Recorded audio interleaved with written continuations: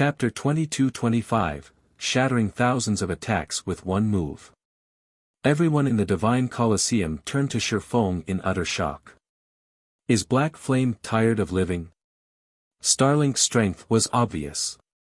With over 700 refinement realm experts under Starlink's command, even ordinary superpowers would have to bow their heads before the guild, not to mention Zero Wing. Furthermore, Starlink had both the Mad Beast Legion and the Battlescar Workshop, both of which were comprised of lunatics. However, rather than temporarily concede and allow his guilds to develop unimpeded, Shifeng chose to fight Starlink. For a moment, they wondered if Starlink's display had scared Shifeng silly, and he had blurted out his refusal without thinking. Ha ha ha. Heart, it seems that your ally is quite stubborn. Delicate Blood said with a glance at Unyielding Heart. Is this really necessary? Ignoring Delicate Blood's jab, Unyielding Heart could not help but shake his head as he watched Shifeng. In response, Starlink's members radiated powerful killing intent as they coldly glared at Shifeng. The combined killing intent was so powerful that even domain realm experts would likely shudder. Black Flame. Our guild leader has kindly offered you this opportunity. Don't be a fool. If our guild leader gets angry, not even Unyielding Soul will survive his wrath, let alone Zero Wing. Bright Dawn, one of Starlink's vice guild leaders, declared. Everyone in the hall heard Bright Dawn's claim, but despite the arrogance in his tone, none of them tried to rebuke the statement. Not even Unyielding Heart commented on it. What Bright Dawn had said was true. A lot of things had become clear the moment Starlink had dispatched over 700 refinement realm experts. The various superpowers always hid a portion of their strength, only revealing a small fraction to the public. However, the small fraction Starlink had revealed was far more than Unyielding Soul's total power. If Lu Xinglua were resolved to accept some losses, Starlink could thoroughly destroy Unyielding Soul. While everyone discussed Bright Dawn's comment, Shifeng ignored the man and shifted his gaze to Lu Xinglua. You can certainly try. Shifeng's declaration further shocked the crowd. Black Flame is insane. Does he doubt that Starlink will go all out to annihilate Zero Wing? He really is courageous, but he's also doomed his guild. Black Flame's actually trying to drag his entire guild down with him. I feel sorry for Zero Wing's members. Bright Dawn's declaration proved that today's match wouldn't be a simple fight. If Zero Wing refused to admit defeat, Starlink would stop at nothing to eliminate the guild. It would no longer give Zero Wing room to breathe. Moreover, this declaration had been made before the Dark Knight Empire's various major powers, proving that it was no idle threat. And yet, Shifeng still dared to oppose Starlink. He was simply insane. When Aqua Rose, Gentle Snow, and Zero Wing's other experts saw the pitiful looks the crowd gave them from behind Shifeng, they could only respond with bitter smiles. In a second-floor VIP room, Happy Art watched the conversation between Shifeng and Starlink's upper echelons anxiously from her position behind Melancholy. Is there no way to stop this, guild leader? Zero Wing will be a massive help in the upcoming fortress siege with its current strength. If Starlink defeats Zero Wing, however, it will affect the siege's outcome, Happy Art said. I can't interfere. Starlink is one of our partners, as well, and it will also be a great help in the siege. Black Flame is still a little naive, Melancholy said. He shook his head disappointedly as he watched Shifeng. I had hoped that we could deepen our relationship with Zero Wing, since Black Flame is so capable, but it seems that I was mistaken. Guild leaders should always prioritize their guild's development over all else. When Melancholy had first met Shifeng, he had been surprised by the man's individual strength. The other guild leader had made a good impression, but the fact that Shifeng was willing to take his guild down with him for the sake of his personal reputation was simply foolish. Melancholy's opinion of Shifeng's current performance could be summed up in one word: disappointing. While everyone discussed Shifeng, Lu Xinglua, who had been silent, finally spoke up. Good. Very good. I hope that you will be this stubborn after the match. Lu Xinglua exclaimed with a grim expression. Even a fool could hear the fury in his tone. No one would have been surprised to hear Lu Xinglua order his players to attack Zero Wings, ensuring that none of them left alive, if not for the Divine Colosseum's strict policy against PvP. Instead, Lu Xinglua led his men to their designated waiting area. Although he hadn't said anything more, the crowd understood that a storm would sweep through the Dark Knight Empire after this match. Lu Xinglua is really furious now. Your guild best be careful after this. Starlink might decide to remove Unyielding Soul from the Empire before annihilating Zero Wing to ensure absolute stability within the Dark Knight Empire, Delicate Blood warned Unyielding Heart as she watched Lu Xinglua leave the main hall. It seems a battle is unavoidable. Unyielding Heart nodded gravely in response. He knew that Starlink had grown stronger. In fact, the guild's foundations were so solid that it had already begun its conquest of the Western continent. Very few superpowers were capable of such a feat at this stage of the game. There was a vast distance between God's domain's two continents. One could only travel between them by relying on special methods. Naturally, the ability to travel between continents would greatly benefit a guild. Each continent had different terrain, and as a result, they had different specialties. If a guild could take advantage of both continents, their development would be nearly assured.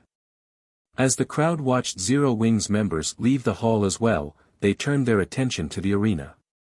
The various superpowers' upper echelons were particularly eager for the match to start. Starlink had been developing in secret for a while, rarely clashing with other superpowers. Even when it did, it would limit the scale of the conflict. Hence, no one had any idea of the guild's depths. Now that Starlink intended to go all out against Zero Wing, this was the perfect opportunity to gain more intel on the larger guild. Although Zero Wing wasn't as strong as the various superpowers, with only 100 Refinement Realm experts, it should have enough strength to expose Starlink's experts. An expert's power wasn't limited to their combat standards. Weapons, equipment, combat techniques, skills, spells, and special items all played a role. There were many aspects of an expert's strength one couldn't see until that expert fought. Fortunately, the Divine Colosseum's 10,000-man battlefield was the perfect place to witness a guild's comprehensive strength. The 10,000-man battlefield was an outdoor map, half as large as an ordinary map in the outside world. Naturally, one had to eliminate every opponent to claim victory. After a moment, both Zero Wing and Starlink's armies appeared in the outdoor clearing. A dense forest lay behind the armies, offering cover. Zero Wing's only hope is to retreat into the forest and use guerrilla tactics against Starlink. That's right. A head-on clash would be suicide for Zero Wing, but even guerrilla tactics will be a problem for them. Starlink's 700+ Refinement Realm experts will be a frightening force in the forest. Many of the spectators were upper echelons from major powers. They had all experienced field battles, so they knew how terrifying Refinement Realm experts could be in a dense forest. However, Zero Wing's members didn't feel into the woods as expected. Instead, they charged at Starlink's army the moment the match began. Zero Wing's going for a straight-up brawl. The development took everyone by surprise. A team would have to rely on comprehensive strength to win a frontal clash on an open clearing, and Starlink's was far greater than Zero Wing's. Bastards! Lu Xinglua cursed as he watched Shifeng lead the charge with a 300-man team close behind him. He then commanded, "Concentrate your attacks. Get rid of them first." Following their leader's order, Starlink's ranged members took action. Thousands of spells and arrows flew toward Shifeng's group. Even peak experts' scalps would tingle against such a fierce assault. Normally, both sides' MTs would for a defensive wall, slowly advancing toward their opponents during such a large-scale battle, but Shifeng and the others disregarded normal protocol as they ran toward Starlink's army like lunatics. Every Starlink member present was an expert among experts, with far more accurate attacks than ordinary experts. Most importantly, they properly coordinated their attacks. Moreover, Starlink's Refinement Realm experts launched their attacks a moment after the first barrage, taking advantage of any blind spots players would expose after blocking the first attacks. Such an overwhelming assault could even take down peak MT experts in an instant. But just as the spells and arrows fell on Zero Wings members like ravenous wolves, Shifeng unsheathed Killing Ray and swung the blade forward. Lightning Edge. Countless arcs of lightning shot forth, forming a blue river that slammed into the descending spells and arrows. The instant these ranged attacks encountered this river of lightning, they vanished. After both sides' attacks dissipated, a small crater, stretching across 50 yards, separated the armies. Chapter 22-26, Annihilating Tier 3. Everyone gasped as the river of lightning disappeared. How is that even possible? The spectators were astonished to see a single move counter thousands of spells and arrows. Some of the many incoming attacks Zero Wings members had faced were even as powerful as Tier 3. That first wave could have wiped out a 100-man expert team focused fully on defense. Yet, Shifeng had countered every incoming attack by himself. Amazing! He actually managed to execute such a move. Unyielding Heart, who was watched from the spectator stands, was amazed by the way Shifeng had used his skill. Although Unyielding Heart normally used offensive skills to defend himself, too, he hadn't thought it was possible to use an offensive skill to counter several thousand attacks.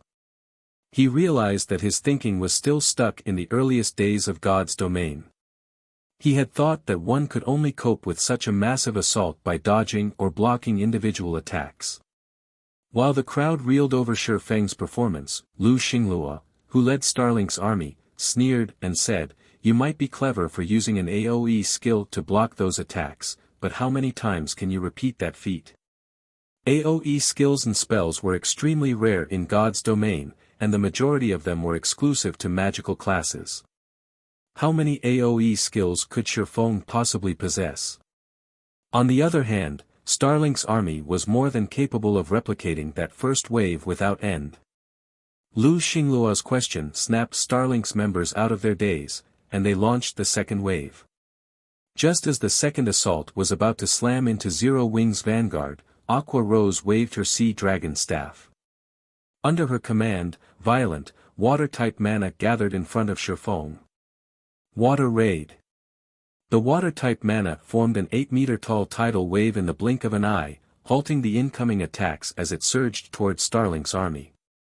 But before the tidal wave crashed into Starlink's members, the magical class forces at the rear of the army completed their incantations. As a result, defensive barriers rose before the army, blocking Aqua Rose's water raid. The various powers' upper echelons were shocked to see these defensive barriers manifest. What? Starlink already has so many defensive combination spells. Based on the power of those barriers, they must have cast Tier 2 advanced defensive spells, but how did Starlink get so many of them? Amazing! Zero Wing doesn't stand a chance against Starlink. Players were prohibited from using tools or berserk skills in the Divine Colosseum. At most, they could use their weapons and equipment skills. In other words, the defensive barriers Starlink's members had used didn't involve magic array scrolls. As players leveled up in God's domain, they'd encounter more spells and skills that required more than one player to cast. These were known as combination skills and spells, and they were far more powerful than the ordinary skills or spells. However, they were also extremely rare, and Tier 2 advanced defensive combination spells were particularly so. And yet, Starlink had clearly obtained over a dozen of these defensive spells, enough to call forth barriers to envelop its entire army. With Tier 2 advanced rank barriers, Starlink's advantage over its opponent was massive. Even a Grand Lord of the same level would struggle to destroy the barriers, not to mention Tier 2 players. So, this is Starlink's foundation. Unyielding Heart felt disheartened as he gazed at the many defensive combination spells. Defensive combination spells could also be used in team dungeons, and with such powerful barriers, Starlink's teams would have a much easier time defeating dungeon bosses. Moreover, unlike magic array scrolls, players could use their combination spells as often as necessary. When the various superpowers upper echelons saw this, their fear of Starlink grew a little. Although they knew that Starlink had hidden a huge fraction of its strength, they hadn't expected it to hide this much. It was no wonder why Bright Dawn had boasted that Starlink could easily take out Unyielding Soul. It seemed that he had told the truth, and Starlink certainly was strong enough to do so. However, Lu Xinglua watched his opponents with a gloomy expression. Everyone, switch targets. Attack Zero Wing's main army. Startled Wind, I want the Mad Beast Legion to form battle arrays and eliminate Zero Wing's vanguard. Let's show everyone what the consequences are for defying Starlink. Lu Xinglua snarled as he glared at Aqua Rose and the other players behind Shifeng. He had wanted to secure such an overwhelming victory that no power in the Dark Knight Empire would ever consider rebelling against Starlink in the future. Yet, even after 2 waves of attacks, Starlink had failed to harm a single player from Zero Wing. It was just humiliating. We're going to use the battle array this soon? Startled Wind asked, surprised. The battle array they spoke of wasn't a weapon or equipment piece's additional skill, but a combination battle array they had obtained from a Tier 2 skill book. Up to 100 players could work together to manifest the array, and once it activated, all players involved would receive a huge boost to their physiques and basic attributes. These players would share their senses, as well. With these boons, the 100 Tier 2 players involved could even contend with one Tier 3 player. Startled Wind had hoped to take his time with Shifeng, but it seemed that he wouldn't get the opportunity. Starlink had obtained 3 battle array Tier 2 skill books thus far, which gave it the equivalent of 3 Tier 3 experts. Moreover, a peak expert led the activation for each battle array. For these teams, killing Tier 2 players would be child's play. Receiving their orders, 300 players from the Mad Beast Legion moved into position to activate their battle arrays. As they did, crimson runes began to appear on their bodies, linking them together. The 300 players' combined aura even felt like impending doom to the spectators. Before anyone could react, the 3 100-man teams broke away from Starlink's army and charged for Zero Wing's vanguard. Sword Demon, how many hits do you think Black Flame can take before he falls? A man with tousled hair asked from the rear of Starlink's army. This man's attitude would surprise any superpower expert. He actually had the gall to speak to Sword Demon with such disrespect. Sword Demon was a monster that had made significant progress in the domain realm. Even a super guild's guild leader would treat him with respect, yet this unkempt man dared to question him directly. What was even more surprising, however, was the fact that Sword Demon didn't seem angry with him. Rather, he simply glanced at the man. Sword Demon wouldn't hesitate to put any other expert in his place for such an insult, but he didn't dare do so with this unkempt man. The man beside him was Evil Blade, the Battlescar Workshop's commander. Evil Blade was a true lunatic and inhumanly strong. The Mad Beast Legion's strongest team leaders are leading those 3 teams. They are all peak experts who are more than capable of using the battle array's power to its fullest extent. Black Flame should only last 7 or 8 moves against any one of them. He'll have to flee if he wants to survive longer than that, Sword Demon replied after giving the matter some thought.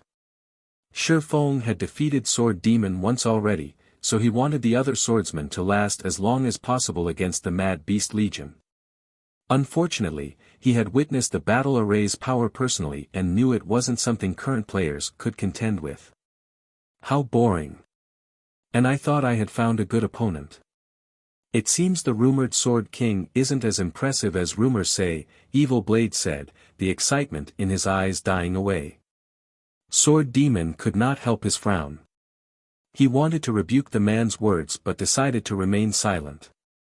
Instead, he returned his gaze to Shifeng, hoping the man wouldn't fall too quickly. At this time, the Mad Beast Legion had also arrived before Zero Wing's vanguard. The 300 players then spread out and accelerated toward Zero Wings members. In response, another massive lightning bolt escaped Shifeng's killing ray. Lightning slash. From the sidelines, it looked like a black screen appeared, disrupting the battlefield as it extended and sliced through the Mad Beast Legion. In the blink of an eye, several dozen Mad Beast Legion members collapsed before transforming into particles of light.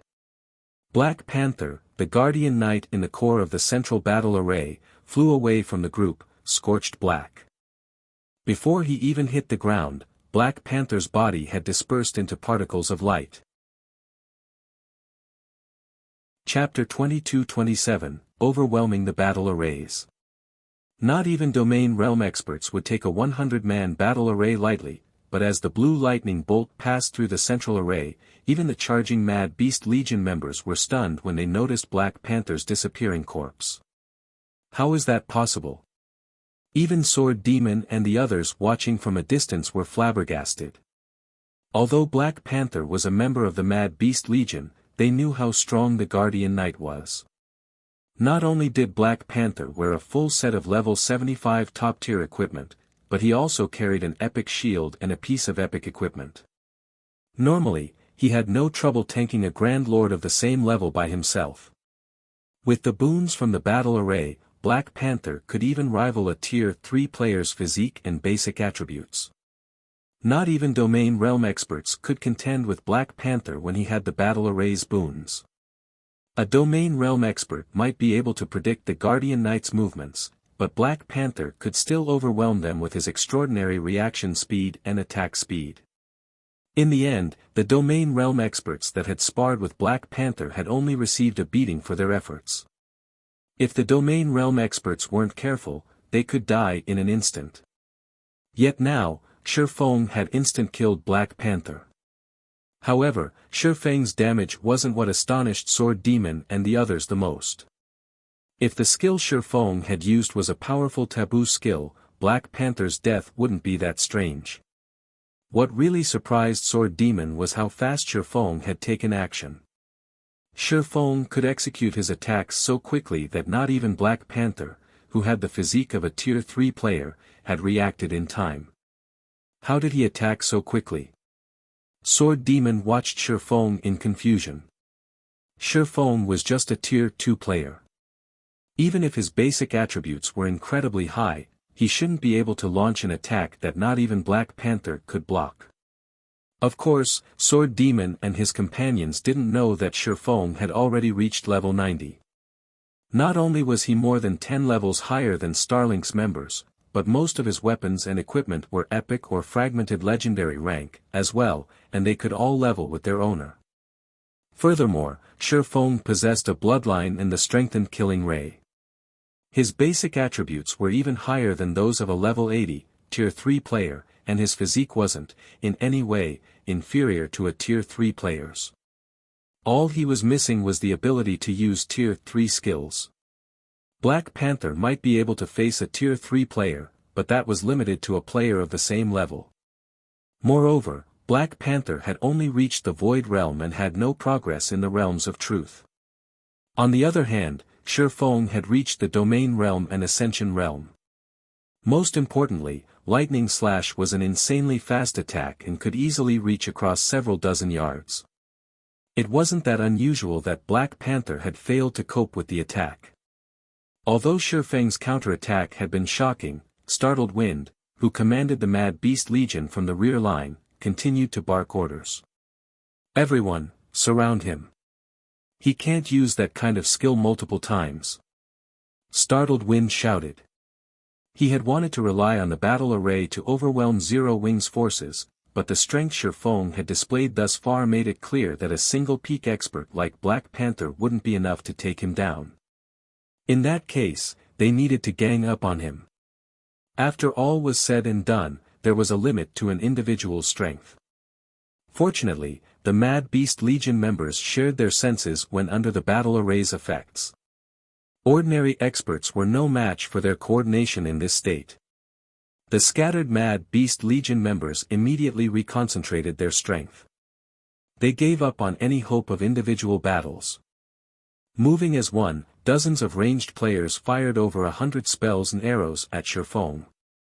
With well-practiced timing, they sealed off any path of escape for the swordsman. These attacks were nothing like the first two waves Starlink's army had previously launched. Facing the coordinated assault, even Shattering had to execute Sword's Orbit to defend himself. He had no room to dodge the incoming projectiles. This was where battle arrays shined the brightest. Normally, not even 100 Tier 2 experts would be a match for a single Tier 3 expert, but if these Tier 2 experts perfectly coordinated their attacks and focused their strength on a single location, they could even render Tier 3 experts powerless.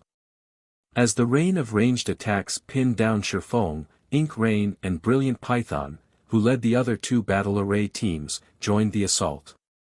Brilliant Python was a berserker, so he took the lead in the two-man charge. When he swung his great sword, even space itself began to crack. Moreover, every one of his attacks moved like a vicious snake that struck at Shattering's weak spots. Brilliant Python neglected his defense, focusing on his assault and fully intent on trading Shattering blow for blow. As for Ink Rain, the female assassin executed the combat technique 9 phantom steps, manifesting 9 copies of herself. She surrounded Shattering and patiently waited for an opportunity to land the final blow. This forced Shattering to focus on his defense, and as a result, he continued to shove Brilliant Python back 2 or 3 steps, not giving the berserker the chance to land a direct hit. Although Shattering wanted nothing more than to follow up with a fatal strike, Ink Rain and the Mad Beast Legion's ranged forces interrupted him before he had the chance. Whenever Shattering tried to target the ranged players, Brilliant Python and Ink Rain did everything they could to stop him, giving the ranged players the time they needed to pull back. Although the two team leaders were no match for Shattering's basic attributes, he couldn't kill either of them without using a powerful skill. Both had the support of more than a dozen healers. For a time, the two sides were locked in a stalemate. Although Shattering successfully suppressed the Mad Beast Legion by himself, he wasn't dealing any permanent damage. Regardless, the watching crowd was shocked by Shattering's prowess, especially Starlink's members. They hadn't dreamed that Shattering would be so powerful. Despite facing an all-out assault from two battle array teams, he stood his ground. Even the weakest player on these battle array teams was a refinement realm expert, yet despite the boons from the battle arrays, Shattering single-handedly contended with 200 of these experts. He was simply inhuman. Amazing. To think one player can wield such immense combat power. It's no wonder why you were spouting such nonsense earlier, but no matter how powerful you are, Black Flame, you're still only one man, Lu Xinglua said as he watched Shattering. The situation even surprised him. The combat power Shattering displayed was truly frightening. Startled Wind and Evil Blade nodded in agreement. In such a high-speed battle where one did not even have the time to breathe, their stamina consumption would be extremely high. If Shattering continued fighting at this pace, he would soon deplete his stamina, even if he still had HP remaining. After a few more minutes, Shattering abruptly retreated, shaking off Ink Rain, Brilliant Python, and the rest of the Mad Beast Legion. Sure enough, dealing with Tier 2 battle arrays is tough without a sure-kill skill, Shattering thought as he eyed Brilliant Python and Ink Rain. Battle arrays were one of the main weapons players relied on to defeat high-tiered players. Even Shattering had used battle arrays to do so during his previous life, but he had never expected to be on the receiving end one day. He wouldn't have had so much trouble against a single 100-man battle array, but he currently had to deal with two. In addition, both Ink Rain and Brilliant Python, the core of the two battle arrays, had impressively high combat standards. If he couldn't kill these two, even he'd be helpless. What? Are you giving up already, Guild Leader Black Flame? Ink Rain teased. Emicham. This game is too exhausting to continue. I don't want to play anymore, Shattering replied. I'm afraid that is not up to you. Ink Rain said, smiling. She then led her team and charged at Shattering once more. As the woman and her companions approached, Feng turned to Aqua Rose and his elite team, saying, "You guys can jump in now." Chapter 22-28, One After Another. When they heard Feng's invitation, Aqua Rose and her comrades, who had remained on standby, revealed excited grins as they turned to the Mad Beast Legion before charging to meet their opponents. When Lu Xinglua noticed that Aqua Rose and the others were joining the fray, he glanced at Feng with a sneer. "Black Flame, I suppose you want to rely on your people to cause chaos while you pick off the Mad Beast Legion members, one by one?" Smiling, Lu Xinglua continued, "Unfortunately, you're only digging your own graves." Although the battle array allowed players to fight higher-tiered opponents, it was truly a weapon to use against large groups.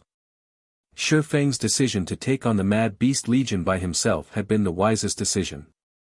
If Aqua Rose and Zero Wings Vanguard joined the battle, they'd only be a liability, not an asset.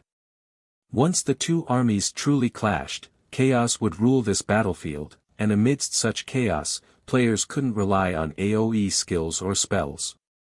A single misfire could kill one's allies.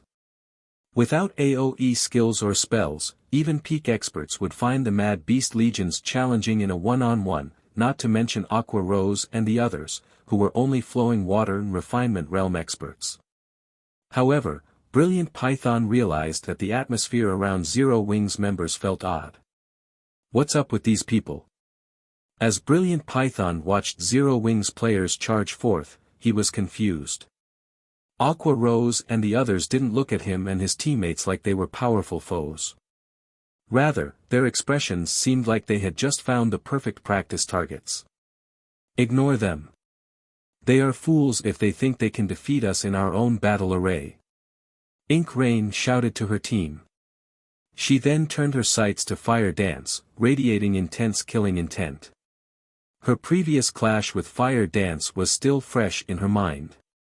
Her strength was only second to the Mad Beast Legion's commander and vice-commander, yet someone with weaker combat standards had defeated her. It would be hard not to remember such a humiliating defeat. Although she didn't know how Fire Dance had increased her life rating so drastically last time, she had the battle array. She was going to use this chance to toy with the other assassin. Ink Rain's figure blurred as she dashed forward, only taking a moment to reach her opponent. She thrust her blade at Fire Dance, who ran at the forefront of Zero Wings' team. As Ink Rain's dagger shot forth, she split into 9 identical copies. When Happy Art saw this from one of the VIP rooms, she couldn't help but gasp. "That's 9 phantoms, 1 kill." Happy Art was astonished to see Ink Rain's 9 phantoms. 9 phantoms, 1 kill was a bronze combat technique and one of the most powerful the 13 Thrones had obtained from bronze legacy tablets. With a fraction of the combat technique, a Void Realm expert would be unrivaled among their peers. Had Happy Art fully mastered 9 phantoms, 1 kill, she could have even fought Sandbone, one of the Flower of Seven Sins senior cadre members, without losing ground. Unfortunately, despite the extensive time Happy Art had dedicated to learning the combat technique, she had failed to make any progress. It was simply too complex for her to comprehend and execute. Not even a domain realm expert was guaranteed to learn the technique. Why wouldn't Happy Art be surprised to see that Ink Rain execute 9 phantoms, 1 kill, despite the difficulties of learning the technique? However, Happy Art didn't know that the battle array's boons were the only reason that Ink Rain could execute 9 phantoms, 1 kill. Without those effects, she wouldn't be able to use the combat technique either. Ink is taking this too seriously. She's actually relying on such a forbidden move. Cloudy Mountain, the Mad Beast Legion's vice-commander, muttered with a frown. 9 phantoms, 1 kill was Ink Rain's greatest trump card. They had wanted her to reserve this move for a domain realm expert, but now that she had used it, word would spread. Forget it. Just let her be. She might be able to take that final step after exacting her revenge, Startled Wind said, chuckling. Ink Rain was a prodigy he had set his sights on, and he had been surprised to learn that Fire Dance had actually defeated the young woman. Unfortunately, that defeat had maddened Ink Rain with thoughts of revenge. It had severely impacted her development. If Ink Rain could avenge her prior defeat and clear it from her mind, she would have a high chance of reaching the domain realm. Just when everyone assumed that Ink Rain's attack had been successful, a metallic clang echoed across the battlefield, stupefying the spectators. What's going on? They had only seen Fire Dance lightly swing her short sword before Ink Rain's phantoms had disappeared. Ink Rain stumbled a step back, her dagger vibrating violently as if she had struck an adamantine wall. Who is she? Happy Art muttered as she stared at Fire Dance in surprise. Ink Rain's assault could likely even kill domain realm experts, yet Fire Dance had so casually nullified the attack. Moreover, Fire Dance's strength was clearly superior to Ink Rain's. Yet, Happy Art's surprise was nothing compared to the shock Starlink's members felt. Ink Rain was the core of one of the battle arrays, and the boost to her physique and basic attributes was even greater than what her comrades had received. With this boost, she shouldn't have any issues contending with Tier 3 players of the same level, yet her strength was no match for Fire Dance's. Before Ink Rain could recover from her momentary shock, Fire Dance swung 1,000 transformations once more. As the short sword sliced through the air, countless blades bit into Ink Rain, giving the woman no room to dodge. Pang! This time, Ink Rain felt as if a hammer had struck her hand, leaving it completely numb. She was forced to stumble 2 steps backward, as well. Seeing the weakness in Ink Rain's defense, Fire Dance didn't hold back as she continued to attack the enemy assassin. She continued to push Ink Rain back, forcing the woman to defend herself. The Mad Beast Legion members, who were preparing to face off against Zero Wings members, were stunned. They had never expected to find yet another powerful player among Zero Wings members. Before anyone could recover from their shock, however, the battle between Zero Wings Vanguard and the Mad Beast Legion stunned the spectators once more. The clash hadn't ended as everyone had expected. They had expected the Mad Beast Legion's charge to shatter Zero Wings formation. After all, every Mad Beast Legion member was a refinement realm expert, and they were all empowered by their battle arrays. They should be able to annihilate Zero Wings Vanguard in a few moves. However, Zero Wings Vanguard pushed back the powerful Mad Beast Legion, and even Brilliant Python, one of the battle array's cores, suffered a worse fate than Ink Rain at Gentle Snow's hands. As if swatting a helpless fly, every one of Gentle Snow's casual swings with her greatsword sent Brilliant Python flying 5 or 6 yards away. What is going on? Lu Xingluo's smile froze as he watched his Mad Beast Legion suffer. Baffled, he watched Fire Dance and Gentle Snow. Even the various spectating powers gaped in shock. They simply couldn't process what was happening before their very eyes. Chapter 22-29, Group Fight. The spectating crowd felt stifled by Zero Wing's unstoppable performance. Zero Wing is actually this strong. The players watching this battle from within the Divine Colosseum weren't ordinary experts, some were even superpowers upper echelons. They had all seen the strength of the Mad Beast Legion's battle arrays. The boons the arrays provided were undeniably massive, yet despite such power, the Mad Beast Legion was no match for Zero Wing's 300-player vanguard. It was unbelievable. Fire Dance's and Gentle Snow's performances were especially stunning. Based on the combat power Ink Rain and Brilliant Python had displayed, the crowd knew they were peak experts. Even in a super guild, they'd be top-ranked players. With the boots from the battle array, even domain realm experts would have to avoid a fight with those two. But neither Ink Rain nor Brilliant Python was a match for Fire Dance and Gentle Snow. The spectators simply couldn't understand how Zero Wing had gained 2 such powerful experts. Even Delicate Blood, who sat in the stands, was surprised as she watched the women. How are their attributes so high? Delicate Blood had a better understanding of what was happening on the battlefield than many of the experts around her. Although the 2 women's moves seemed special, as if they used a combat technique with every swing of their weapons. Delicate Blood could tell that they had only reached the flowing water realm. While incorporating combat techniques into every attack would increase their combat power, basic combat techniques could only offer a small boost. Furthermore, basic combat techniques didn't pose much of a threat to experts like Ink Rain and Brilliant Python. The real reason that Ink Rain and Brilliant Python were so miserable right now was because of how much higher Fire Dance's and Gentle Snow's basic attributes were. However, the two team leaders served as the cores for their respective battle arrays, and the attribute boots they had received was no trivial matter. Moreover, they should be wearing multiple pieces of epic equipment as peak experts, yet for some reason, they were no match for Fire Dance and Gentle Snow. In contrast, Unyielding Heart brimmed with joy. His eyes were practically glowing as he watched Fire Dance and Gentle Snow. He didn't know how the two women had amassed such high basic attributes either, but with their strength, there was no doubt that Zero Wing's vanguard could suppress the Mad Beast Legion. In fact, it was only a matter of time before the vanguard annihilated the 300 Mad Beast Legion members. The 300 Mad Beast Legion members were Refinement Realm experts, and if Zero Wing's peak combatants could suppress these players, it would prove that Zero Wing had its own peak legion that could rival the various superpowers. Combined with Unyielding Soul's peak combatants, not even Starlink would find the two guilds an easy opponent to deal with. Meanwhile, on the battlefield, the fights continued for a short time as the Mad Beast Legion rapidly lost members. Guild Leader, I'm afraid that the Mad Beast Legion won't last much longer at this rate, Startled Wind reported as he watched one Legion member die after another. He didn't want to admit it, but Zero Wing was stronger than he had expected. The team Fire Dance and Gentle Snow led was more than capable of rivaling a superpower's main force.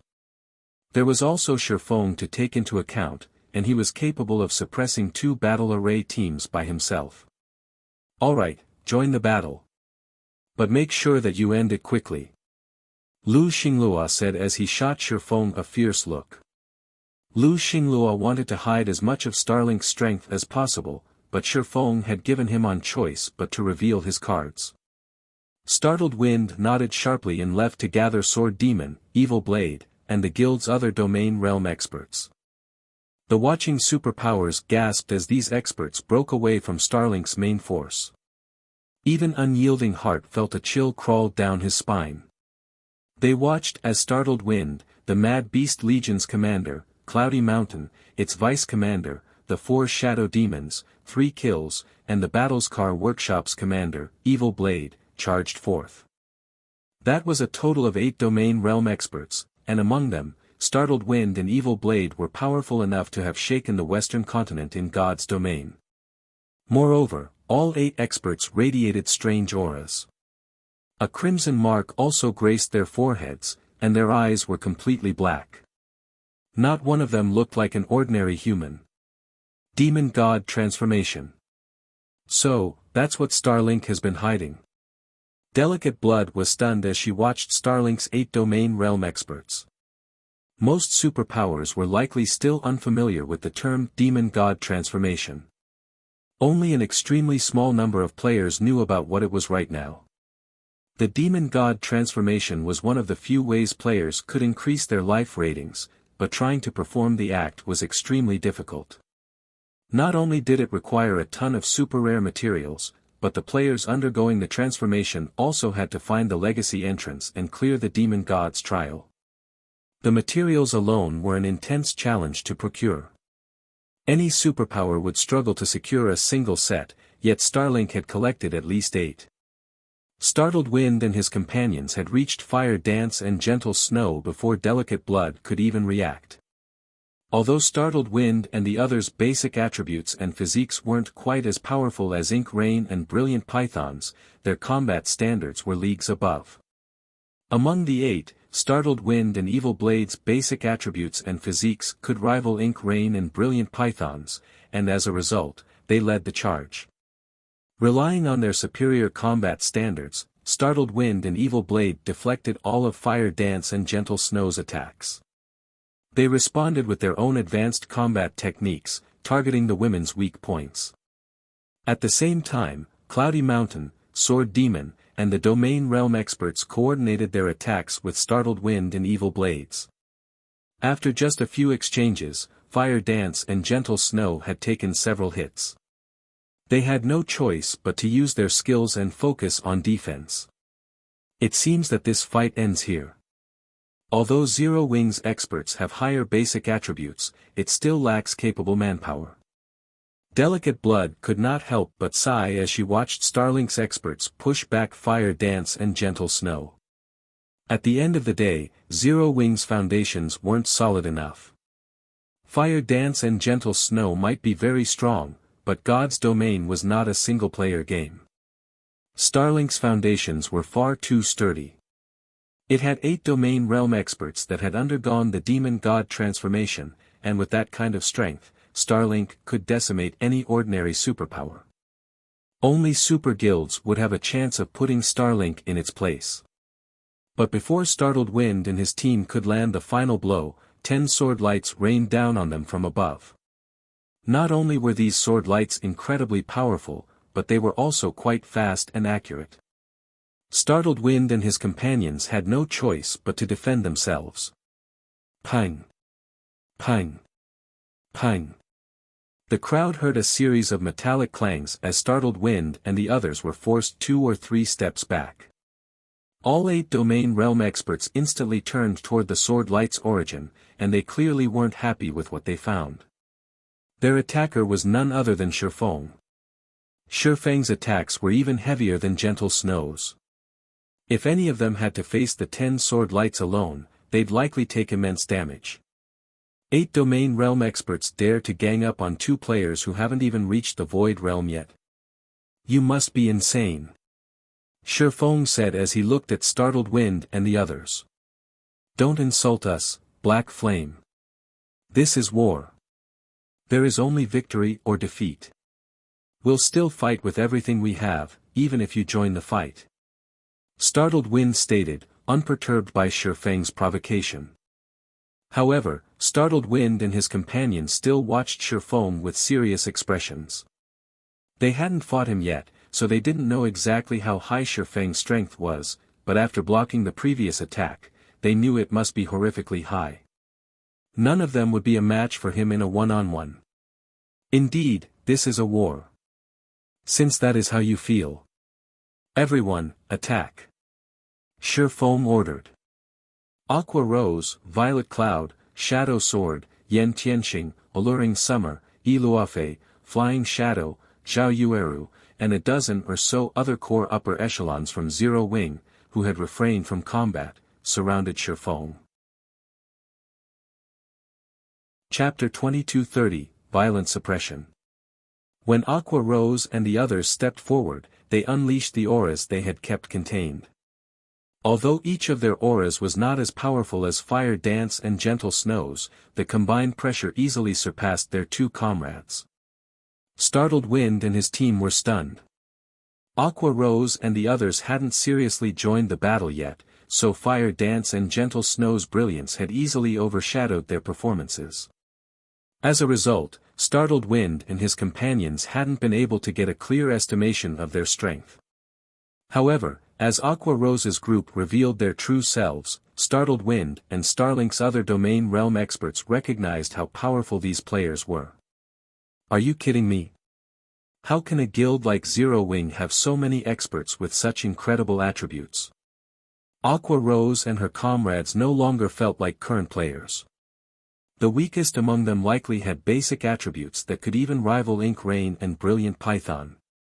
Aqua Rose, Violet Cloud, Cola, and Zhao Yueru were only slightly weaker than Fire Dance and Gentle Snow. When the Mad Beast Legion members felt this combined aura, they couldn't help their instinct to retreat. None of them dared to approach Aqua Rose's group. Only the Legion's peak experts withstood the powerful aura, although they were still afraid. The Mad Beast Legion felt as if they stood before over 20 great lords. How could they possibly face such a powerful force? Have they already reached Tier 3? Brilliant Python muttered in shock. Brilliant Python was his battle array's core, and the boost was even great enough that he could contend with a tier 3 player of the same level, yet Aqua Rose and the others' auras were no weaker than his own. He couldn't think of any possibility other than the fact that they must have reached tier 3. No, that's not possible. Players can't take the tier 3 promotion quest until they've reached level 100. No matter how incredible their leveling speed is, it's not possible to reach level 100 at this stage of the game. Even if they have reached that level, they'd still have to complete their promotion quests. They can't even challenge the quest until they've met the minimum equipment standards, not to mention complete it, Ink Rain said, shaking her head. Ink Rain refused to believe that Aqua Rose and the others had reached tier 3 already. Just from their life ratings, she could tell they hadn't. There was, after all, a significant difference between a tier 2 player's life rating and that of a tier 3 player. Ink Rain didn't feel the pressure that would result from such a difference in life ratings. However, even if Aqua Rose and the others weren't tier 3, they weren't any weaker than an actual tier 3 player of the same level. Calm down, everyone. These people might have very high attributes, but their combat standards are subpar. Our refinement realm experts easily outnumber theirs by several times. Avoid direct fights. Split up, and keep them distracted. Follow-up units, attack with combination spells. Evil Blade, you'll work with me to distract Black Flame. I want everyone else to work with the combination spells to keep Zero Wing's Vanguard busy. Once we've annihilated the rest of Zero Wing's army, we'll take out time whittling these players down. After taking a moment to calm down, Startled Wind commanded the Mad Beast Legion's refinement realm experts. It was impressive that Zero Wing had 20+ players with the combat power to rival tier 3 players, but the difference between experts wasn't limited to basic attributes. Combat standards also played a massive role. After all was said and done, Zero Wing did not even have 100 refinement realm experts. Even if Zero Wing's refinement realm experts had higher basic attributes, they couldn't one-shot other players. They could simply split up and tackle these refinement realm experts using boss raiding methods. With Startled Wind's orders, realization dawned on Starlink's members. Aqua Rose and the others were quite powerful, but the fact remained that Starlink had more refinement realm experts. Starlink's forces then took action. The refinement realm experts that had stood with the main army began to cast their tier 2 combination spells, targeting Zero Wing's Vanguard. These tier 2 combination spells were even stronger than single-target tier 3 spells, and could even cause a significant amount of damage against Grand Lords. Moreover, these refinement realm experts' aim was incredibly accurate. In the meantime, the 4 shadow demons, Cloudy Mountain, and 3 kills made their way toward Aqua Rose's group. Their basic attributes might not be as high, but they had higher combat standards. With a single glance, they found plenty of weak points in the Vanguard's defenses. If they coordinated their attacks with the combination spells, killing Aqua Rose and the others would not be difficult. But the instant Starlink's members reached their targets, they discovered that they had been outrageously mistaken. Naturally, Aqua Rose, Violet Cloud, and Zhao Yueru didn't hold back. Facing several dozen incoming combination spells, Aqua Rose lightly waved her Sea Dragon Staff and cast Aqua Precinct.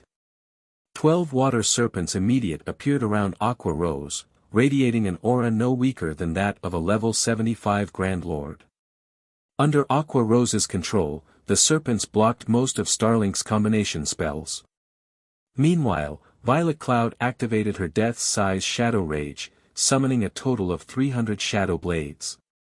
Every Shadow Blade effortlessly struck down a combination spell, and in the end, Aqua Rose shattered the remaining incoming attacks in an instant. In the end, it took only an instant for Aqua Rose to shatter the remaining combination spells. Zhao Yueru took a more direct approach than her companions. Her Frost Flame's Wrath was already capable of upgrading her spells by 1 tier, so they were currently tier 3 spells. With her extraordinary basic attributes and physique, she'd have no issues defeating an actual tier 3 Great Mage, much less a bunch of tier 2 magical class players. After casting the Tier 2 spell Flame Sanctions, over 30 crimson magic arrays appeared around Xiao Yueru. Each released a fiery spear, which was powerful enough on its own to warp the space around it. These spears were easily more powerful than Starlink's Tier 2 combination spells, and Xiao Yueru used them to bombard the Mad Beast Legion members. The Mad Beast Legion members responded in time and blocked the incoming spears, but they still stumbled back 7 or 8 steps, their arms trembling from the impact and their HPs plummeting. Xiao Yueru's attacks made her just as powerful as a humanoid defense turret. As long as magical class players had enough time to cast their spells, they'd wreak even more havoc on an open battlefield than their melee counterparts. A magical class player with a special legacy and a fragmented legendary weapon would be no more than a natural disaster. Although the 4 shadow demons and their companions wanted to stop the 3 women, Kola, Shadow Sword, Alluring Summer, Iluafe, Flying Shadow, and Yen Tianqing halted their advance. Despite having higher combat standards, the 4 shadow demons party struggled against Kola's due to the huge level gaps. Yen Tianqing, in particular, could suppress Sword Demon on his own. Meanwhile, Iluafe kept 3 kills, who was only second to Sword Demon's strength, busy. Fire Dance and Gentle Snow continued to push back Ink Rain and Brilliant Python, who fared far worse than Sword Demon and 3 kills. Elsewhere on the battlefield, the more startled Wind and Evil Blade fought Shifeng, the more afraid they became of the swordsman's prowess. Not only could Shifeng incorporate a combat technique in every move, but he also used his horrifying speed and strength to increase the lethality of his attacks. The 2 domain realm experts couldn't get close to him, forced to dodge or use skills to defend themselves. Even so, their HPs continued to decrease. If not for the rear-line healer support, they would have likely died already.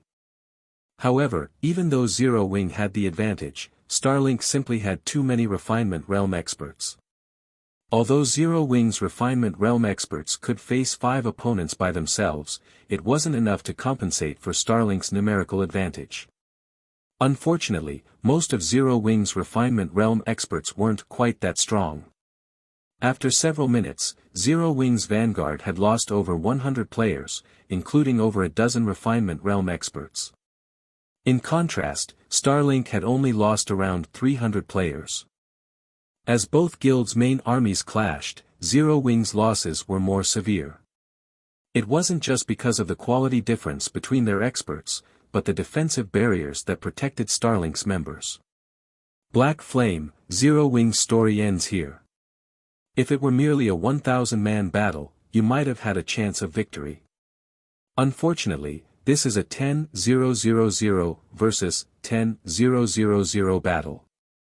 You, alone, aren't enough to influence the outcome. Startled Wind snarled, breathing a sigh of relief once he saw that this battle's outcome was assured.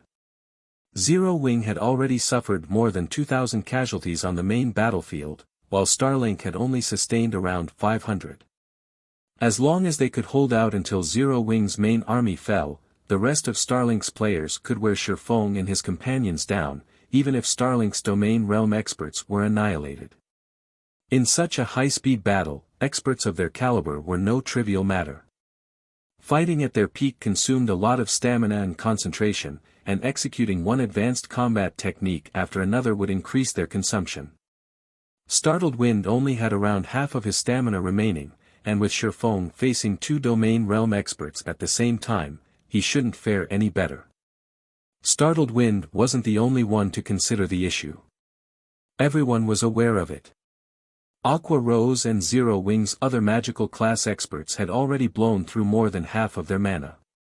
Even if Zero Wing's Vanguard team eliminated Starlink's 700+ Refinement Realm experts before its main army fell, the surviving Vanguard members wouldn't be useful combat power. How exactly did Zero Wing plan to defeat Starlink's forces? You're not wrong. I can't turn the tide of this battle by myself, but what happens if I'm not alone? Shifeng asked, flashing a grin at Startled Wind and Evil Blade.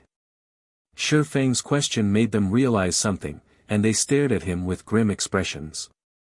The moment Shifeng finished his question, he activated Twilight's Shadow and Twilight of the Gods.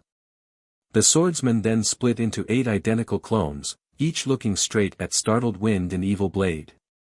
Crap! Many of the watching players gasped when they saw Shifeng split into 8 copies of himself. Some even cursed aloud in surprise. Startled Wind and his comrades, who shared a battlefield with Shifeng, felt as if someone had dumped a bucket of cold water over their heads.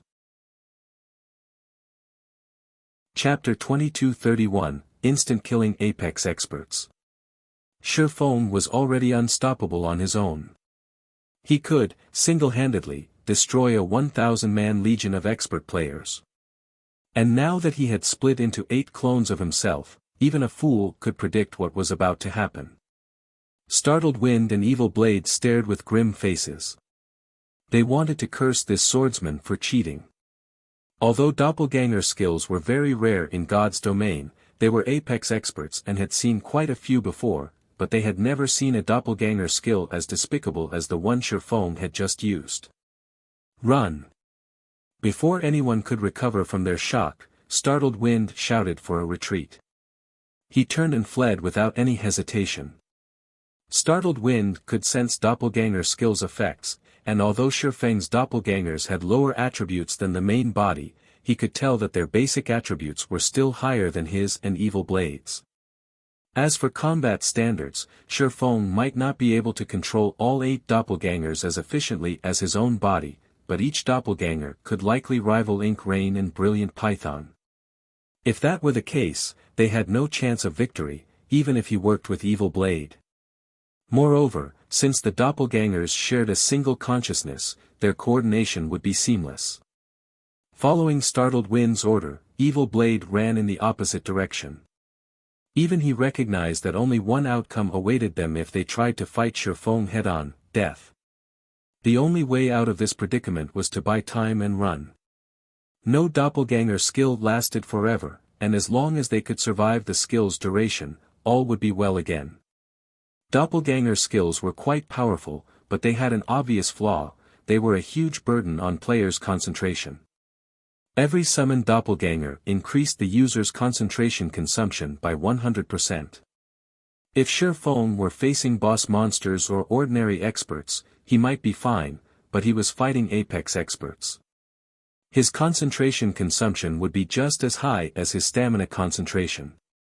Once his concentration fell to a critical low, it would affect his mental state, which would, in turn, severely impact his performance in battle. In other words, if they could survive until Shifeng's doppelganger skill ended, they could defeat the swordsman. Startled Wind and Evil Blade weren't the only ones to flee for their lives. The experts that clashed with Zero Wing's vanguard retreated, as well, especially Starlink's Domain and Void Realm experts. They practically ignored their opponents and fled. They knew how great the difference was between their strength and Shifeng's. Once Shifeng killed Startled Wind and Evil Blade, they'd be next on his menu.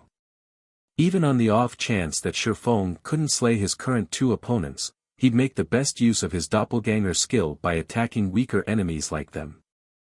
For a time, chaos reigned over Starlink's Refinement Realm and higher experts as everyone ran for their lives. The audience in the stands was stupefied.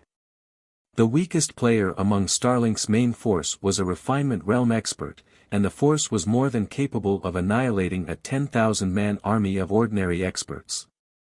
However, these experts fled just because Shifeng had used a skill. They looked like mice that had just run into a cat. It's too late. With a glance at Startled Wind and Evil Blade, Shifeng directed his doppelgangers to surround the 2 experts. If he wanted Zero Wing to win this competition, he couldn't let these 2 live, no matter what. Shifeng had avoided using Twilight Blade's skills precisely because he worried that Startled Wind and Evil Blade would flee. Naturally, the rest of Starlink's main force would run the moment their commanders did so, and that wasn't the desired outcome. Starlink's Refinement Realm experts far outnumbered Zero Wing's.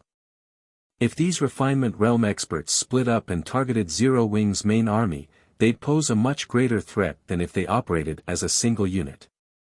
Not even Shifeng would be able to kill every one of these refinement realm experts before exhausting his stamina. Hence, Shifeng's plan since the beginning was to gather Starlink's members as close to each other as possible. He could then pick off these experts and reduce the threat to Zero Wing's main army. By this point, only half of Starlink's refinement realm experts were still alive. Shifeng had hoped to continue this stalemate for a while longer, slowly reducing their numbers, but as Zero Wing's main army was close to falling, he decided to change his plans. Although Zero Wing's main army still had over 7,000 experts, a battle between such large armies would snowball. The casualty rate at the start of the battle might not be that high, but as time passed, players would begin to die faster. Shifeng could no longer wait. The moment Shifeng's doppelganger surrounded Startled Wind and Evil Blade, all 8 attacked together. Shifeng held a massive advantage over the duo when it came to basic attributes. Hence, even though each doppelganger only possessed 85% of Shifeng's basic attributes, they were still far superior to Startled Wind and Evil Blade when it came to speed. Moreover, ever since Shifeng started using the life potion, his brain capacity had been continuously improving. After including the casting goldstones effects, Shifeng was now capable of getting 2 of his doppelgangers to exhibit combat standards close to the domain realm. Not only did these 2 Apex experts have to face a domain realm expert with higher basic attributes, but they also had to face 7 other experts that could rival Ink Rain. In the first exchange, Startled Wind and Evil Blade each suffered at least 3 direct hits, instantly losing more than 50% of their HPs. Damn it! The outcome both shocked and enraged Startled Wind. He stopped holding back and desperately executed every advanced body technique and life-saving skill he had. Evil Blade bellowed with fury as he summoned his own doppelganger to assist him in this fight, but his doppelganger was significantly inferior to Shifeng's, only possessing 70% of his total attributes. At most, Evil Blade's doppelganger could act as a meat shield, taking hits. It wouldn't be able to exhibit any significant combat power against Shifeng. Meanwhile, Starlink's rear-line healers frantically cast healing spells on the 2 Apex experts. Some even used their trump cards to keep Startled Wind and Evil Blade alive. This allowed the 2 Apex experts to fight and run without worrying about dying. But even after crossing over 50 yards, Startled Wind and Evil Blade couldn't shake off Shifeng. Not even Refinement Realm experts could keep up with the fight, and the 3 Apex experts consumed stamina and concentration at an alarming rate. Die! Shifeng held nothing back either, as all 8 of his doppelganger executed swords transmigration simultaneously. The technique pushed aside every attempt Startled Wind and Evil Blade made to defend themselves, creating the opening necessary for the remaining attacks to strike. 1 hit. 2 hits. 3 hits. In the blink of an eye, Startled Wind and Evil Blade had each gained an additional dozen or so wounds. Before the rear-line healers could do anything about it, both Apex experts' HPs hit 0, and their bodies fell to the ground, lifeless. Every player watching the fight gasped when Startled Wind and Evil Blade died. Even Melancholy, who watched from a second-floor VIP room, was shocked. Both Startled Wind and Evil Blade stood at the apex of God's domain. Just trying to kill one of them would give the various superpowers massive headaches, yet Shifeng had killed both in the same moment. While it was easy to repel experts of such caliber in God's domain, killing them was dozens of times more difficult. If an apex expert focused on escaping, even a slightly stronger expert would find it challenging to stop them. Furthermore, both Startled Wind and Evil Blade had the support of multiple healers, yet neither had survived Shifeng's onslaught. Chapter 2232, Abyss Unsheathed. They died. Delicate Blood turned her gaze to Shifeng, shocked after watching Startled Wind and Evil Blade vanish from the battlefield. Startled Wind and Evil Blade's strength was top-notch, even among God's domain's apex experts.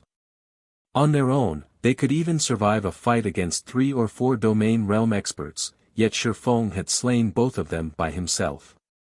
However, Shifeng had actually succeeded in killing both of them all by himself. Shifeng's strength was simply horrifying. However, before the audience could recover from the shock of Startled Wind and Evil Blade's deaths, Shifeng charged toward Sword Demon and Starlink's other domain realm experts. Although Shifeng's fight with Startled Wind and Evil Blade had seemed slow, it had only lasted a handful of seconds. To Sword Demon and the others, who struggled against Aqua Rose and her companion's harassment, these several seconds weren't enough for them to cross 100 yards. Shifeng, on the other hand, only needed an instant. Naturally, Shifeng didn't let the enemy refinement realm experts he came across in that instant off the hook. Like a group of grim reapers, Shifeng's doppelgangers brandished their swords, reaping a life with each swing of their swords. Is he even human? The various major powers experts watched with wide eyes as Shifeng left the refinement realm experts' corpses in his wake. Unlike the various superpowers upper echelons, they knew that Startled Wind and Evil Blade were quite powerful, but they didn't know exactly how strong the two domain realm experts were. However, most of them quite familiar with the kind of strength refinement realm experts wielded, having personally fought such experts. Many of these watching experts worked towards reaching the refinement realm themselves. And yet, the refinement realm experts they looked up to couldn't even last more than one move against Shifeng. They only saw Shifeng walk past these experts, and a moment later, the players he passed transformed into particles of light and disappeared. When Sword Demon and his comrades saw this, their hearts skipped a beat. They hadn't considered that their refinement realm experts would fail to stall Shifeng for even a moment. In the end, they could only watch as the distance between Shifeng and themselves shrank. "Black Flame, you bastard!" Lu Xinglua bellowed as he watched Shifeng's rampage through the rear of Starlink's main army. "Everyone, switch targets. Attack him with everything you've got." Those domain realm experts were the core of Starlink's army in this competition. If Shifeng annihilated them, Starlink would struggle to win the battle. Fire Dance, Gentle Snow, and Zero Wing's other core upper echelons were simply too strong. The ranged players of Starlink's main army immediately turned their attention to Shifeng, bombarding him with frenzied attacks. They loosed several thousand spells and arrows in the blink of an eye, all aimed at Shifeng. Even domain realm expert scalp would tingle if they had to face so many attacks. However, before these attacks could get close to him, Shifeng replaced Killing Ray with the Abyssal Blade. He then activated 9 Dragon Slash, summoning 16 phantoms of the magic weapon around him. Sword's Orbit. The Abyssal Blade phantoms began to rotate around Shifeng with astonishing speed, their gleaming blades creating a galaxy of stars. The scene was mesmerizing. A moment later, the thousands of spells and arrows collided with the rotating stars, instantly shattering. Not a single attack made it through that bladed galaxy. Despite taking the time to execute Sword's Orbit, Shifeng's pace didn't slow as he continued to approach Sword Demon and the other domain realm experts. Crap! What kind of skill is he using? Is that an invulnerability skill? No, it's not an invulnerability skill. If it were, the mana around him would have fluctuated. Since that didn't happen, Black Flame must be using a combat technique. How can a combat technique be that powerful? That's several thousand attacks we're talking about. Players can become so incredibly powerful with combat techniques. The many spectating experts were stunned as they watched the scene play out. They had all watched experts charge into large forces to slay an army's commander before. In fact, it was a common occurrence in God's domain. There were so many skills, spells, and tools available in God's domain, and with a powerful enough tool, players could wipe out armies of tens of thousands of players by themselves. However, they had never seen a player effortlessly walk through thousands of attacks by relying on a combat technique. Some of those attacks had been as powerful as Tier 3 attacks, and every one of them had originated from an expert. They had all been incredibly accurate. Even peak experts would be reduced to a pincushion. However, none of these attacks could reach Shifeng. The galaxy of stars he had summoned struck every one of them down. Although the abyssal blade couldn't keep up with Shifeng's leveling, the magic weapon's incredible skills were still useful. Nine Dragon's Slash, in particular, was a major help in group fights. The summoned phantoms were even more useful than the abyssal blade itself since attacks wouldn't affect them. When Shifeng used these phantom swords in conjunction with Sword's Orbit, the technique could be Shifeng's strongest defensive maneuver. Don't think that I'm so easy to kill. Sword Demon knew that escape wasn't possible as he watched Shifeng's rapid approach. He immediately used his strongest move against the swordsman. The twin swords in Sword Demon's grip began to release a dense, dark energy, and the atmosphere around him began to feel much heavier. It felt as if the space around him couldn't bear the existence of this dark energy. Following which, Sword Demon used Cross Slash, sending a pitch-black cross of dark energy flying toward Shifeng. This attack was Sword Demon's last hope for survival. As long as the galaxy of stars around Shifeng remained, Starlink's ranged players would be useless, but if Sword Demon could shatter that galaxy, Starlink could continue its assault against Zero Wing's guild leader. Shifeng would be forced to deal with the attacks, allowing Sword Demon to escape. Boom! A massive explosion rocked the battlefield the instant the Dark Cross collided with the galaxy of stars, creating a powerful storm that swept through the area. Black tears appeared as space began to unravel. However, when the dust cleared, what Sword Demon saw left him stupefied. His attack, which had the strength to rival mythic monsters' attacks, had done nothing to the defensive galaxy around Shifeng. He had done nothing more than push the swirling lights closer to the swordsman for a brief moment before they returned to their original positions. What power! If I hadn't reached the Ascension realm during my fight with Startled Wind and Evil Blade, my sword's orbit would have broken. Shifeng flashed Sword Demon an amazed look. Players couldn't use berserk skills on this battlefield, so it was practically impossible for a Tier 2 player to display Tier 4 power. Not even Shifeng could do so. As a result, he had no choice but to combine his Abyssal Blade Phantom strength to deflect Sword Demon's attack. After that last attack, Sword Demon's aura had weakened substantially. Using this opportunity, Shifeng ganged up on Sword Demon with his doppelgangers. This domain realm expert was much easier to defeat than Startled Wind and Evil Blade. The instant Sword Demon ran out of life-saving skills, Shifeng killed him and moved on to his next target. The scene rendered the spectating crowd speechless. Despite several thousand attacks bombarding him, Shifeng had slain Sword Demon. His strength was absurd. When Lu Xinglua watched another domain realm expert fall, he paled. Shortly after Sword Demon died, Wind Demon and Cloudy Mountain, the closest domain realm experts, fell under Shifeng's blades.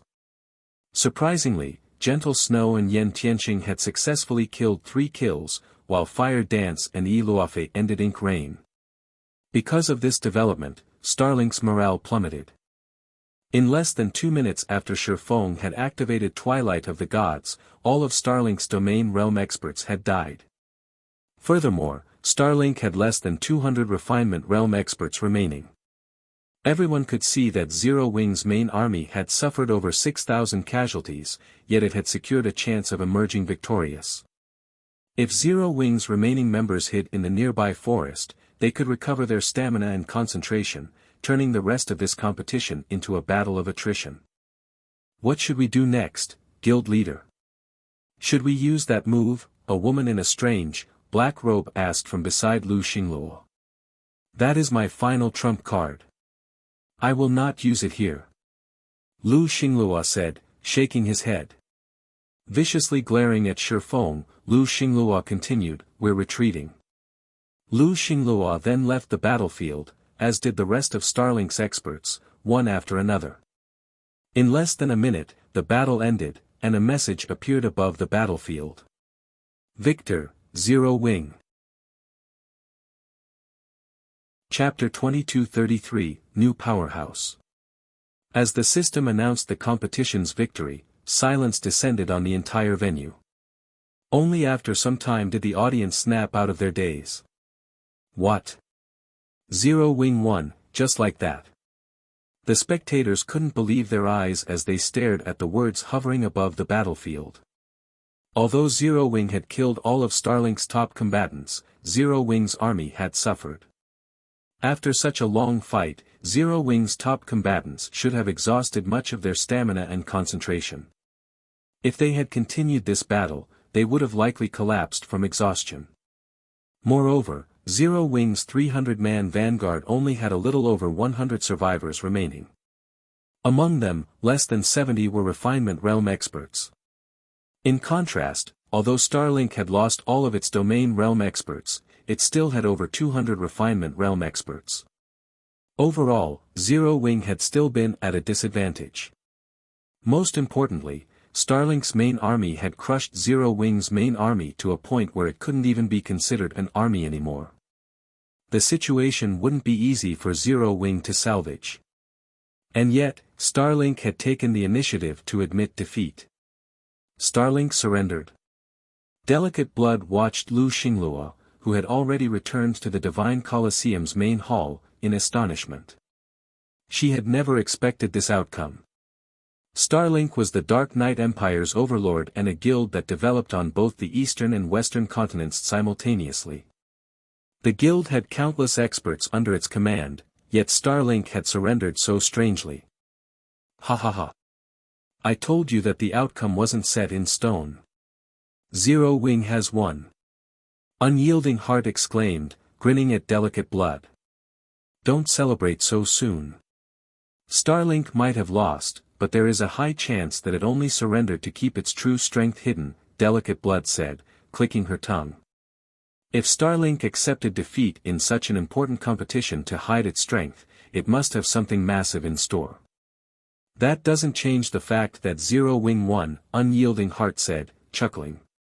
Every player in the Empire was watching this match. Now that Zero Wing has won, the powers that previously doubted the guild's strength will begin to side with Zero Wing. Unyielding Heart didn't know what Starlink was planning, but the fact that Zero Wing had won this 10-0-0-0 versus 10-0-0-0 match was undisputable. Today, the Dark Knight Empire entered a new era. Starlink would no longer have full control over the Empire. Instead, two powerhouses would contest for control. The various major powers that had hesitated to pick a side would swarm towards Zero Wing. The Dark Knight Empire was very large, and although it appeared to be under Starlink, Unyielding Soul, and Crimson Emperor's control, the three superpowers only commanded the Empire's core areas. There were plenty of small, obscure cities that were free of these three superpowers, controlled by upstart powers. Corporations around the world were actively trying to invest in God's domain, and while some invested in existing guilds, others had chosen to form their own. As a result, upstart powers were secretly rising all over God's domain. Naturally, the Dark Knight Empire was no exception.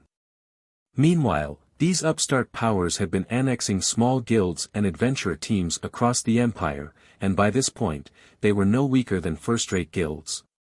Some were even stronger. Since these upstart powers had their own agendas, they weren't willing to submit to Starlink. That being said, they didn't dare oppose the superpower either. As a result, they had remained in an awkward position.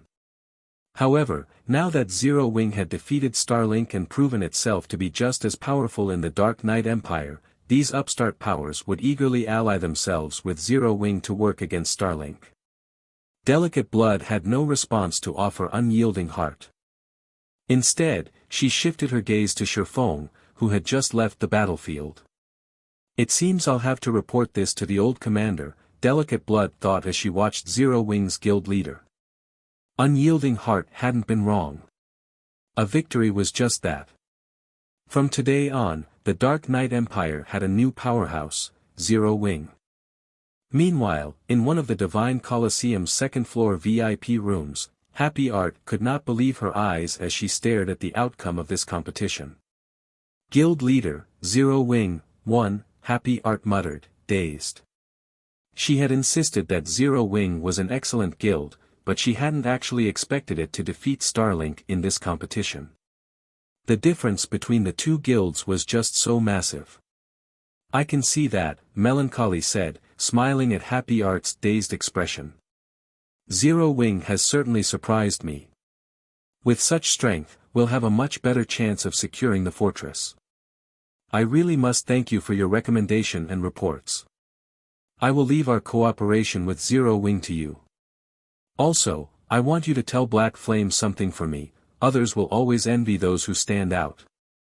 Even super guilds will be envious of Zero Wing's incredible development speed. Melancholy didn't particularly care about Zero Wing's other experts, but the strength its vanguard had displayed in this battle had surprised him. Now, he, more or less, understood why Shifeng had been so confident. Zero Wing's growth rate was too frightening. It had grown from an obscure guild in a kingdom into Starlink's rival in such a short time. Moreover, it had successfully nurtured so many powerful experts. There was definitely a secret behind Zero Wing's success, one that even tempted Melancholy. I understand, Happy Art said, nodding. While everyone discussed the competition's outcome, Shifeng, who had just left the battlefield, was puzzled. He had been prepared to order a retreat into the forest, employing guerrilla tactics against Starlink's remaining forces. Not only would his strategy compensate for Zero Wing's numerical disadvantage, but it would also give his players time to recover their stamina and concentration. With their level and attribute advantage, they could whittle Starlink's survivors down. He had never expected Lu Xinglua to give up so quickly. Shifeng found the situation strange since it didn't fit with Lu Xinglua's usually rash behavior. Just forget about it. In any case, we've won. Shifeng shook his head as he dismissed the issue. What mattered the most was the reputation boost Zero Wing would gain with its victory. Although Zero Wing had established a foothold in the Dark Knight Empire, it hadn't made any developmental progress yet, even with the benefits Stone Forest City provided. Starlink was simply far too strong. However, Starlink's prestige in the Empire would suffer, while Zero Wing's would soar.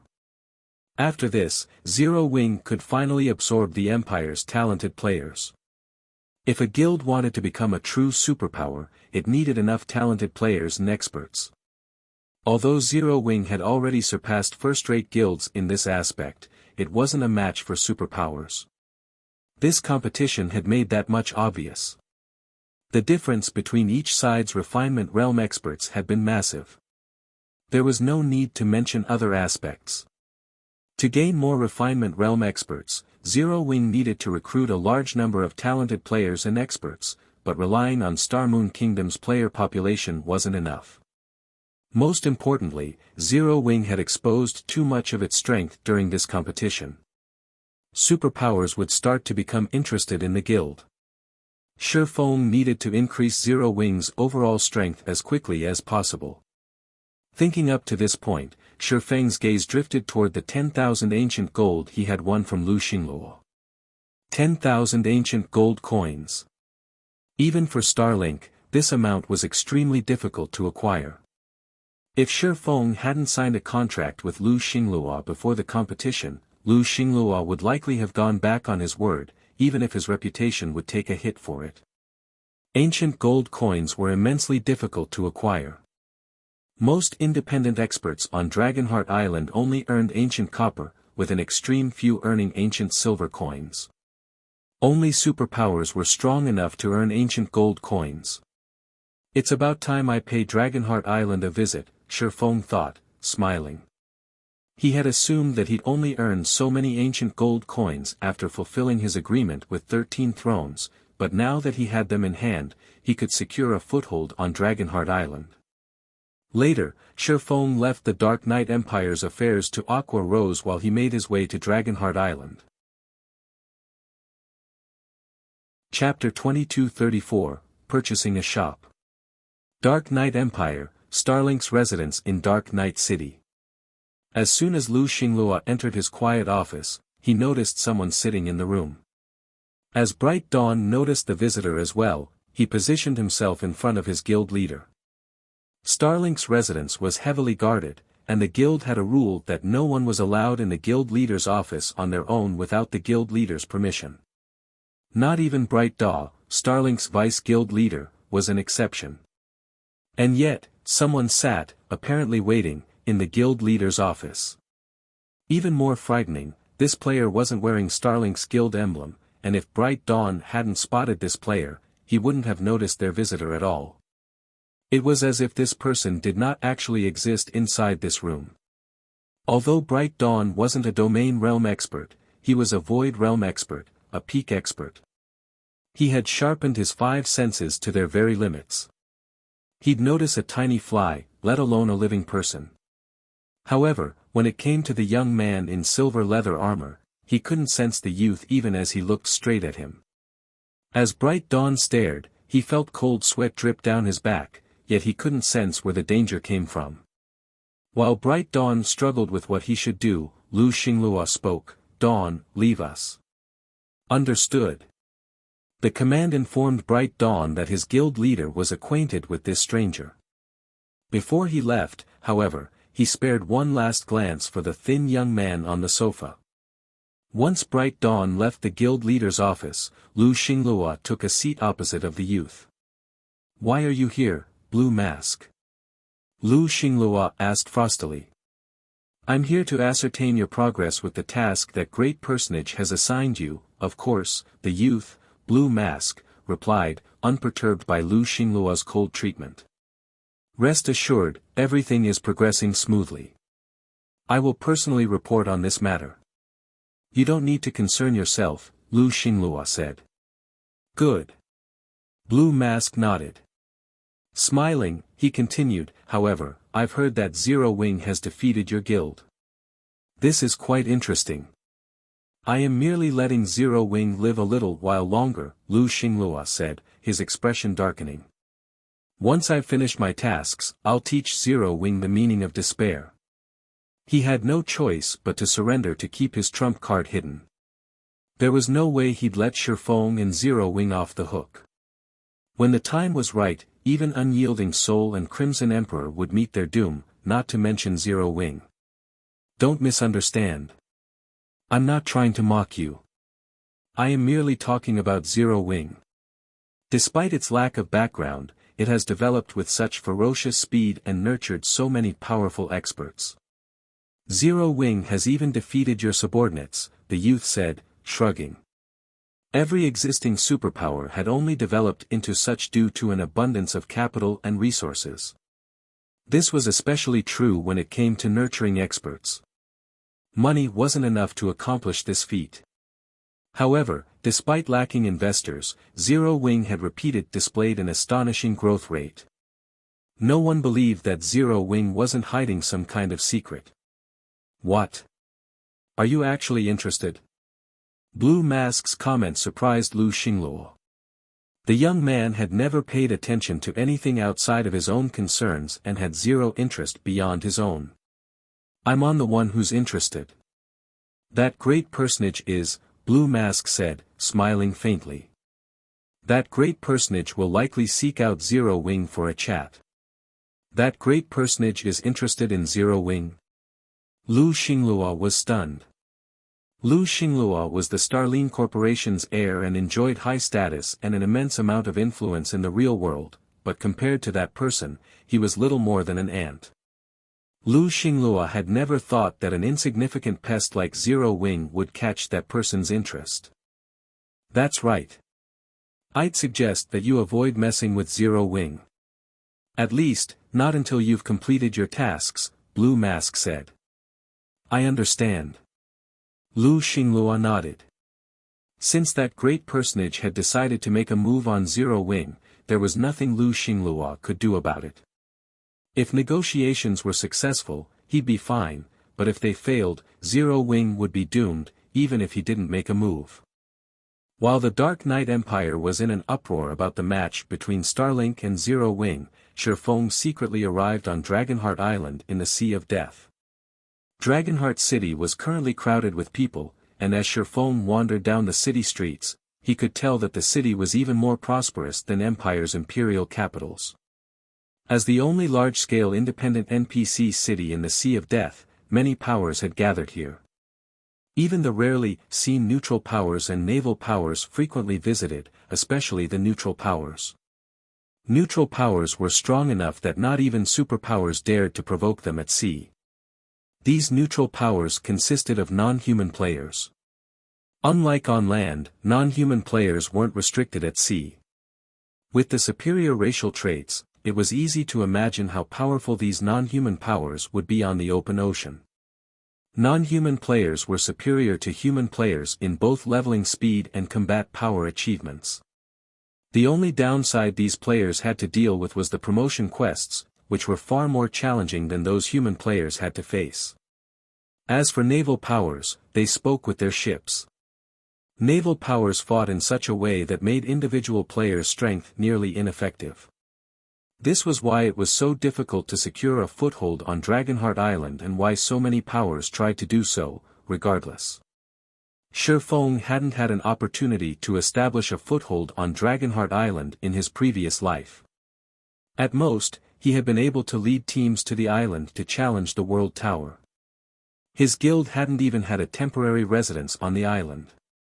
However, Shifeng had reached Dragonheart Island much sooner in this life. Moreover, he had the ability to establish a foothold here. He couldn't help but sigh ruefully at the situation. I missed the best chance to prepare for the Tier 3 promotion in my last life. I won't let it happen this time, Shifeng swore to himself as he gazed at Dragonheart City's City Hall, his heart pounding with excitement. Completing the Tier 3 promotion quest was an intense challenge. Not only did players need a certain degree of strength, but they also needed the help of specific external items.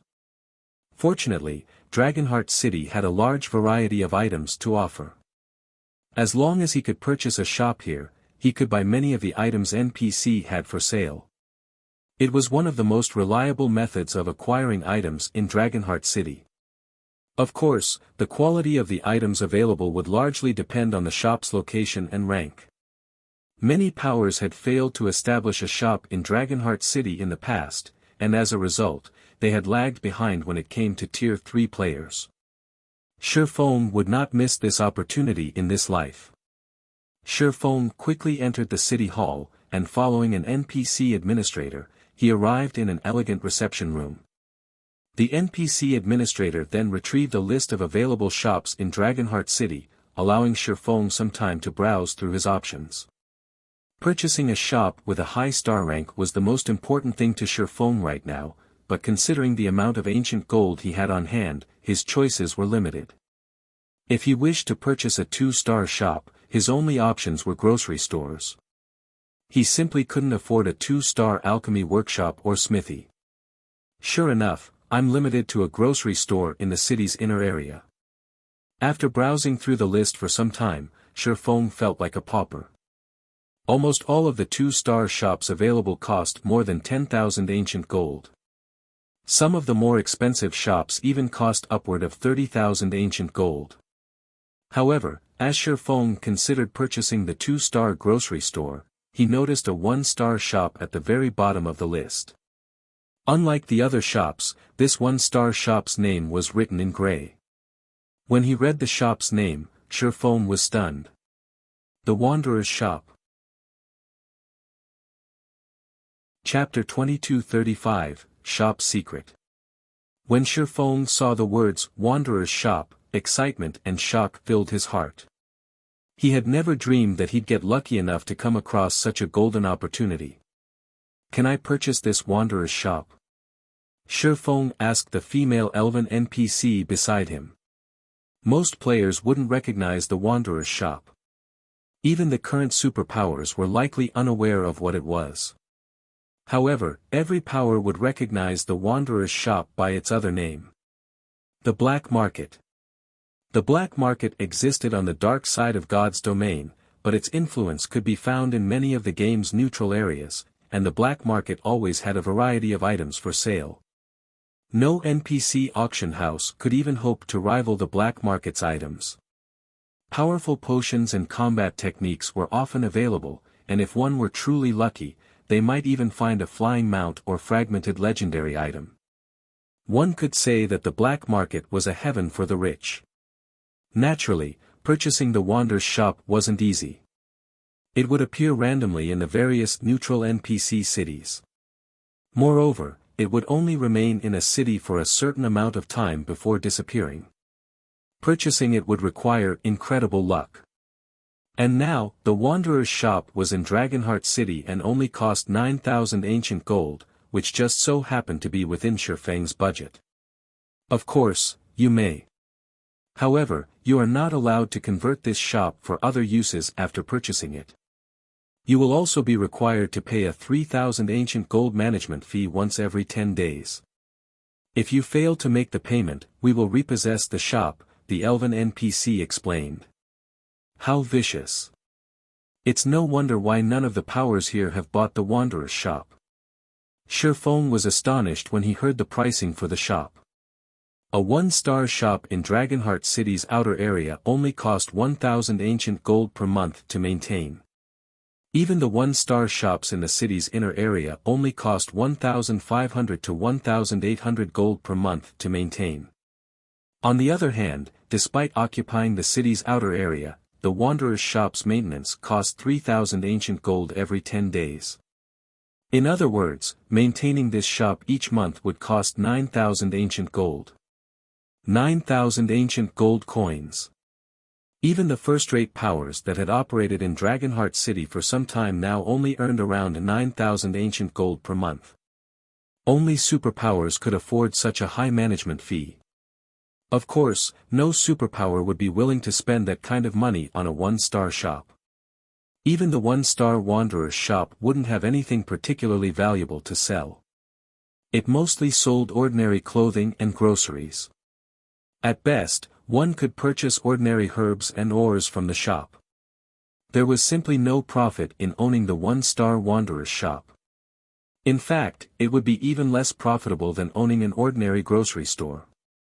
Players could sell their crafted products to an ordinary grocery store, but they couldn't do so in the Wanderer's shop. Investing in this shop would be no different than investing in a bottomless pit. Only a lunatic would pay a monthly management fee of 9,000 ancient gold for such a worthless shop. Are you sure you wish to purchase the Wanderer's shop? Lord Bronze Legatee, the NPC administrator, asked for confirmation. That's right, I wish to buy it. Shifeng nodded. The Wanderer's shop was a dying business, but that was only true until it was promoted to 2-star status. Once the Wanderer's shop reached 2-star status, it would start to reveal its true purpose. At 2 stars, the Wanderer's shop would gain 2 divine abilities. First, it could purchase rare items that weren't usually on the market, such as magic array designs, which kingdoms and empire considered national secrets, and Tier 3 and higher skill books. Tier 3 classes were an intermediate force anywhere across God's domain's main continent. Tier 3 NPCs could even serve as some NPC cities' magistrates. Hence, the various kingdoms and empires typically regulated items for Tier 3 and above classes. This was also why players had to visit neutral maps for their Tier 3 promotion quests, rather than in a kingdom or empire. The second ability was the Black Market Teleportation Gate. This ability allowed players to teleport to the Black Market's marketplace. However, the entry slots were severely restricted. Not only was there a limited number of entry slots, but each slot could also only be used a certain number of times. These entry slots were the Wanderer's shop's true merchandise. Naturally, anyone who owned the Wanderer's shop would be first in line to purchase these slots. Many powers in the past had been unaware of the 2-star Wanderer's shop's abilities and had missed out on such a rare opportunity. Very few had been lucky enough to purchase a Wanderer's shop for themselves. Only a fixed number of Wanderer's shops would appear in each neutral NPC city. At most, only 15 Wanderer's shops would appear in a large-scale NPC city like Dragonheart City. Once that maximum number had been reached, Dragonheart City would not gain another Wanderer's shop unless an existing shop were repossessed. Once Shifeng confirmed his desire to purchase this Wanderer's shop, the NPC administrator saw to the purchasing procedures. In less than 5 minutes, 9,000 ancient gold vanished from Shifeng's bag. In exchange, he obtained the deed to the Wanderer's shop and all information relating to the shop. After Shifeng inspected the shop's details, he began to get a headache. It's no wonder why those powers had taken so long to promote their Wanderer's shops to 2-star status. This promotion condition is really something. Shifeng frowned at the Wanderer's shop's promotion condition. To promote an ordinary NPC shop, one only needed a certain level of popularity and transaction volume. The Wanderer's shop, however, was a different story. Perhaps it was because the shop didn't have much merchandise to sell, but it actually required a bronze shop promotion order to reach 2-stat status. Without that, it would forever be a 1-star shop. The bronze shop promotion order, meant for NPC shops, was far more difficult to obtain than promotion orders for player shopsel. Generally, these promotion orders only dropped in level 100+, large-scale team dungeons, and every one of them was worth tens of thousands of gold. After all, there were a lot of benefits to promoting an NPC shop. Unfortunately, the thought of raiding level 100 team dungeons with current players was a joke. If a team of level 90 experts tried raiding a level 100 dungeon, they'd even struggle to defeat the dungeon's mobs. Level 100+ dungeons catered to Tier 3 players and above. Tier 2 players could do nothing more than spectate or die. This was also why Tier 3 existences were considered an intermediate force in God's domain. It seems I'll have to kill a world boss, Shifeng thought to himself. As far as he could remember, the only other way to obtain a bronze promotion order was to kill world bosses. Although world bosses were challenging to raid, he had to upgrade the Wanderer's shop to 2-star status as quickly as possible. He simply didn't have another way of acquiring a large amount of ancient gold, and Zero Wing didn't have any members in Dragonheart City yet. Considering his options, Shifeng retrieved a return scroll and teleported to White River City. World bosses were extremely rare and incomparably strong.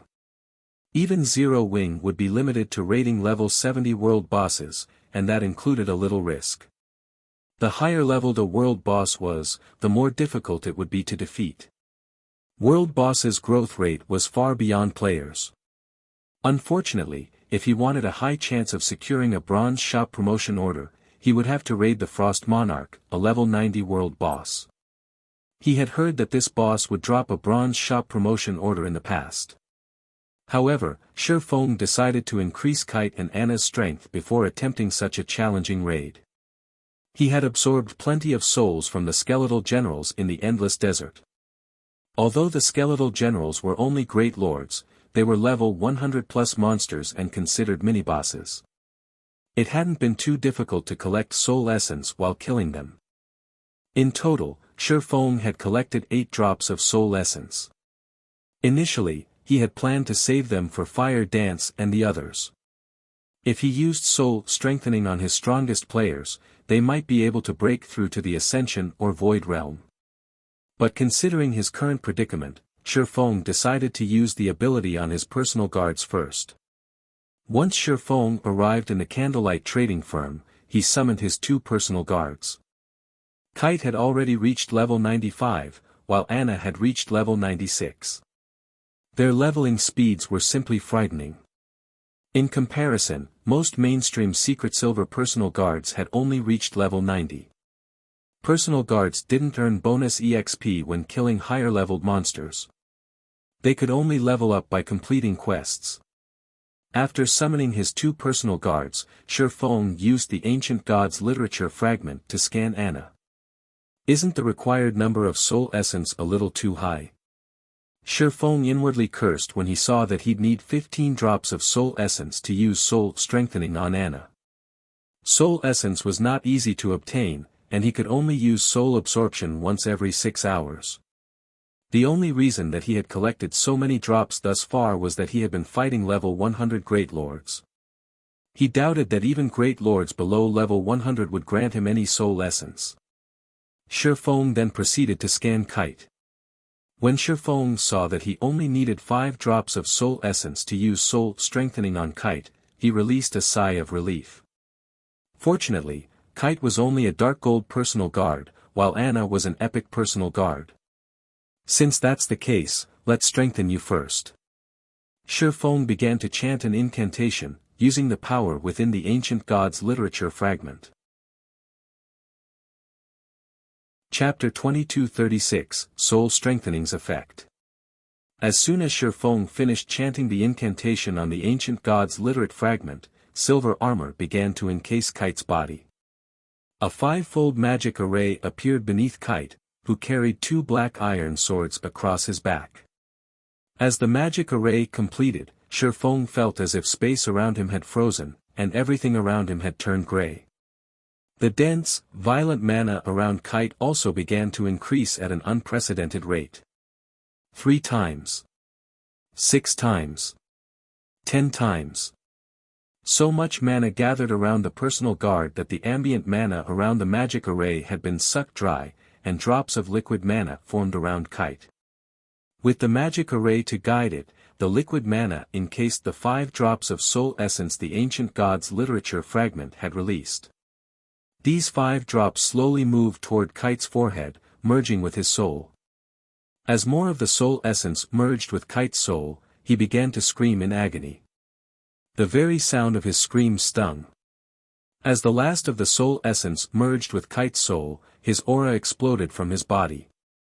Shifeng could sense the changes that were happening to Kite's body.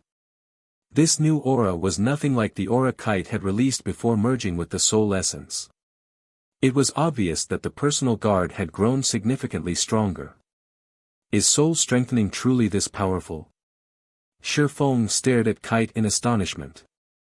Shifeng had assumed that soul strengthening would only increase Kite's growth potential, not affect his current combat power overmuch, yet Kite's current attribute panel proved that Shifeng had been greatly mistaken. However, Kite's current attribute panel proved that Shifeng was greatly mistaken. Aside from his growth potential, Kite's body had improved. After the soul strengthening, Kite's growth potential had risen from 94 to 96. All of his basic attributes had increased by roughly 5%, as well. A 5% increase might not be much to ordinary players, to it was a huge boost to NPCs. Furthermore, the 5% was a direct boost to his basic attributes, it didn't factor in the bonuses from his weapons and equipment. Personal guards typically use stronger weapons and equipment than players. Not only was Kite wearing a full set of epic equipment, but the black iron swords across his back were epic set weapons, as well. Hence, Kite's weapons and equipment massively increased his total basic attributes.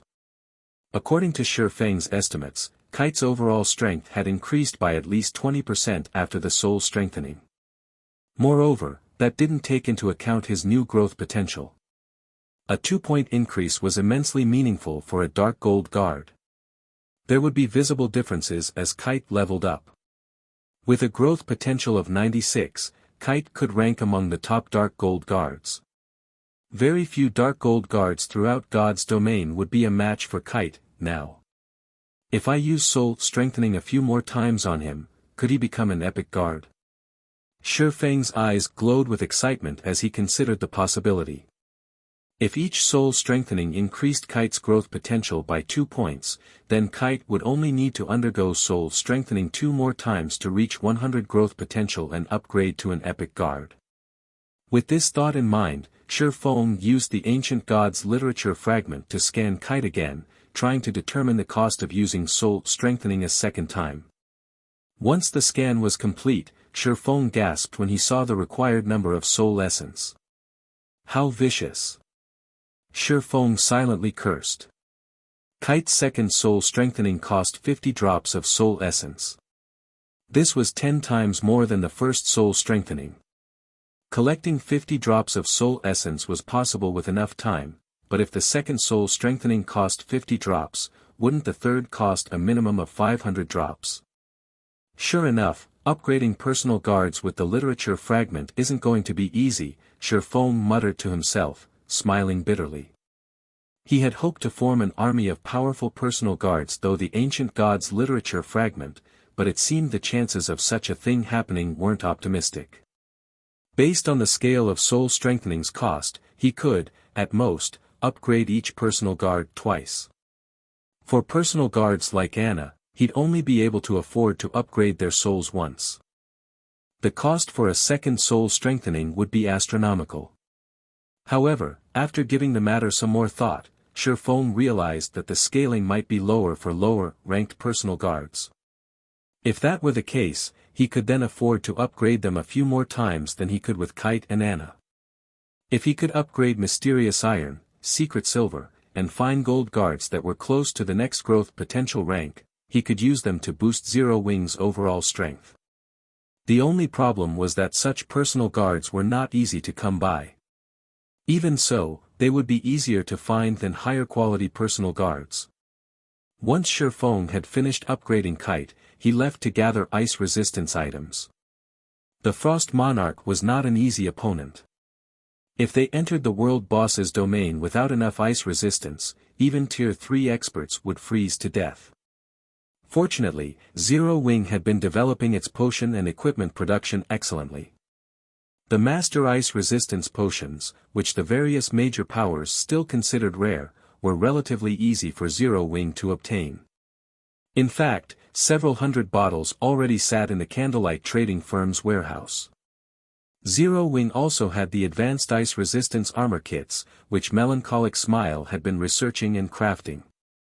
Not only would these armor kits increase players' ice resistance by 10 points when equipped, but they'd also increase players' base ice resistance by 3%. Furthermore, each player could equip a total of 5 kits. In other words, players could increase their ice resistance by 50 points and base ice resistance by 15% if they equipped the total number of advanced ice resistance armor kits. It was an absurd amount compared to the ice resistance equipment that was currently available. If the required materials weren't so rare, Zero Wing would have made a fortune by selling off these kits. Players had already begun to explore level 80 maps, a few of which included snowy environments. If players could equip 5 advanced ice resistance armor kits, they'd have no trouble traversing these maps. They wouldn't need to sacrifice their basic attributes by unequipping their normal armor either. While Shifeng crafted these armor kits, he received a call from Melancholic Smile. Guild leader, the Azura Adventure Team's members have arrived at White River City's teleportation hall. Should I call them here? Melancholic Smile asked. They're here. Good. Have them wait at the teleportation hall for a little while longer. I'll head over once I'm done handling my affairs here, Shifeng said, nodding. World bosses were not easy to raid. Normally, one would take on a world boss with a 200-man raid team, while some allowed up to 1,000 players. Of course, players were allowed to bring larger raid teams, but the world boss's basic attributes would significantly increase as a result. Meanwhile, a team could raid the Frost Monarch with 200 players before the world boss's basic attributes rose. Raiding a level 90 world boss was a monumental matter. Since Shifeng didn't want any of his plans to leak, he had to select trustworthy players for this raid. The only players he could truly trust right now were Zero Wing's and Azura's main forces. Players had to meet strict requirements and were thoroughly vetted before they could join either main force.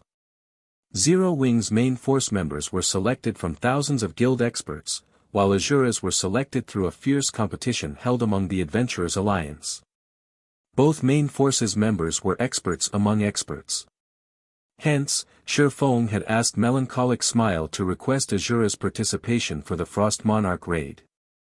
Melancholic Smile relayed Shifeng's message to the Azura Adventure Team's members in White River City's teleportation hall. A group of level 78+ players had gathered in the third-floor bar in White River City's teleportation hall. When passers-by saw this group, they were astonished by how high the players' levels were. Moreover, every member of the group wore dazzling equipment, with the weakest piece at level 75 Secret Silver rank. The dozen or so players that clearly led the group even wore epic equipment. The man carrying a bluish-purple spear was particularly eye-catching. Not only had he reached level 79, but the weakest piece of equipment he wore was also level 75 dark gold rank. Aside from the spear, whose rank couldn't be determined, the man had a total of 4 pieces of epic equipment on him. Even a superpower's peak experts would be jealous of this man. This group's aura deterred any players from entering the bar. Not even expert players dared to do anything more than watch from a distance. Vice Commander, do you think the commander will be surprised when he sees our current stats? Yenya, who currently sat by a window, asked, smiling at the man carrying the spear. Since the Azura Adventure team had begun to grind on God's Domain's main continent, their development had skyrocketed. Thanks to the constant supply of combat techniques and potions from Zero Wing, the Azura Adventure team had been able to take on dangerous expeditions, as well. Both the adventure team's combat and equipment standards had improved by leaps and bounds. Nowadays, Azura ranked as one of the top 10 adventure teams in the Fire Dragon Empire, one of the 4 great empires on the God's Domain continent. Maybe, Lifeless Thorn muttered. Lifeless Thorn had thirsted for a rematch with Shifeng for a long time now. Shifeng was, after all, the first person to defeat him in the Ice Crystal world, and after arriving on the God's Domain continent, Lifeless Thorn had continued to challenge experts from the various major powers, rapidly growing stronger. Now, he wanted nothing more than to challenge Shifeng. Maybe. He'll definitely be surprised. Cleansing Whistle confidently declared. We've even raided a level 80,100-man Hell Mode team dungeon. Our weapons and equipment are just as powerful as the main force members from the Fire Dragon Empire's superpowers. Solitary 9 and the others nodded their agreement. At this point, only superpowers could successfully raid level 80, 100-man Hell Mode team dungeons. Not even first-rate guilds had survived the dungeons. After waiting for about 2 hours, Azura's members spotted a group of players wearing 6 winged emblems as they entered the bar. Chapter 2237, Difference in Growth. Azura's members fell silent as they watched Shifeng and the others enter the bar. When they saw Aqua Rose and her companions, in particular, they were overwhelmed with shock. How does Zero Wing have so many Refinement Realm experts? Cleansing Whistle muttered, dazed. Although Zero Wing's members hid their levels with black cloaks, Cleansed Whistle could tell by their movements that these players had already reached the Refinement Realm. As Zero Wing's members walked, they used subtle movements, minimizing their stamina consumption. It was almost a form of training for them. Ordinary experts might not see the difference, but as someone who had reached the Refinement Realm as well, Cleansed Whistle noticed immediately. In fact, she had even incorporated that subtlety in her daily life as a form of continuous training to minimize her stamina consumption while in the fields. Once she had become familiar with this form of subtle movement, she had begun to subconsciously use the technique while fighting powerful bosses or other experts in high-speed battles, significantly reducing her stamina consumption. This was the greatest difference between Refinement Realm experts and ordinary experts. However, reaching the Refinement Realm wasn't easy. Cleansed Whistle had run around and fought countless experts to train. She had also run across multiple fortuitous encounters in the game.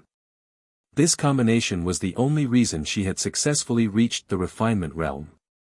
And yet, every Zero Wing member before her was a Refinement Realm expert. The situation was both unbelievable and frustrating. Is this really the Zero Wing we know? The situation even shocked Lifeless Thorn and Solitary 9. They were very familiar with the power Refinement Realm experts wielded. First-rate guilds, which ordinary players thought of as unreachable, would be fortunate to have 10 or so Refinement Realm experts at this stage of the game. Even after carefully recruiting the best of the best among the Ice Crystal World's Adventurers Alliance and putting them through countless life-or-death battles, the Azura Adventurer team only had a little over 20 Refinement Realm experts. On the other hand, despite remaining in Starmoon Kingdom and rarely venturing out on dangerous expeditions, Zero Wing had 100 Refinement Realm experts. For a moment, Lifeless Thorn and the others wondered if they had teleported to the wrong city and were looking at some superpower's main force, not Zero Wing. However, when they saw Shifeng's familiar figure, as well as Shadow Sword and the others, whom they had previously met, they had no doubt that these were Zero Wing members. Just what have the commander and his guildmates been doing? Yenya wondered as she gazed at Shifeng. When she had lived in the Ice Crystal world, the Matchless family, a guild that hadn't even been first-rate, had been colossal to her, not to mention a guild like Zero Wing, but after adventuring around the various kingdoms and empires on God's Domain's continent, she had learned one thing. Although Zero Wing might be very powerful, it was only as strong as a first-rate guild. Across the expansive God's Domain, first-rate guilds could, at most, lord over a small kingdom. Compared to the various superpowers, a first-rate guild was nothing. However, Zero Wing had a team that wasn't any weaker than a superpower's main force. While Solitary 9 and the other Azura members focused on Zero Wing's refinement realm experts, Lifeless Thorn's gaze shifted to Fire Dance, Gentle Snow, and the few others that stood beside Shifeng. His expression shifted as complex emotions overcame him. Even if he weren't a match for Shifeng, Lifeless Thorn had assumed that no other player in Zero Wing could defeat him after he had reached the Flowing Water realm, yet as he stared at Fire Dance and the others, they felt immensely dangerous. He could tell that they had also reached the Flowing Water realm, and their combat standards were no weaker than his. There was also Yen Tianqing and Yi Luofei. Lifeless Thorn could sense that those two had even greater combat power than his own. They were even stronger than the superpower's peak experts he had met thus far. After a moment of silence, Shifeng swept his gaze across Azura's members and nodded approvingly. He had to admit that Azura's development speed was impressive, and it was now full of talented players. Azura had been faring far better than he had expected. Although it didn't have the support of a complete refinement realm legacy, Azura had nurtured so many refinement realm experts. It was an amazing feat. Lifeless Tom, in particular, had already reached the peak of the Flowing Water realm and was only one step away from the Void realm. Any superpower would try to recruit him at all costs. If he had already reached the Flowing Water realm without the support of a legacy, he might rise to become a domain realm expert with such help in the future, something that even the various superpowers dearly lacked. Since everyone's here, let's head out, Shifeng said. Where are we going, Commander? We've just arrived in White River City and haven't prepared anything, Solitary 9 asked.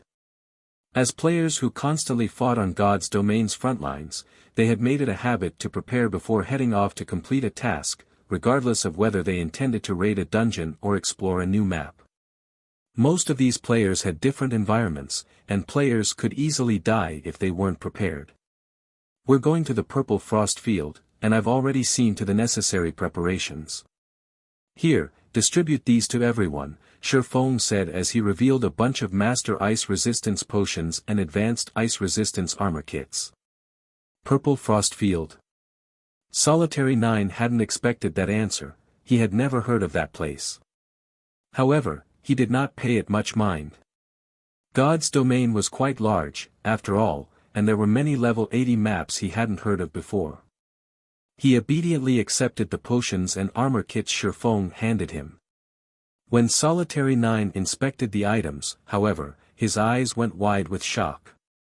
Master Ice Resistance potions were practically impossible to find on the market at this stage of the game. Even if they showed up, they usually sold for at least 60 gold, yet Shifeng had handed him 200 bottles. Solitary 9 hadn't even seen the Advanced Ice Resistance armor kits before, and when he saw their attributes, he knew that these items were extraordinarily valuable.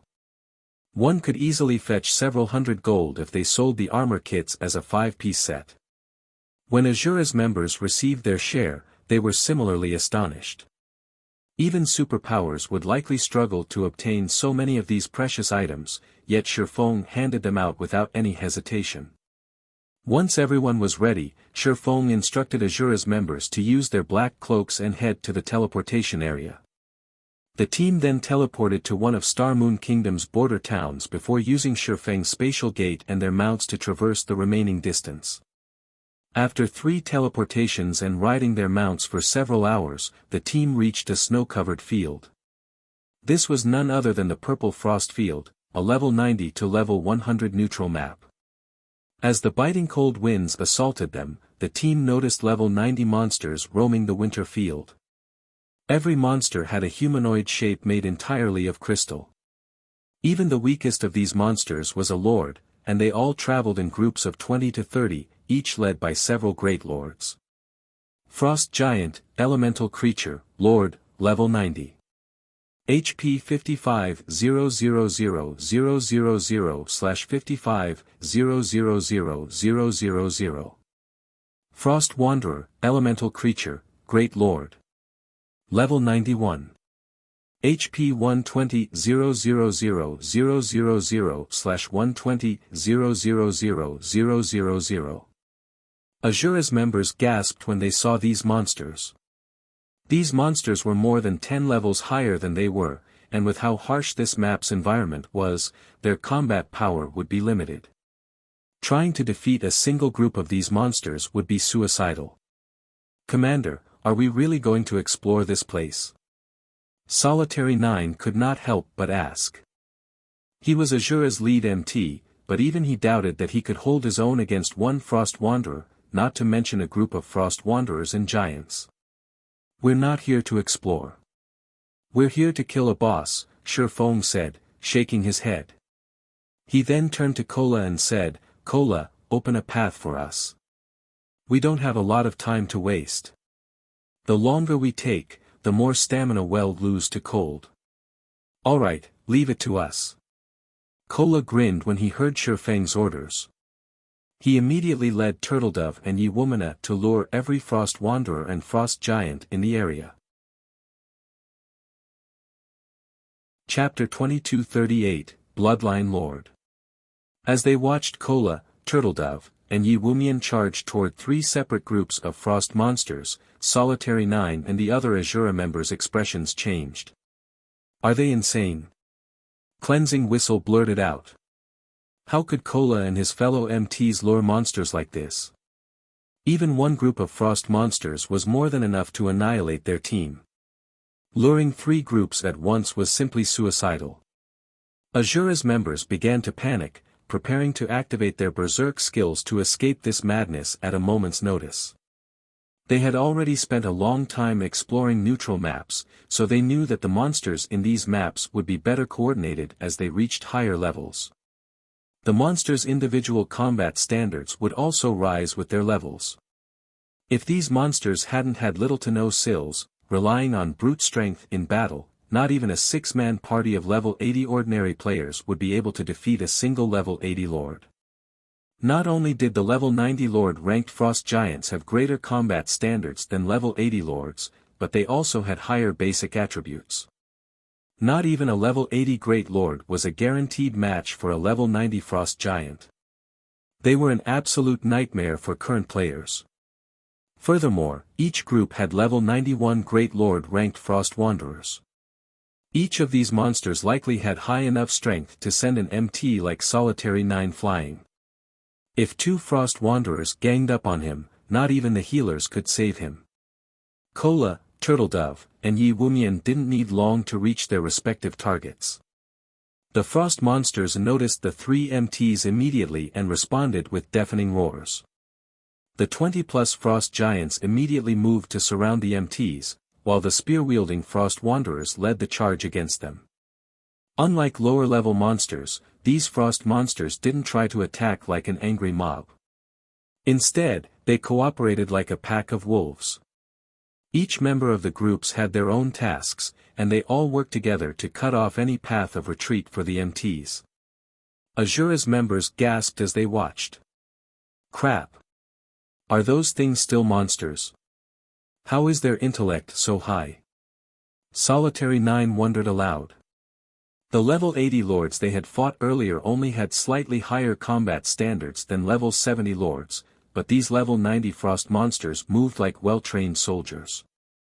They actually knew how to use strategy to corner their opponents. Before Azura's members could snap out of their daze, the Frost Wanderers had arrived before Zero Wings MT Trio and brandished their spears. The Frost Wanderers were 6-meter-tall giants, and their frost spears were even longer than they were tall. As the three Frost Wanderers brandished their spears, it looked like they were swinging large tree trunks. Their swings sent snow flying into the air as if these Frost Wanderers were trying to use their environment to attack the MT Trio. Solitary 9, who had been confident about tanking at least one Frost Wanderer by himself, revealed a grim expression when he saw this powerful display. Boom! Boom! Boom! 3 loud explosions echoed throughout the snowy field, yet to everyone's surprise, Kola, Turtledove, and Yi Wumian remained in their original position after receiving the Frost Wanderers' attacks. Although the snowy ground had cracked a little under their feet, each of the MTs had only lost around 5,000 HP. They blocked that. Solitary 9 stared at Kola and his companions in shock. Even from so far away, Solitary 9 had felt that collision's shockwave, and he had been able to tell how frightening the Frost Wanderer's strength was based on the intensity of that shockwave. Just one of those attacks would have sent him flying, yet not only had Zero Wings MT Trio held their ground, but they had only lost 5,000 HP, as well. Kola, in particular, had taken then minus 3,000 damage. His strength and defense were heaven-defying. The rest of Azura's members were just as stupefied. Kola and the others had stopped 3 level 90 Great Lords, just like that. Their strength and defense was unheard of, even in the Fire Dragon Empire. Before Azura's members recovered from their daze, Kola and his comrades charged at the frost giants that surrounded them. The 3 MTs effortlessly broke through the encirclement and lured the 3 groups of frost monsters toward Shifeng. That actually worked. Cleansing Whistle gaped. She'd have no way to escape such an encirclement without activating a berserk skill, yet Kola and the other 2 MTs had made it look so easy, simply barreling their way through. Their strengths were ridiculously high. Not even Lifeless Thorn, who had the highest strength of any Azura member, would be a match for any one of those MTs. Aqua, get ready to attack. Shifeng commanded as he watched the 3 groups of frost monsters approach. Nodding, Aqua Rose gave the magical class players behind her their priority targets. As soon as the 3 monster groups came within 50 yards of Shifeng, spells flew at them in rapid succession. Damages exceeding minus 50,000 immediately appeared above the frost monsters' heads, and the impact from these spells forced the monsters to halt their charge. Aqua Rose, Zhao Yueru, and Violet Cloud's attacks even managed to stop the Frost Wanderers in their tracks. Zhao Yueru, in particular, had forced a Frost Wanderer to stumble back several steps. Meanwhile, Zero Wings MT Trio stopped the few frost monsters that managed to evade the incoming spells. Once the monsters had been properly herded, Zero Wings melee players joined the assault. The battle progressed in an orderly fashion as the 3 groups rapidly lost HP, stunning Azura's members once more. For a moment, Azura's players even wondered if these frost monsters were truly high-level monsters. How have these people grown so fast? Not only have they reached the refinement realm, but their basic attributes are also insanely high. Based on their auras, I think my basic attributes are only slightly higher after I've activated a berserk skill, Yenya exclaimed as she watched Zero Wings' team give these frost giants and wanderers a one-sided beating. She couldn't even believe her eyes.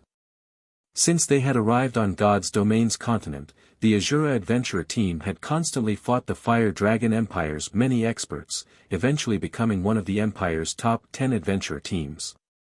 Every member of the adventurer team was proud of their development speed. But compared to Zero Wings members, their development speed was laughable. Yenya had looked forward to showing Shifeng the fruits of their labor in the Fire Dragon Empire, but it seemed that they wouldn't get that opportunity. In this map, they'd be nothing more than spectators. Hey, I want you guys to attack, too. If we work together, we'll take these monsters down faster, Shifeng addressed Azura's members, who weren't sure what they should do. Current players couldn't afford to provoke level 90 monsters, especially those in the Purple Frost field. This map was special. Not only did it prohibit all forms of teleportation, but these monsters were also quite adept at group combat. Moreover, the power of frost these monsters wielded made them difficult to fight in melee combat. If players tried to face these monsters in close quarters, the power of frost would corrode their bodies and increase their stamina and concentration consumption. While these level 90 monsters were a major challenge for other players, they were easy opponents for Zero Wing's main force members. The players on Zero Wing's main force had already reached level 86 and 87, and every one of them had merged their main weapons with a casting goldstone. If one compared their basic attributes, these players were already as strong as level 90 players. Naturally, taking out level 90 monsters would be relatively easy. Aside from filling the raid team slots, Shattering had called the Azura's main force members to join them on the Frost Monarch raid to help power level them. The Ice Crystal world was a massive goldmine, and by this point, the various superpowers had already begun to reach into that world and plunder its resources. Contending with these superpowers would be impossible with the Adventurers Alliance and Azura's current strength. Shattering needed to help them grow stronger. With Shattering's command, Solitary 9 and his comrades regained their senses and moved to join the fray. Although their DPS was a far cry from Zero Wing's main force members, they were still capable of dealing a significant amount. After nearly 20 minutes, all three frost monster groups had fallen. As the battle reached its end, Azura's members gained a huge chunk to their experience bars, surprised that their current leveling speed was several times faster than normal. The team continued deeper into the Purple Frost field for another 7 or so hours, during which time, many of Azura's members had gained another level, reaching level 79. Lifeless Thorn was now only a step away from the level 80 threshold. Under Shattering's lead, the raid team arrived before a colossal, snowy mountain. A huge cave lay at the foot of the mountain, containing a sleeping, 20-meter-tall giant with a body made of crystals. Frost Monarch, Tori, Realm Lord, Bloodline Lord, Mythic, level 90. HP 960,000/960,000,000. When they saw the Frost Monarch statistics, everyone shuddered. They didn't react this way due to the Frost Monarch's mythic rank, but because this world boss had a total of 9 HP bars hovering above its head. In other words, the Frost Monarch was a level 90 world boss. A Bloodline Lord? Even Shattering was stunned when he saw the Frost Monarch with his own eyes. Chapter 2239, Kite's Strength. When Shattering saw the Frost Monarch statistics, his expression revealed both surprise and excitement. At this stage of the game, most players wouldn't recognize the term Bloodline Lord. To put it simply, Bloodline Lords were the evolved versions of Bloodline creatures. In God's domain, Bloodline creatures could only use their Bloodline strength on an instinctive level in battle, but Bloodline Lords could fully control their Bloodline, actively using the advantages it provided in combat. To put it into perspective, a Bloodline Lord was a player that had learned a combat technique, while a Bloodline creature was a player that hadn't. Combat techniques allowed players to perform stronger attacks than normal without using skills or spells. If two players with similar basic attributes faced off against each other, the player with a combat technique would exhibit drastically higher combat power than the player without. Although Bloodline Lords were incredibly powerful, they were just as rare in God's domain. Mastering a bloodline was an extremely challenging task. Shattering had only heard of Bloodline Lords, he had never actually seen one in person. Encountering a Bloodline Lord was as dangerous as it was a blessing. Bloodline Lords commanded incredibly high combat power, akin to kings among monsters of the same rank and level. Fortunately, they were also guaranteed to drop a bloodline when they died. During Shattering's previous life, hunting Bloodline Lords was one of the more reliable ways to obtain bloodlines. Even the most common bloodline was worth as much as a fragmented legendary item. Players might not see any significant effects after first using a bloodline, but as they leveled up, those effects would become more prominent. Eventually, the bloodline's benefits would evolve from a quantitative transformation into a qualitative transformation. Commander, that's a level 90 world boss. Is that what we're here to raid? Solitary 9 nervously asked Shifeng. A world boss. Even in a massive country like the Fire Dragon Empire, world bosses were extremely rare. The Empire's various superpowers had targeted a few of the world bosses within their borders, but they had only dared to raid level 60, plus world bosses. Even so, they had incurred severe losses during those raids, sacrificing several teams to whittle the boss down and kill it. None of the Fire Dragon Empire's superpowers had even considered raiding level 70 world bosses yet. And yet, the monster before them was a level 90 world boss. This Frost Monarch could likely kill an MT like Solitary 9 in a single hit. He doubted that even Kola, Turtledove, and Yi Wumian could tank the Frost Monarch. After all, there was a full-tier difference between a great lord and a mythic monster. Moreover, the Frost Monarch would be even more of a challenge than an ordinary mythic monster as a world boss. Even Lifeless Thorn turned to stare at Shifeng. Although a part of him wanted to raid the Frost Monarch as well, current players had no hope of defeating a level 90 world boss. Moreover, it was common knowledge that players couldn't use external items during world boss raids. Players could not summon powerful monsters or use magic arrays to aid them in battle. Any external tools would lose their effects and vanish after use.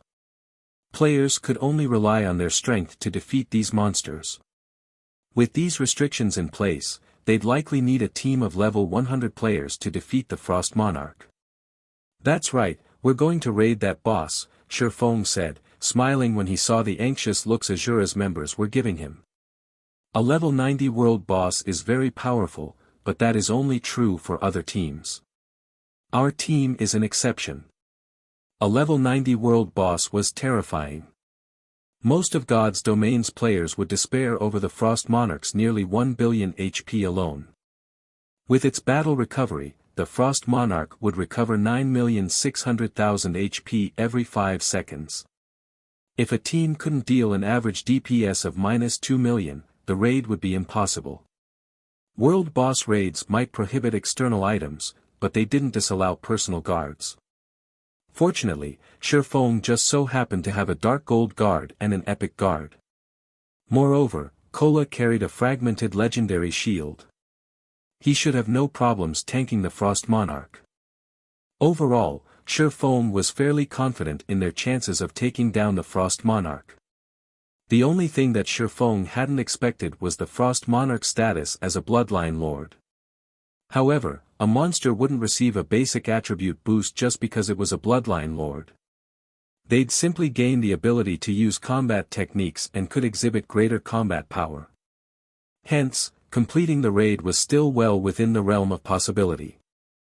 Moreover, Shifeng could not afford to not raid the Frost Monarch. This was one of the few world bosses that had the highest likelihood of dropping a bronze shop promotion order. As it was, he couldn't afford the Wanderer's shop's weekly management fee, he needed that promotion order. If he couldn't make the payments and the shop was repossessed, he'd likely lose the opportunity to own a Wanderer's shop for the rest of his career in God's Domain. After all, the Wanderer's shop only appeared at random. After confirming their target, Shifeng began to give his team their orders. Kola, you'll be the sub-tank later in the raid.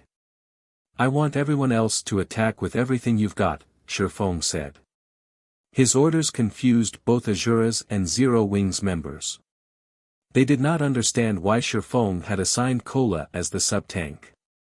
Did they have a stronger MT than Kola?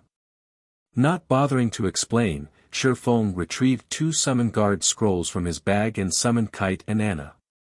2 figures appeared before the raid team a moment later.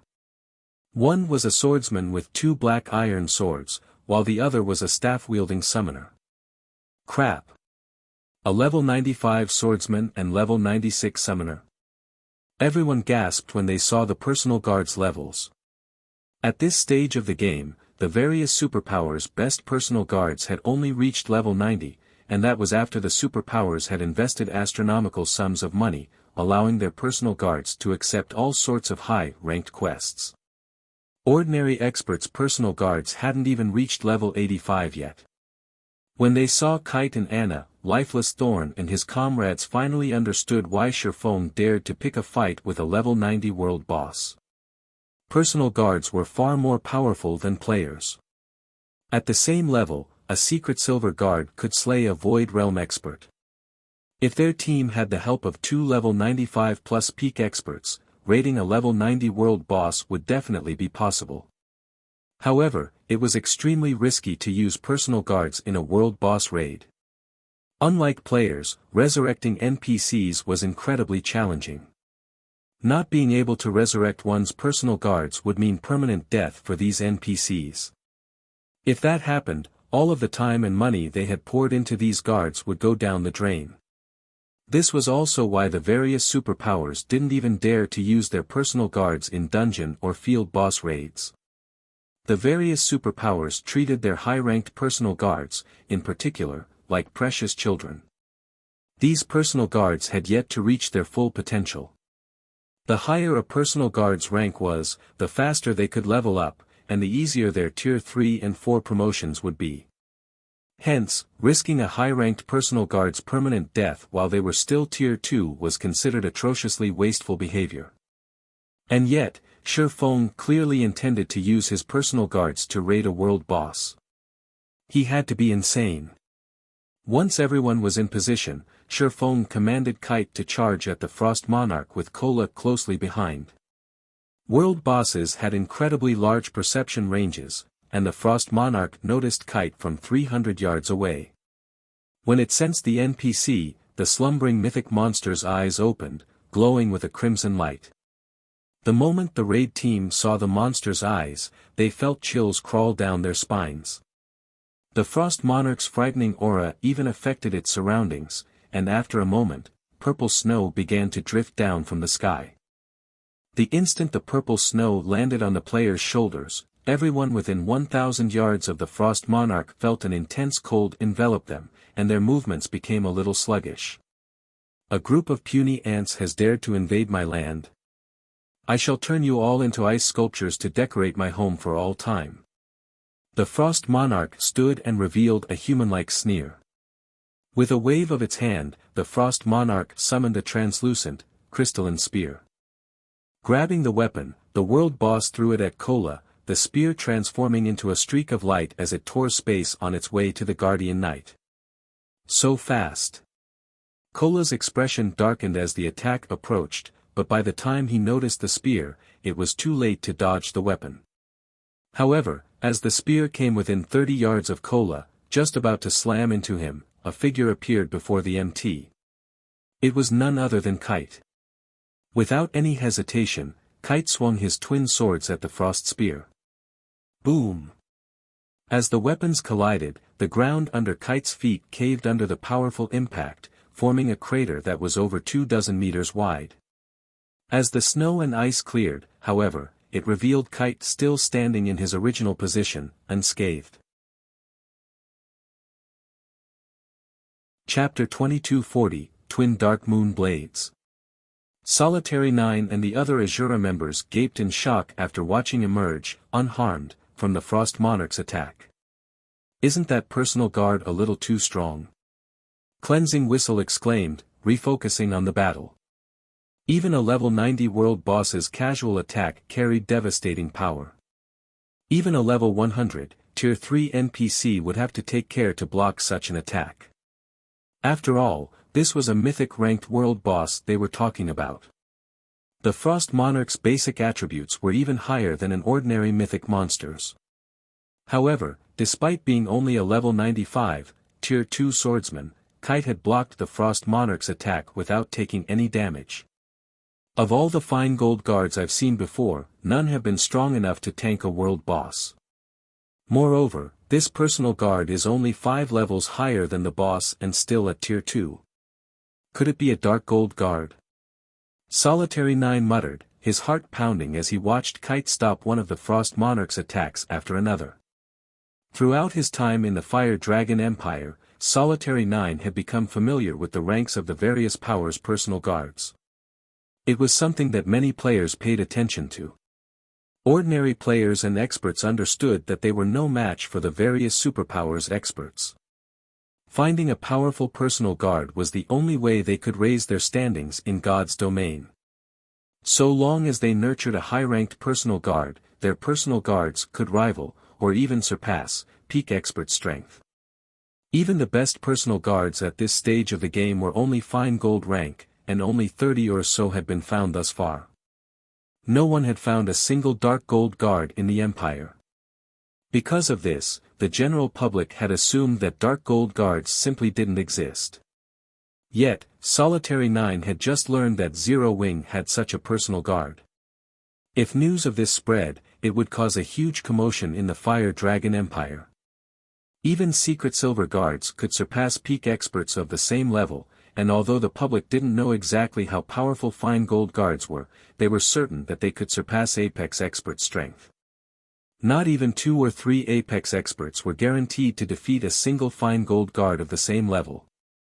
As for dark gold guards, their strength was beyond imagining. Many of the Fire Dragon Empire's players assumed that these personal guards would be invincible among those of the same level and tier, and as long as one nurtured a dark gold guard properly, they'd be able to explore God's domain undeterred. However, after witnessing Kite's performance, Solitary 9 decided that dark gold guards were even more powerful than anyone had imagined.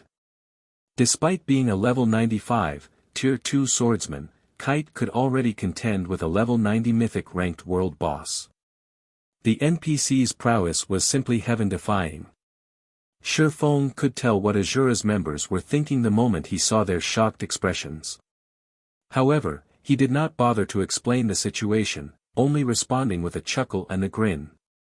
Kite was indeed a dark gold guard, but even among dark gold guards, he was exceptional. Now that Shifeng had used soul strengthening on the NPC, Kite's combat power had risen, as well. Most importantly, the black iron swords Kite wielded were the Darkmoon twins, a fragmented legendary weapon set. It was a set Kite had obtained after completing an epic quest in a secret land. Even if Kite combined the strength of 2 attacks, he wouldn't have blocked the Frost Monarch's attacks so easily without the Darkmoon twins. He would have definitely taken some damage after blocking those attacks. When Shifeng had discovered that Kite had obtained the Darkmoon twins, he had been incredibly jealous, but since the set was reserved for NPCs, he couldn't have used them even if he had taken them from Kite. With Kite acting as the lead MT, the rest of the raid team moved within 50 yards of the world boss without issues. They promptly bombarded the Frost Monarch with attacks. However, when Kite moved up to the Frost Monarch, the world boss stopped throwing its spears. Instead, the Frost Monarch wielded its weapon with both hands, sweeping the spear in a horizontal arch against the personal guard. The weapon was as thick and long as a large tree trunk, and the Frost Monarch easily reached targets that were over 20 yards away.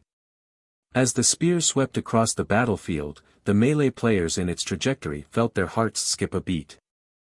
The Frost Monarch's long reach made its attacks impossible to dodge. Moreover, that horizontal sweep carried far more power than the Frost Monarch's ranged attacks. Everyone within 50 yards of the world boss felt suffocated as the wind the attack generated assaulted them. It felt as if the attack had created a vacuum. However, Kite moved to intercept the attack before it could strike any of the raid team's players. Boom! An explosion shook the battlefield, and Kite stumbled 3 steps back, a damage of over -230,000 appearing above his head. The strength in the Frost Monarch's latest attack was obviously much higher than before. When the team's players saw the damage, they couldn't help but gasp. Even Kola broke out in cold sweat. If even a level 95 personal guard like Kite took -230,000 damage after successfully blocking the Frost Monarch's attack, he'd die instantly if he tried to do so without activating a life-saving skill. Of course, the system reduced monsters' damage to a certain degree when they attacked players, but even so, how could any player have higher strength than Kite? Good. He blocked it. Shifeng breathed a sigh of relief when he saw that Kite had only lost a little over 230,000 HP. Everyone, attack the boss with everything you've got. The Frost Monarch was a Bloodline Lord, and it could use that Bloodline to increase the power of its attacks. The thrown Frost Spears had been a casual attack at best, and now that Kite was within melee range, the Frost Monarch had gotten serious about this battle.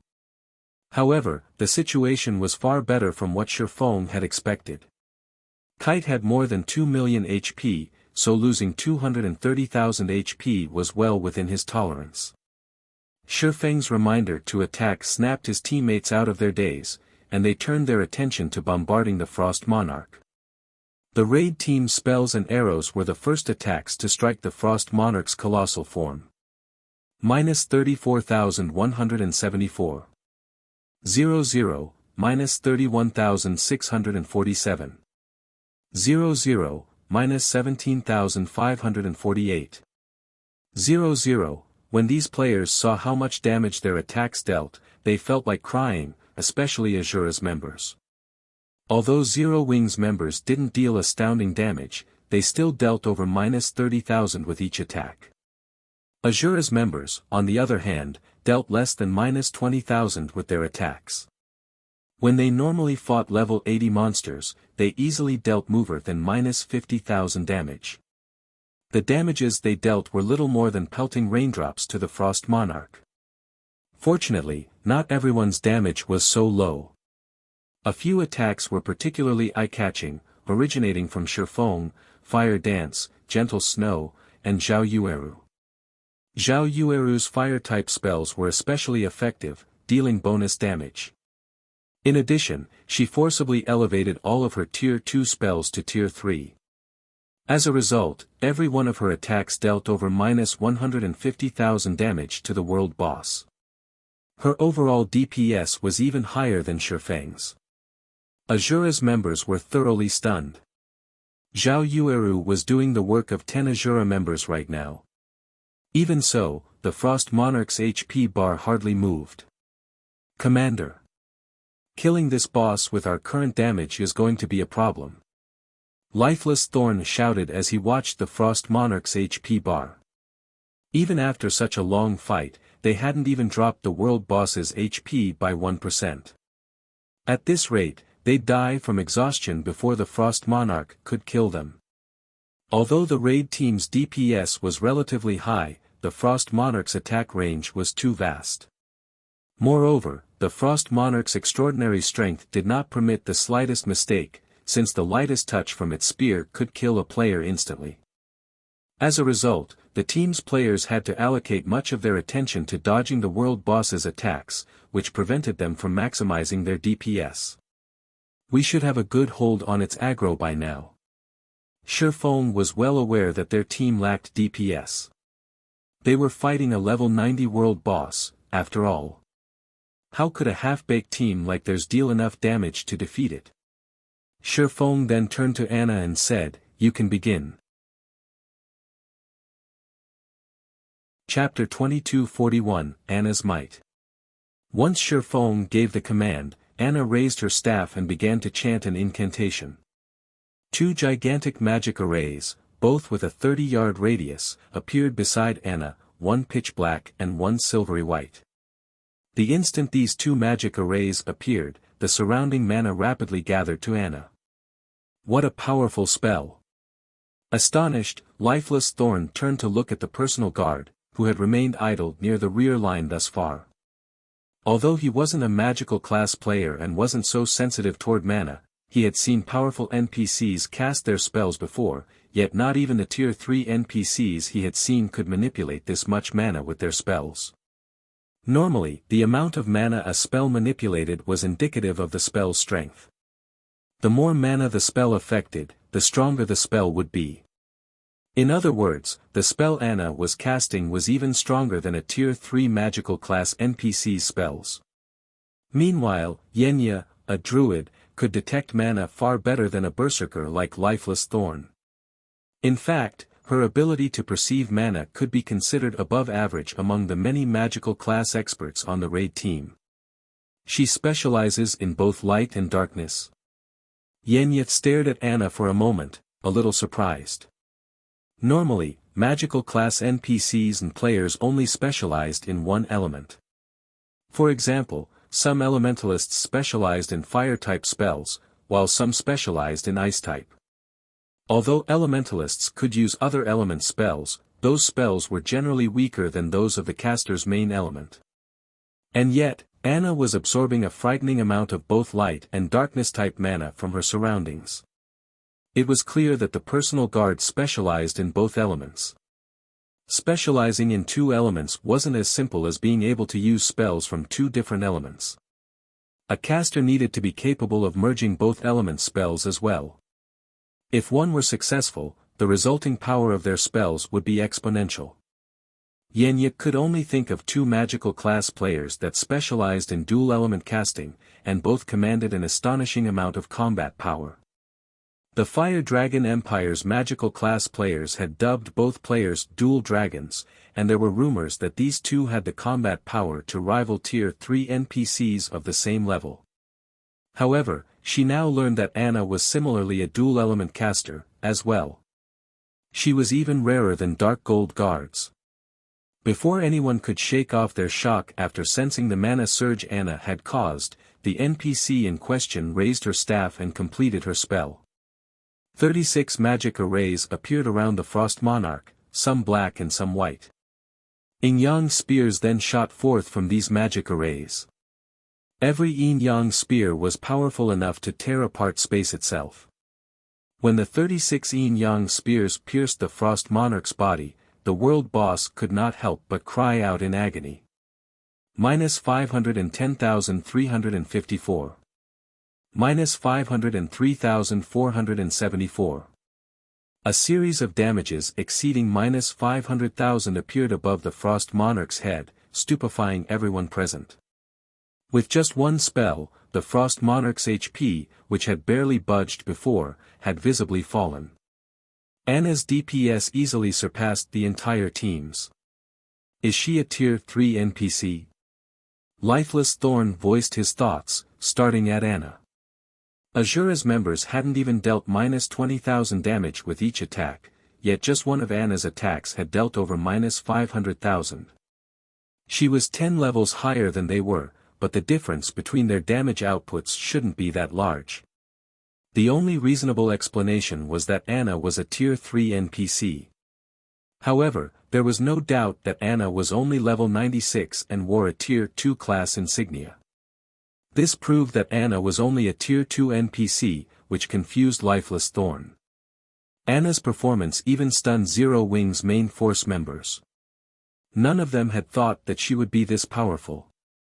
Only Shifeng remained unperturbed after witnessing the display. Anna was an epic guard. Moreover, her growth potential had risen from 105 to 113 points after she became a peak-class Yin-Yang Saint. It was the highest growth potential he had seen in any NPC. Anna had only been a level 80 NPC when she had changed classes. Now that she had reached level 96, the boons her growth potential provided were massive. After factoring in her Yin-Yang Saint class's other abilities, she had even greater combat power than ordinary Tier 3 NPCs. This was why Shifeng dared to challenge the Frost Monarch with such a half-baked team. Initially, he had wanted Anna to summon her monsters to assist in the battle, but he had decided against that since controlling so many summoned creatures would waste some of Anna's energy. That would prevent Anna from exhibiting the full strength of the Yin-Yang Saint class.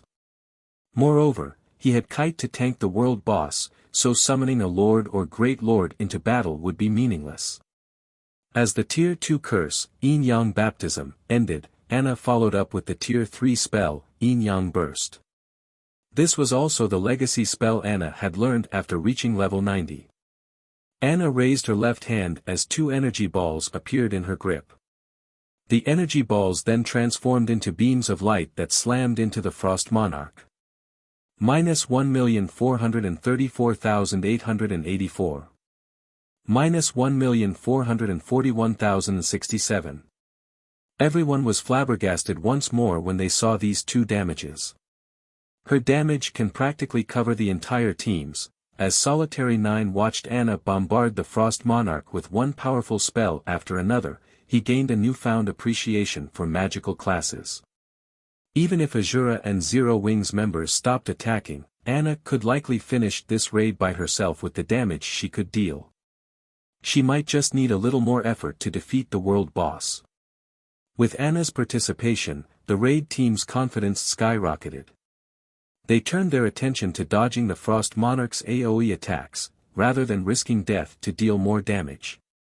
Time passed quickly, and the Frost Monarch's HP eventually fell to 20%. After such a long fight with the Frost Monarch, the raid team's members had to admit that world bosses had a variety of skills. Even with Kite tanking the Frost Monarch, players had died from time to time. Moreover, the power of frost that continued to seep into their bodies had rapidly depleted their stamina and concentration reserves. Despite fighting for less than 30 minutes, they all had less than 30% of their stamina remaining. Without Anna's help, this raid would have been impossible. The boss is going berserk.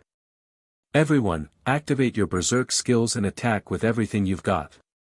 Shifeng shouted when the Frost Monarch's frost spear suddenly vanished. The Frost Monarch would become even more terrifying when it went berserk.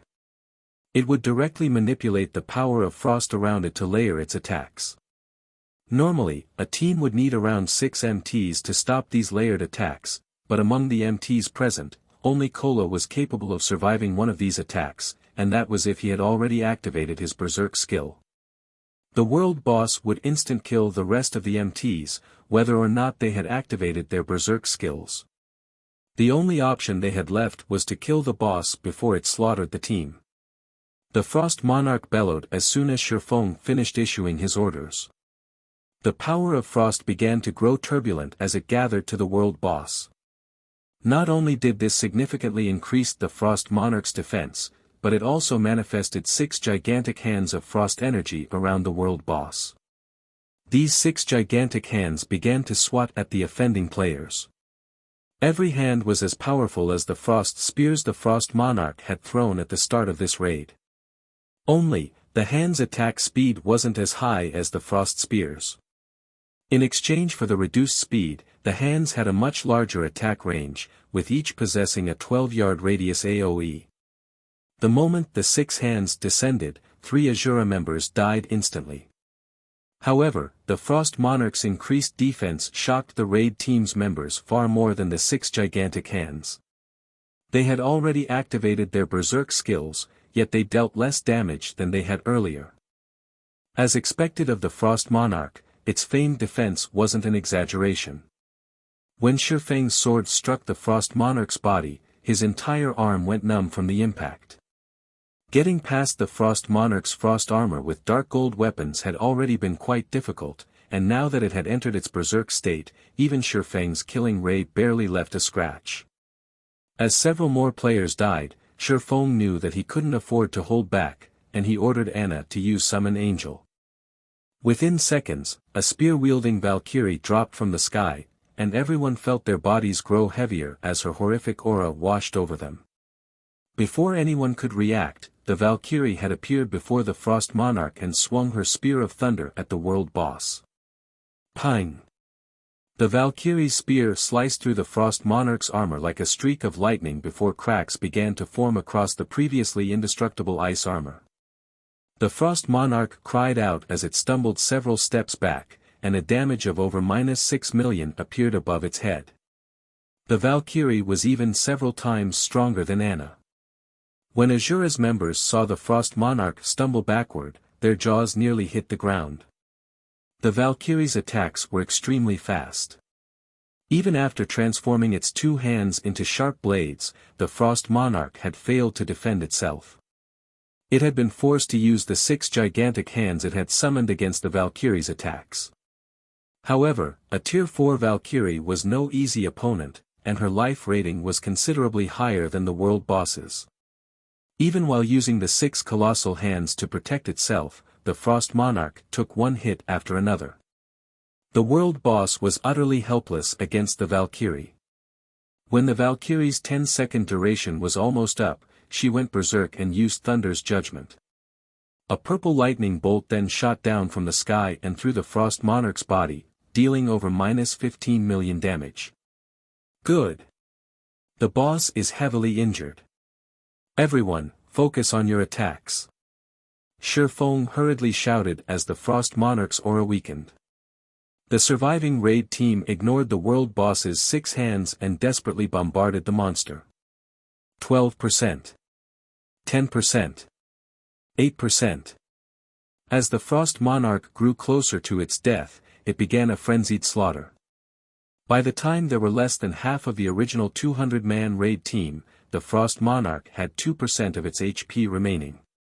Gentle Snow, Zhao Yueru, and Violet Cloud stopped holding back and used their strongest moves. Myth of Light. Frost Flame Hell. Dimensional Fracture. As these attacks struck the Frost Monarch, its HP bar visibly shrunk. Die. When the world boss had less than 1% of its HP left, Shifeng activated Divine Providence, Flame Burst, and Lightning Slash.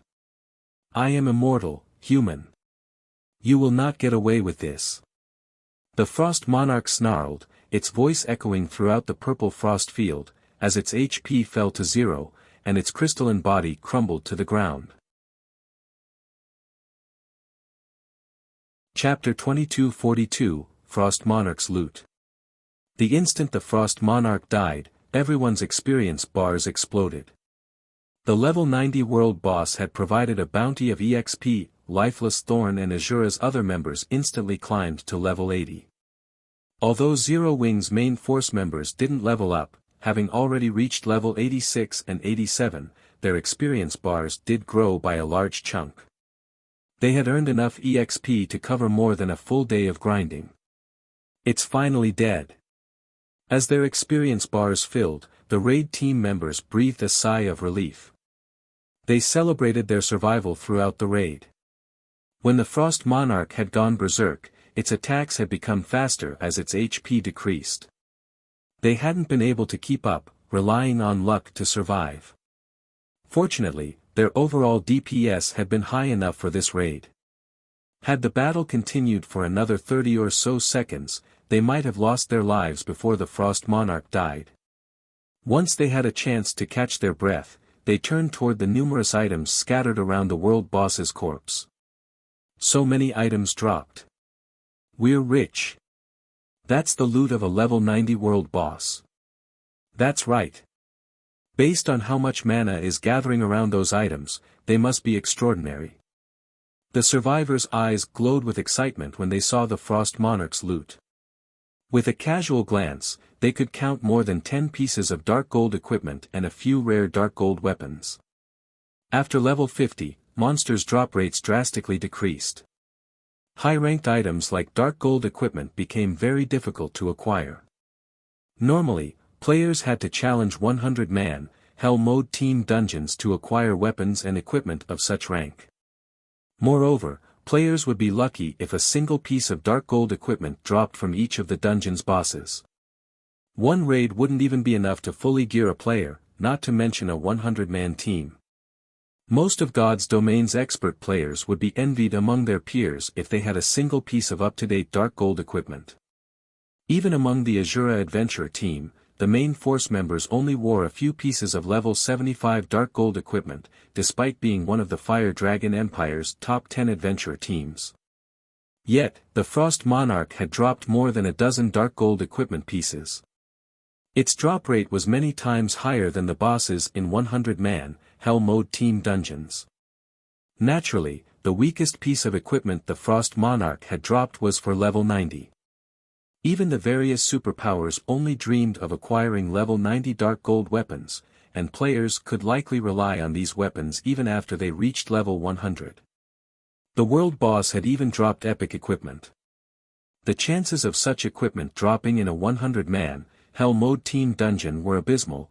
Players would only have a reasonable chance of acquiring such items if they secured the first clear.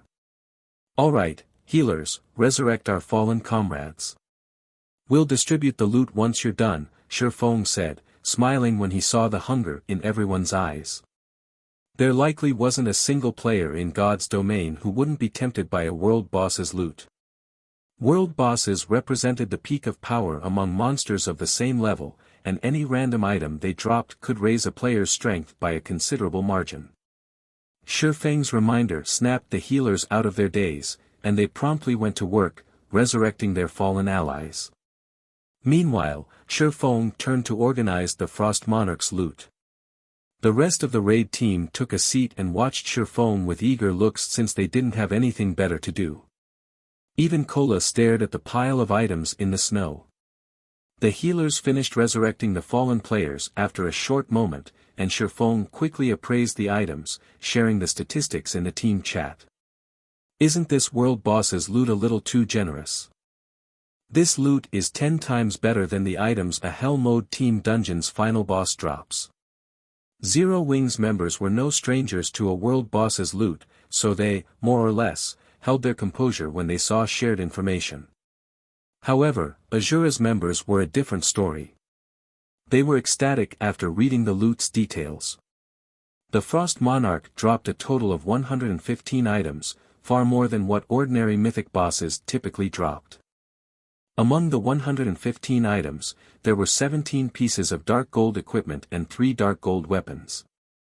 The world boss hadn't even dropped one fine gold weapon or equipment piece. They'd likely have to raid 8 or 9 mythic bosses in Hell Mode Team Dungeons to acquire so many pieces of dark gold equipment. Unfortunately, Team Dungeons had very long cooldowns, and players couldn't raid them as often as they'd like. Furthermore, every dark gold weapon and equipment piece the Frost Monarch had dropped was top tier. This Golden Razor's attributes are just as high as an epic weapon's, Kola said, astonished as he inspected a dark gold ranked greatsword. Although the Golden Razor was only dark gold rank, its attack power and strength were on par with epic ranked 2-handed weapons. Most importantly, the Golden Razor had a passive skill that allowed players to wield it as a one-handed weapon as long as they had the required 1,800 strength. In other words, players could wield a one-handed weapon with the attributes and attack power of a two-handed greatsword. This passive skill alone placed the Golden Razor at the top among level 90 dark gold weapons. Although the required 1,800 strength was relatively high to ordinary tier 2 berserkers, it wouldn't be an issue for expert players of Kola's caliber. In fact, Kola already met the requirement, despite being a Guardian Knight under level 90. He couldn't help his growing excitement when he thought about wielding a two-handed weapon alongside his shield. That's nothing. Take a look at the Extreme Frost set. It's practically made for berserkers. The 4-piece set effect even lowers the level requirement by 5 levels, on top of increasing the wearer's ice resistance by 100 and maximum stamina by 10%. The 6-piece set effect even increases the user's strength by 20% and all berserker skills by 1 tier. Blackie nearly drooled as he examined the Extreme Frost set's attribute bonuses and set effects.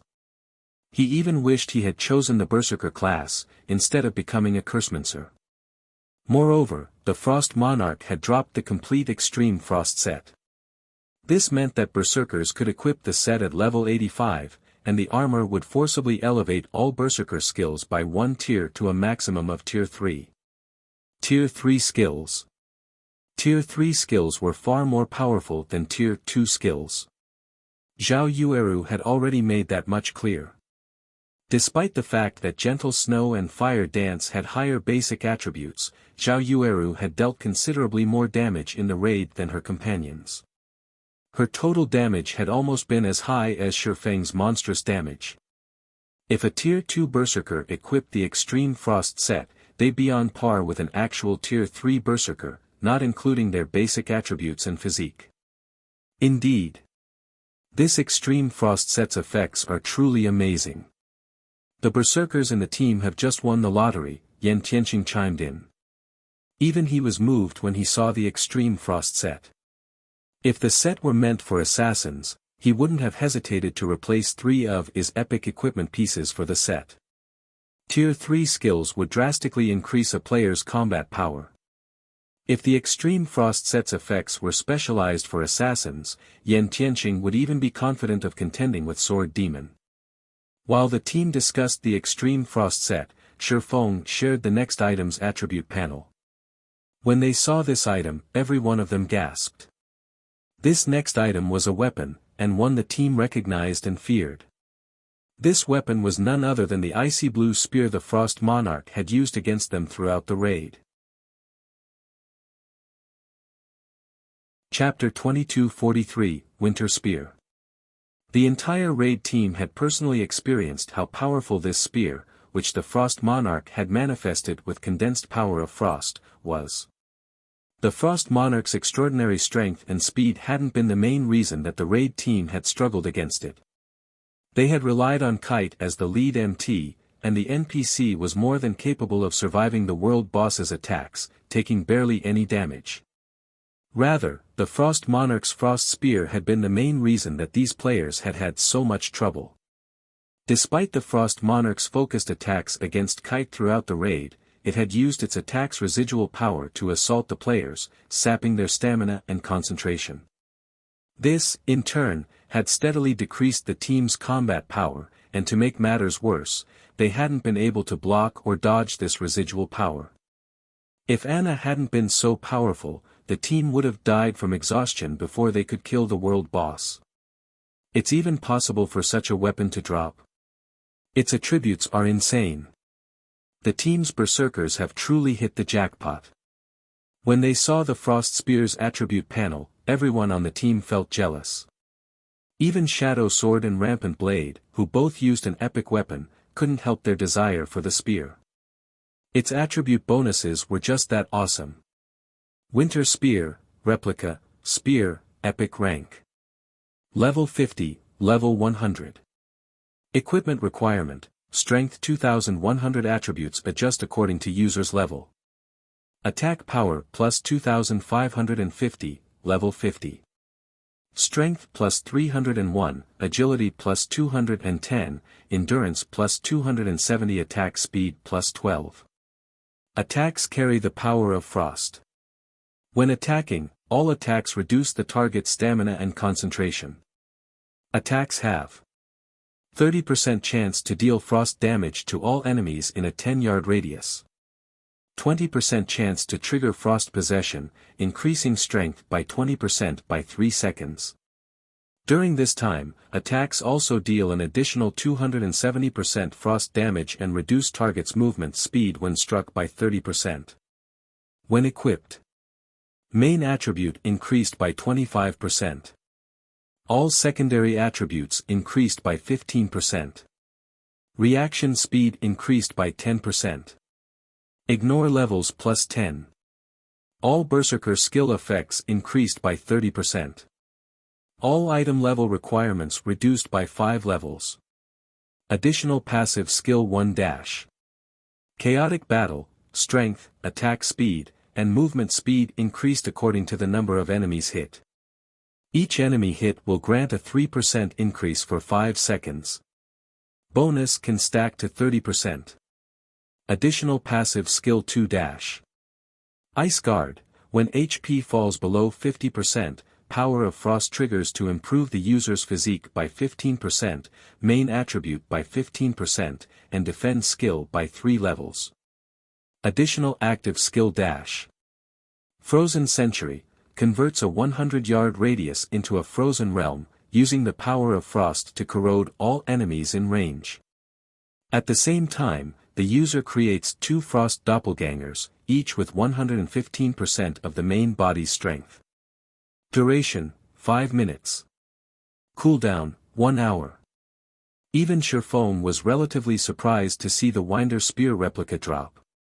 The original Winter Spear was a legendary weapon, but even a replica would be extraordinarily powerful. The epic ranked replica could likely rival an ordinary fragmented legendary weapon's strength. In terms of attack power, this replica was even stronger than Gentle Snow's Glorious Will. The only difference between the Winter Spear's replica and Glorious Will's was that the latter could be upgraded to fragmented legendary rank, while the former could not. Even so, the Winter Spear was the best weapon under fragmented legendary rank for berserkers at level 100 or below. If current players wielded this spear, their attack power would be among the best in God's domain.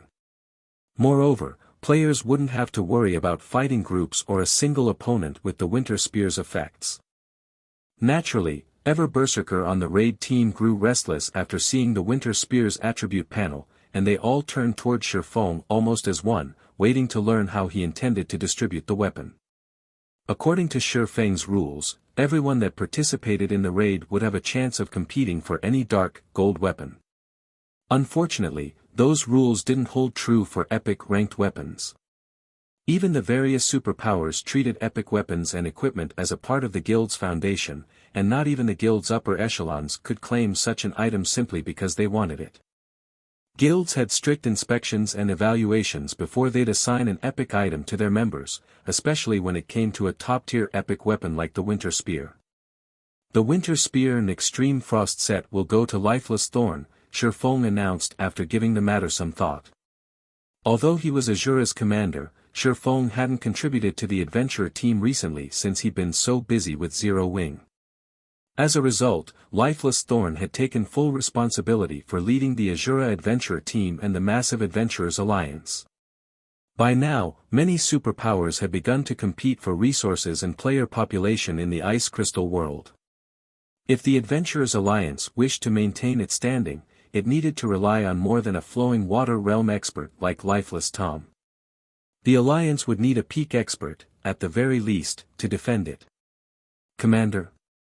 Lifeless Tom stared at Shifeng, moved. He had never expected his commander to hand him the Winter Spear and Extreme Frost set. Not even superpowers upper echelons had the privilege of using such high-quality weapons and equipment, yet despite being Azura's vice commander, he had earned the right. Adventure teams weren't nearly as restrictive as guilds, and even though Lifeless Thorn was Azura's vice commander, he enjoyed far more freedom than large guilds' elite members. Moreover, Zero Wing's members wouldn't be pleased to hear that their guild leader had given him such powerful items. The consequences were just too high. Lifeless Tom couldn't understand what Shifeng was trying to do. And yet, despite carrying an epic weapon and multiple pieces of epic equipment, he was sorely tempted to wield and wear the Winter Spear and Extreme Frost set. Refusing such a generous offer wasn't easy. Naturally, Shifeng understood what Lifeless Thorn was thinking. Taking the initiative, he said, "There's no need to say anything. Zero Wing isn't like other guilds. Azura may only be Zero Wing's subordinate adventurer team, but it's still a part of Zero Wing. As long as you perform well, I have no problems giving you weapons and equipment of this quality. I hope that you will use this weapon and set equipment to improve Azura further." Zero Wing was quite different than the various superpowers. It didn't have the support of major corporations, and it wasn't as attractive to expert players. If Zero Wing wanted to contend with super first-rate guilds and super guilds, subordinate, independent organizations like the Azura Adventurer team were necessary. Furthermore, if an adventurer team wasn't led by a powerful expert, it would struggle to develop. Although Azura was impressive enough to become one of the Fire Dragon Empire's top 10 adventurer teams, that was its limit. Growing any stronger would be an incredible challenge for the adventurer team. Unless Lifeless Thorn increased his strength, it would only be a matter of time before another adventurer team, one with a powerful background, surpassed Azura. If possible, Shifeng wanted to help Lifeless Thorn reach the Void Realm, but doing so wouldn't be easy. One would have to improve their senses on a qualitative level, which couldn't be done by simply improving one's combat standards. If it were that easy, the various super guilds would have more than just a few peak experts among their ranks. After Shifeng's comment, Lifeless Thorn turned to Zero Wing's members to see their reactions, but to his surprise, none of the main force members seemed dissatisfied with the situation. They didn't actually seem to care who received the Winter Spear and Extreme Frost set. When Azura's other members saw this, they couldn't help but feel a little ambitious. As players that had chosen to join an adventure team, they had knowingly forsaken the resources a guild could provide in exchange for more freedom. However, enjoying the freedom of an adventure team, as well as access to a guild's important resources was better than they could have hoped for. In that moment, Azura's members silently decided that they would become an even more powerful adventurer team in the future. Even if they couldn't obtain top-tier epic weapons like the Winter Spear, they'd still have a chance of securing ordinary epic weapons. Such a situation was normally unthinkable for adventure team members like them. While everyone secretly envied lifeless Tom, Sherfong revealed a playful grin as he shared the attribute panel for a jade flute. When the raid team saw this item, their jealousy of lifeless Thorn vanished. Crap. Am I seeing things? This is a flying mount. Chapter 2244, Another Flying Mount. Upon seeing the summoning flute decorated with blue runes, every member of the raid team was ecstatic. Thanks to the flying mount that had appeared in the Sea of Death, players were no longer strangers to the concept of flying mounts. News of that mount had spread across God's domain, giving countless players a new dream of obtaining one for themselves. Even Aqua Rose and Zero Wing's other main force members, who already knew that Sherfong was the owner of that mysterious flying mount, were at a loss for words, not to mention Azura's members. Except for Sherfong, they hadn't heard of any player owning a flying mount at this stage of the game. In other words, this summoning flute was only the second flying mount found in God's domain. Epic weapons and equipment might be incredibly precious, but not even the top-tier epic weapon, Winter Spear, was worth 1/10 of a flying mount. They had already experienced the benefits flying mounts had to offer, and their travel speed was simply unbelievable. A flying mount could even cross a large-scale map in no more than 2 or 3 hours. Most importantly, flying mount's combat power was incredible. Take Sherfeng's Thunder Eagle, for example. The Thunder Eagle was a bona fide Tier 3 combatant with the ability to contend with level 100 Great Lords. If they had a flying mount, they'd have their own powerful companion in battle. I won't say much about this flying mount. If you want it, fight for it. The starting bid will be 300,000 GCPs or 300,000 Azura contribution points. The highest bid wins. Sherfong said, chuckling as he glanced at the excited crowd before him. In truth, even Sherfong had been quite surprised to see the Frost Monarch drop a flying mount. Even a common flying mount was easily worth several level 100+ epic items. Although this Frostbone Dragon, the flying mount the Frost Monarch had dropped, wasn't as powerful as his Thunder Eagle, it was an intermediate extraordinary flying mount. It was even more valuable than ordinary fragmented legendary items.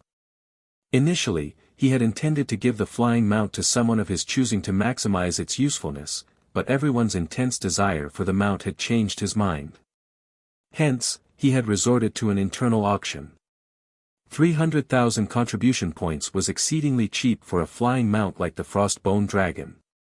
Normally, he should have set the starting bid at 3 million CPs, but since this was an internal auction, he didn't mind lowering the price. Moreover, the sooner one of his players was spotted using the flying mount, the more Zero Wing or Azura could benefit. Naturally, there was no chance of some low-ranked player claiming the Frostbone Dragon. 300,000 contribution points was an astronomical amount for both Zero Wings and Azura's members. Not even ordinary core members could afford that price. Of the 200 players participating in this raid, only a dozen or so had enough CPs to bid for the flying mount. Every member of the raid team stared at Sherfong in astonishment. They had never expected him to sell off the flying mount in an internal auction. He had even assigned the Winter Spear and Extreme Frost set to a specific player, yet the flying mount would go to the highest bidder. Most importantly, Sherfong was actually allowing them to compete for it, not keeping such a precious flying mount for himself. No other guild leader or commander would be as generous as Sherfong. It didn't take long for the raid team members to snap out of their daze after Sherfeng's announcement. I bid 300,000 GCPs. Blackie shouted, placing the first bid. In that case, I'll bid 310,000. Kola shouted, not willing to concede. Commander, I bid 320,000 CPs. Solitary 9 shouted, unable to help himself from participating in the auction. Azura's contribution system was similar to Zero Wings, and earning contribution points wasn't easy. Of course, as one of Azura's 2 vice commanders, he could afford to hand over 300,000 plus CPs. I bid 350,000 CPs. Lifeless Thorn announced. Although Lifeless Tom had already acquired a top-tier epic weapon and dark gold set equipment, the idea of owning a flying mount was simply too tempting. A flying mount would also affect his development rate, so he couldn't just give up this chance.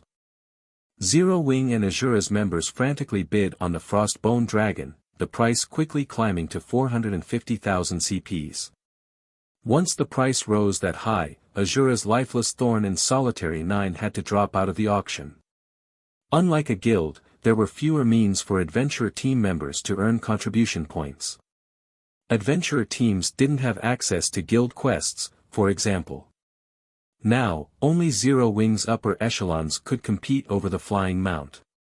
In the end, Gentle Snow had won the Frostbone Dragon for 580,000 contribution points. Although Shifeng didn't prohibit his players from borrowing points, they had silently agreed to rely on their own contribution points due to the importance of a flying mount. Their contribution points, after all, represented how much they had contributed to the guild or adventurer team. The player who had contributed the most deserved something as important and valuable as a flying mount. After the auction, Shifeng handed Gentle Snow her new Frostbone Dragon summoning flute, and she rejoiced. Ideas of how to use this flying mount swam in her head. Shifeng then let the raid team members bid for the remaining dark gold weapons and equipment, and every item had been auctioned off in less than 10 minutes. As for the other items the Frost Monarch dropped, Shifeng didn't share their information or add them to the internal auction. These items touched on guild interests. The Bronze Shop promotion order, for example, had to be kept a secret. Moreover, since the Frost Monarch was a Bloodline lord, it had dropped a Bloodline. Normally, Shifeng would have let his players take a look at an ordinary Bloodline. It's not like they were a secret among the various superpowers anymore, and some were even available for purchase in the World Summit's Divine Shrine. If players had enough points, they could even purchase a peak Bloodline. However, the Frost Monarch's Bloodline was special, and Shifeng couldn't afford to reveal it casually. Arctic Bloodline, Special Bloodline. Can be fused with a normal bloodline to produce a new bloodline. The resulting bloodline has one opportunity to evolve, and the evolution's benefits depend on the bloodline power the resulting bloodline has absorbed. The more bloodline power absorbed, the more benefits the resulting bloodline will provide. Can absorb a maximum of 100 bloodline power. Current bloodline power absorbed, 0 points. Warning. The resulting bloodline will automatically bind to the user after using the Arctic bloodline. It cannot be traded and can only be stored in the user's bag space. If the user dies, the bloodline will drop and be forever lost. System, do you wish to fuse with the Arctic bloodline? System, you have 1 hour to decide. If you fail to decide or refuse the fusion, the Arctic bloodline's power will be lost. Although Shifeng trusted these players, he had no plans to inform them of the Arctic bloodline. While the team rested, Shifeng wandered off to find a place to sit. He then agreed to fuse with the Arctic bloodline. Chapter 2245, New Bloodline. The instant Shifeng agreed to the fusion, the Arctic bloodline in his bag shot through his body and began to merge with the Dark Iron bloodline. Thus far, Shifeng had been quite satisfied with the Dark Iron bloodline.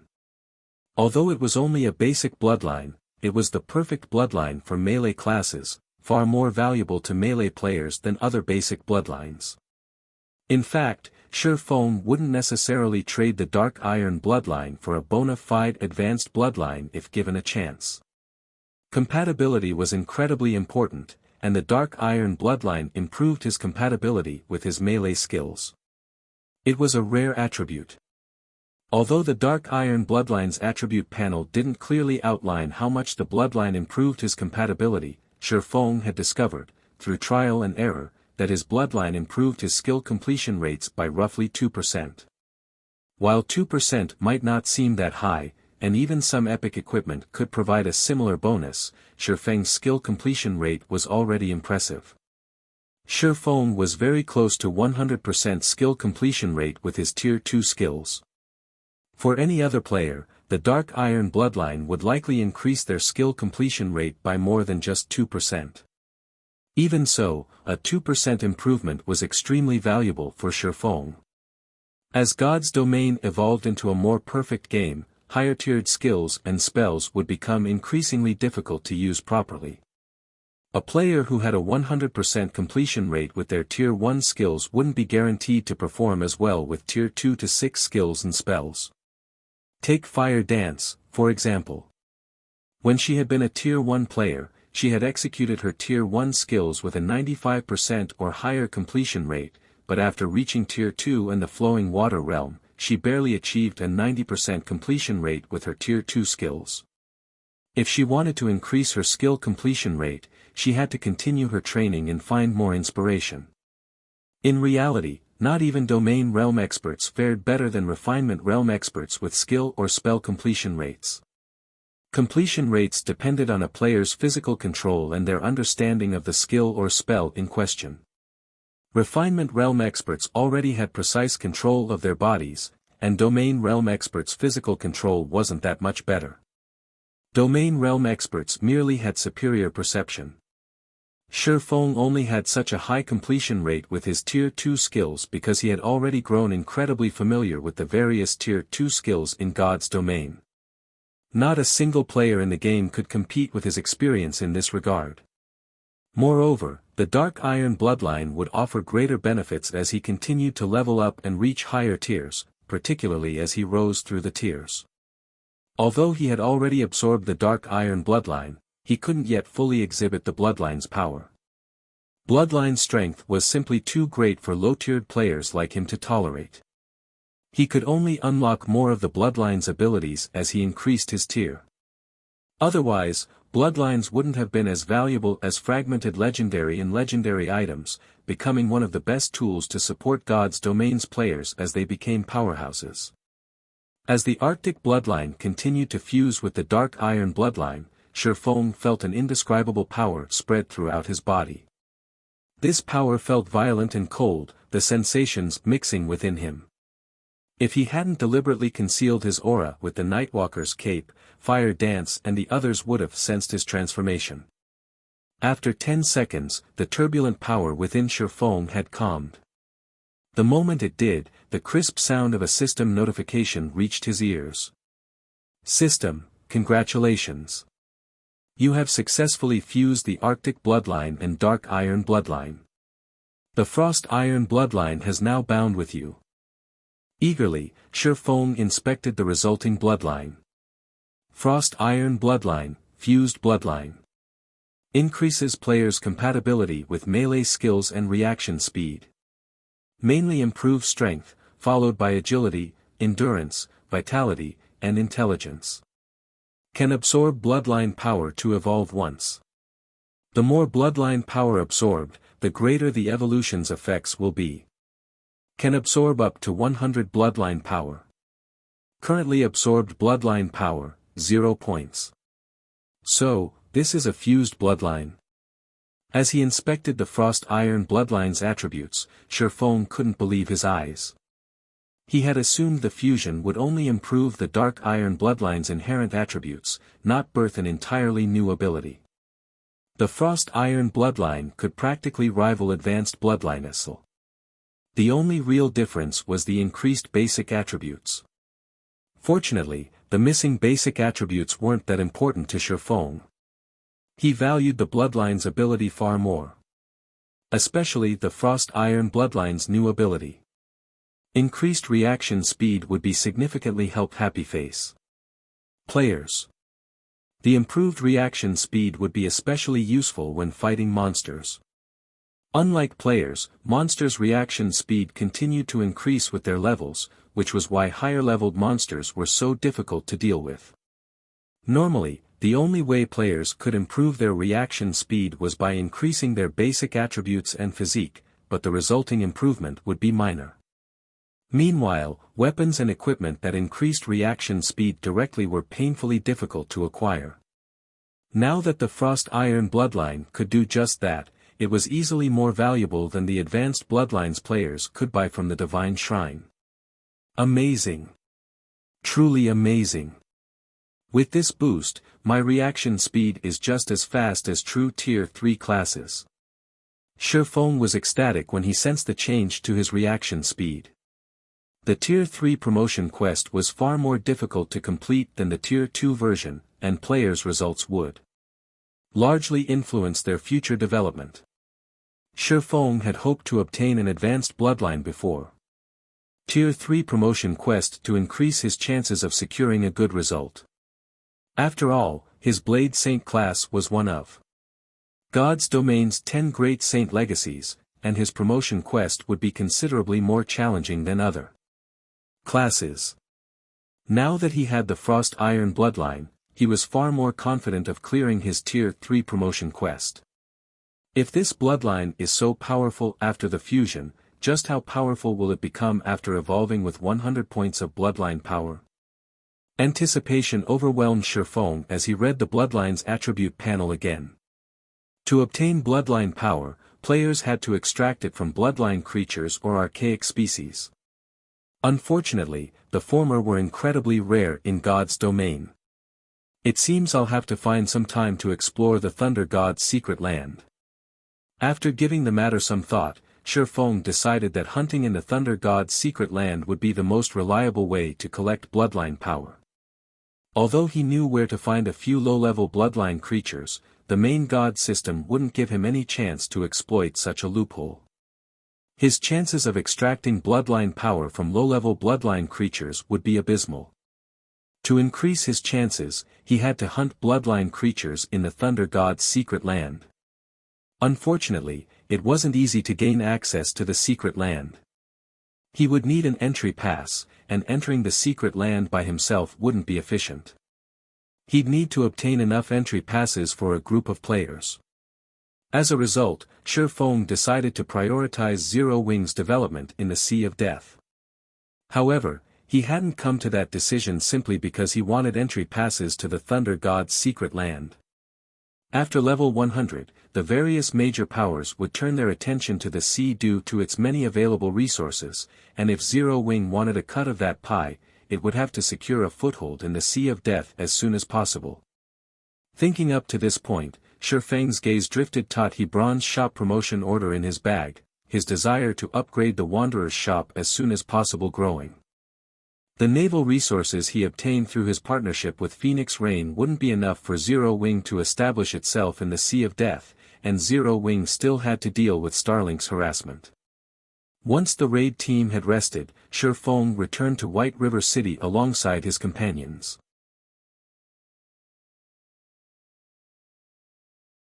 Chapter 2246, Turmoil at Dragonheart City. Starmoon Kingdom, White River City. Hashes of light illuminated the teleportation hall as Shifeng's team returned to White River City.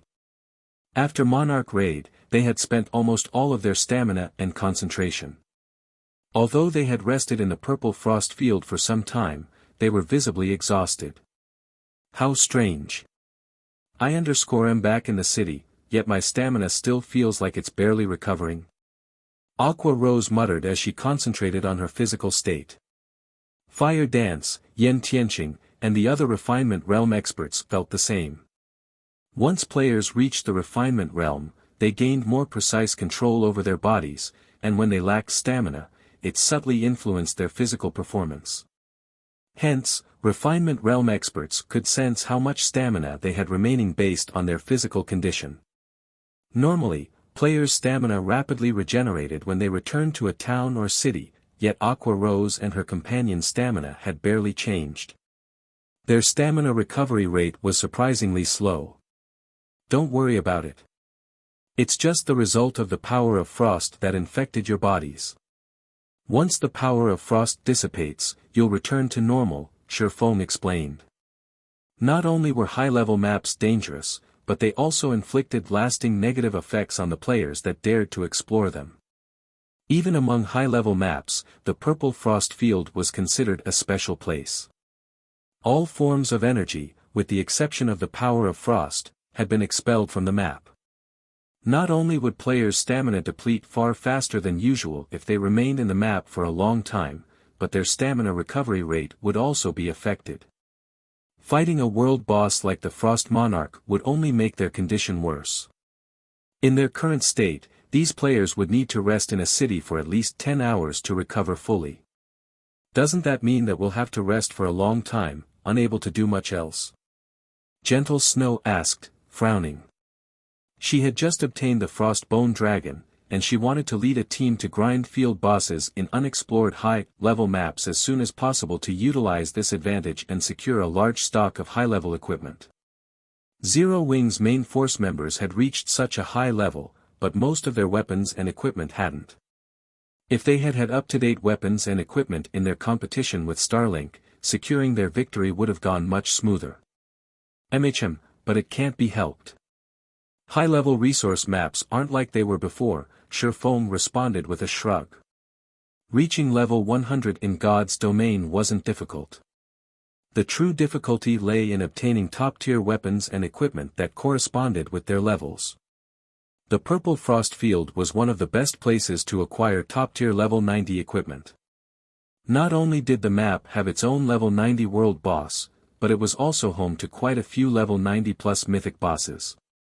Unfortunately, maps like the Purple Frost Field had their own form of special energy, so grinding for top-tier weapons and equipment was even harder than normal. In reality, the Purple Frost Field's harsh environment was gentle compared to the various maps available at that level. Some environments even affected players' physiques and basic attributes. This was also why the various minor powers and adventure teams had survived in God's domain in Shifeng's previous life. Grinding in these special maps for long periods was impossible due to their environments, and as a result, the various major powers hadn't been able to monopolize these maps' field bosses. To dominate these maps, God's domain's major powers would need a lot more manpower. This was precisely why Shifeng wanted to develop the Azura Adventure team, using it to attract more expert players. Although Zero Wing had an incredible main force, the guild's other teams lagged far behind them. Gentle Snow's and Aqua Rose's frowns deepened. This meant that their level and mount advantages weren't as great as they had thought. Forget about farming top-tier weapons and equipment for now. You should help our other members level up. Once the power of Frost's effects wears off, you can organize teams to raid team dungeons and get our raiding progress up to speed, Shifeng said, chuckling. Collecting a large stock of top-tier weapons and equipment wasn't a walk in the park. If it were, the various superpowers would have squashed the game's minor powers and adventure teams. They wouldn't have poured so much attention into nurturing lifestyle players and grinding for resources either. I'll do that, then. Gentle Snow felt helpless. She had no choice but to accept Shifeng's suggestion and take things one step at a time. After their conversation, Gentle Snow and Aqua Rose left the teleportation with the rest of Zero Wing's members. They planned to take the guild's members out to power level in high-level maps. Shifeng, on the other hand, led Azura's members to the Candlelight trading firm and loaded them up with advanced mana armor kits, all-round devices, and other consumables that the trading firm only sold internally. He also instructed Melancholic Smile and her team to produce some resistance equipment for the adventurer team members to help them develop at a higher rate. Shifeng then found a special forging room before using the Abyss Pendant to teleport to Dragonheart Island. In the blink of an eye, Shifeng appeared in an alleyway in Dragonheart City's outer area. But for some reason, Dragonheart City seemed livelier than during Shifeng's last visit. Hardly any players had spent their time in the city's outer area before, but now, he noticed a large number of players in this area of the city. Moreover, most of these players were neutral race players, not human. Why are so many neutral players here? Shifeng was astonished when he saw how many neutral players roamed the street. These neutral players were very high-leveled, with most of them at level 76 or higher. There were even quite a few level 78 players. Mainstream players had just reached level 72 and 73 at this stage of the game, so these neutral players' levels were surprising. Even most large guilds' peak experts had only just reached this level. Meanwhile, Dragonheart City was located in the Sea of Death's inner region, and the closest neutral city was very far away. There should only be a small number of neutral players that would bother traveling this far. Neutral experts weren't the only players in the city right now. There were also large crowds of experts from the various major powers and many from second- and third-rate guilds. As Shifeng observed the passing players, he noticed a familiar group. It was none other than Thoughtful Rain and Blue Bamboo, who loved to vanish from the guild, and they seemed to be in the company of Melody and a few other Ninth Heaven members. Since Shifeng was still disguised as Black Flame, Thoughtful Rain and her companions quickly recognized him. "You're here, too, Big Brother Black Flame." Blue Bamboo promptly walked up to Shifeng as soon as she saw him. Guild leader Black Flame, the half-elf Melody greeted. "Why are you guys here?" Shifeng asked, surprised. The fairy country, Melody's home country, was quite a distance away from Dragonheart Island. Traveling so far was a major challenge. "Oh. You don't know, Guild leader Black Flame?" Melody asked, giving Shifeng an odd look. "Know what?" Shifeng asked. "We're here because we've received news that a pathway to the Western Continent has appeared in Dragonheart City. All of the various major powers are heading this way to test their luck and see if they can make it to the Western Continent," Melody explained.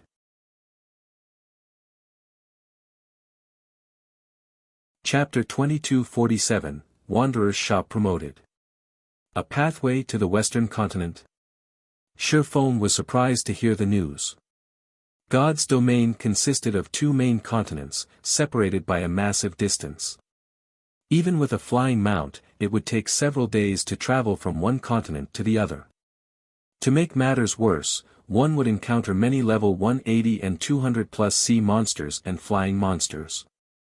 Even after players reached Tier 3 during Shifeng's previous life, very few people had been strong enough to travel between the continents. Normally, players would have to rely on teleportation arrays or special paths that had survived since ancient times. Take Starlink, for example. The guild must have secured a teleportation array that only it, alone, knew of. However, Shifeng had never heard of a path leading to the Western Continent in Dragonheart City during his previous life. Shifeng was also certain this wasn't because of a weakness in his information network or his guild's inability to learn it.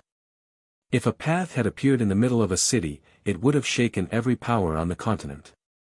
The current situation was the best proof of this. Guilds from the eastern continent's various kingdoms and empires were rushing to Dragonheart City after learning of the pathway. Even the various neutral powers were making the trip. It would be very difficult not to learn of this pathway's discovery. A pathway between the two main continents represented unimaginable opportunities and wealth. The two continents had different cultures and development goals, which was why neither Unyielding Heart nor Crimson Emperor was a match for Starlink's economic development. "I'm not sure about the exact details. I came here with a friend who is trying to find out more about the situation," Melody explained. "Big Brother Black Flame, why don't you come with us and take a look at this pathway? Rain and I have explored so many places, but we've never visited the Western Continent," Blue Bamboo invited Shifeng. "My friend has been in Dragonheart City for quite some time now, so his connections and information network are quite impressive. I'm sure he'll find the facts soon," Melody said, nodding in agreement. She had considered inviting Shifeng to join them as well, but it wouldn't be proper to invite another guild leader without a good enough reason. Since Blue Bamboo had taken the initiative to invite him, she might as well go with the flow and use this opportunity to develop the relationship between Ninth Heaven and Zero Wing. Zero Wing had prospered lately, and because of that, the Death God workshop had calmed quite a bit in the fairy country, allowing Ninth Heaven to develop peacefully. Since Shifeng clearly didn't know much about the Western continent, she could use this opportunity to earn a favor. Alright, but I have some matters to see to before I can join you, Shifeng said after giving the matter some thought. A pathway to the Western continent was indeed a tempting issue. If he could visit the Western continent this early, Zero Wing could gain access to endless wealth and resources. Since Melody was trying to do him a favor, likely to earn one back, he didn't mind taking advantage of this situation. That won't be a problem. In any case, my friend still needs some time to investigate. We'll be wandering around this area of the city in the meantime, Melody said. She secretly rejoiced when she heard Shifeng's answer. Zero Wing was already incredibly strong as a guild and was almost guaranteed to become a superpower in the future. If Ninth Heaven could secure a close relationship with the guild now, Ninth Heaven would only benefit later. Once Shifeng and the others agreed on where to meet later, he hurried toward the Wanderer's shop. Due to news of the pathway, the street the Wanderer's shop occupied, which had been deserted during Shifeng's last visit, was crowded with players. Everyone was here to learn more about this mysterious path to the Western continent. Although I'm surprised that someone has discovered the pathway, it has saved me a lot of trouble in luring customers to the shop. With a quick glance, Shifeng realized that most of the players on the street were experts. These expert players were either from guilds or well-known adventure teams. Naturally, they'd have stronger information networks than ordinary experts. Shifeng had been worried about how to lure in customers after upgrading the Wanderer's shop. Without enough customers, he wouldn't be able to sell the black market teleportation slots for a good price, but it seemed that he no longer had to worry about that. He immediately headed into his Wanderer's shop. The Wanderer's shop had a total of 3 floors, and the building itself was quite old. The items it currently sold were of little value, as well. Not even ordinary players would be interested in these items, much less expert players. The only customers currently in the shop were NPCs, and when Shifeng checked the daily transaction volume, it was pitifully low. System, Bronze Shop Promotion Order detected. Do you wish to upgrade the Wanderer's shop? Upgrade. Shifeng chose to upgrade the shop without hesitation. The Bronze Shop Promotion Order sitting in Shifeng's bag transformed into particles of light and disappeared. As it did, the shop itself began to change. The changes were not visible from outside the shop, but internally, the Wanderer's shop underwent a metamorphosis. Although the shop's first floor still looked old and tattered, the system replaced the old, garbage items. Now, the shelves held magic tools that could even tempt expert players, including Tier 2 magic scrolls. Among the various new items, one stood out to Shifeng, surprising him. The Spirit Stone. The Spirit Stone was a special type of gemstone, a consumable. It was incredibly rare, and when equipped, it would improve players' mana perception. The improved mana perception would be useless to physical class players, but to magical class players, the Spirit Stone was a priceless treasure. Their mana perception directly affected their spell completion rates. Unlike skills, casting a spell didn't rely on physical movement. Instead, it relied on players' control over mana. Naturally, a caster with stronger mana perception would have better control of their spells. Once God's Domain's magical class players discovered the Spirit Stone, they'd go crazy over it. However, when Shifeng saw the Spirit Stone's price, he broke out in a cold sweat. Each Spirit Stone actually cost 400 ancient gold. The Spirit Stone was a consumable item and would vanish after 7 days of use, but even incredibly powerful experts would need several months to earn 400 ancient gold. As expected of the black market, the prices are all fraudulent. Shifeng realized that earning ancient gold through the Wanderer's shop alone wouldn't be as easy as he had hoped. Although the Wanderer's shop's merchandise was incredible, very few players would be able to afford any of it. As for the black market teleportation slots, the 2-star shop would only sell 20 slots each day, and the minimum price for each slot was 200 ancient gold, 10% of which would go to the shop's owner. Even if all 20 sold for the minimum price, Sherfong would earn 400 ancient gold from the Wanderer's shop each day. It was an absurd amount. Players would be lucky to earn 200 ancient gold from ordinary 2-star grocery stores or smithies each day. With the Wanderer's shop, on the other hand, a player could earn double that through the teleportation slots alone. And that was only the beginning. As the shop's traffic and transaction volume increased, more teleportation slots would become available for purchase, increasing the shop's total income. It's no wonder why the various superpowers were so desperate to own a Wanderer's shop. Every Wanderer's shop is a goldmine. The daily profit from one of these shops can rival 1/5 of the income from a newly captured fortress in the Gravity Mountain range. As Sherfong browsed the shop's wares, he determined that he could earn 500 ancient gold per day if sales were good. Even the well-established first-rate powers in Dragonheart City only earned that much ancient gold per day. As for the Gravity Mountain range's fortresses, players couldn't just capture one on a whim. Unlike other fortresses, a power would need a large number of experts to garrison the Gravity Mountain range's fortresses long-term. Swarms of monsters would attack the fortresses every day, and the amount of manpower needed to run a fortress was no trivial matter. Not even ordinary superpowers would have the necessary strength to secure and profit from one of these fortresses. In comparison, the Wanderer's shop could generate 1/5 of a newly captured fortress's income without any risk. System: the Wanderer's shop has been upgraded. Do you wish to open it to the public?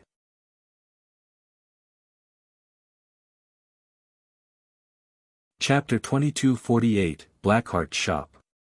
Sherfong immediately agreed to open the Wanderer's shop to the public after hearing the system notification. Although it was possible to hire more NPC staff and renovate the shop after the upgrade to 2-star status to lure in more customers, Sherfong did not have the money to do so. He only had 1,000 ancient gold remaining, and every item and service in Dragonheart City cost ancient coins. Players even had to pay to enter the World Tower. To enter the World Tower's first floor, where the Gravity Mountain range was located, a team had to pay 5 ancient copper per player. If one wished to explore the World Tower's second floor, it would cost 1 ancient gold per player. Dining in Dragonheart City was also very expensive. However, it was an unavoidable expenditure as the food and drink in Dragonheart City accelerated stamina and concentration regeneration, as well as expelling the otherworld energy that infected players' bodies, allowing players to re-enter the World Tower sooner. This was also why minor powers couldn't survive in Dragonheart City. Otherwise, the World Tower would have been crowded with players since it was such a wonderful place to level up and obtain resources.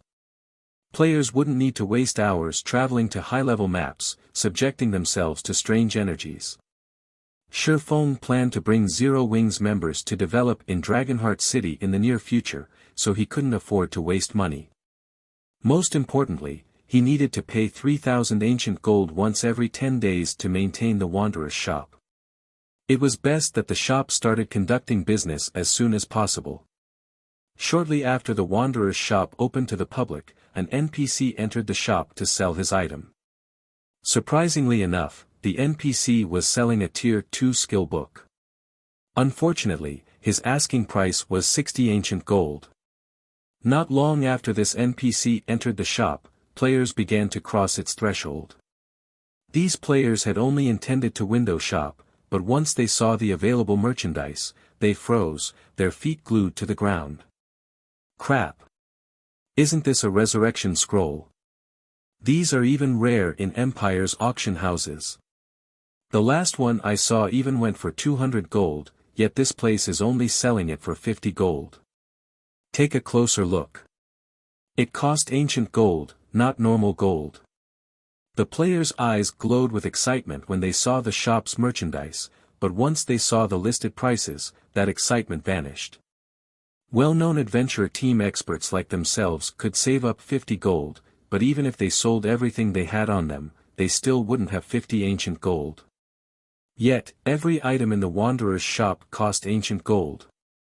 When Shifeng heard this group curse the Wanderer's shop for its Blackheart prices, he couldn't help but shake his head and chuckle. He had felt the same in the past. Despite being the guild leader of a second-rate guild, the Wanderer's shop's goods had been too expensive for him. Needless to say, adventurer team members wouldn't fare any better. Shifeng then left the shop and hurried toward the agreed-upon meeting place to meet up with Melody and the others. Since the Wanderer's shop was now open for business, it would only be a matter of time before the various major powers in the city discovered it. He would not have to worry about the black market teleportation slots selling. He had also left 500 ancient gold with the shop and instructed its NPC staff to purchase epic materials. He decided to refuse NPC's other items since he couldn't afford them at the moment. He could only slowly accumulate ancient gold through the Wanderer's shop. After a few minutes, Shifeng arrived at a bar in the city's inner area. The bar was called the Blue Rose, and as soon as he arrived, he discovered Melody's group, happily chatting with a level 79 Tigerkin Berserker. Not only was this Tigerkin Berserker very high-leveled, but his equipment was also quite impressive. The Berserker currently wore the Raging Punishment set, a level 75 fine gold set equipment. His two-handed axe also gave off the glow effect unique to epic items. The wild and powerful aura he radiated was even powerful enough to deter first-rate guild's peak experts. Moreover, Shifeng could tell he was a refinement realm expert by the Tigerkin's movements. The Tigerkin Berserker's strength was even stronger than Melody. "Big brother Black Flame, have you settled your affairs?" Blue Bamboo asked when she saw Shifeng enter the bar. "MHM, they're done." Shifeng nodded. "You're just in time. Here, let me introduce you.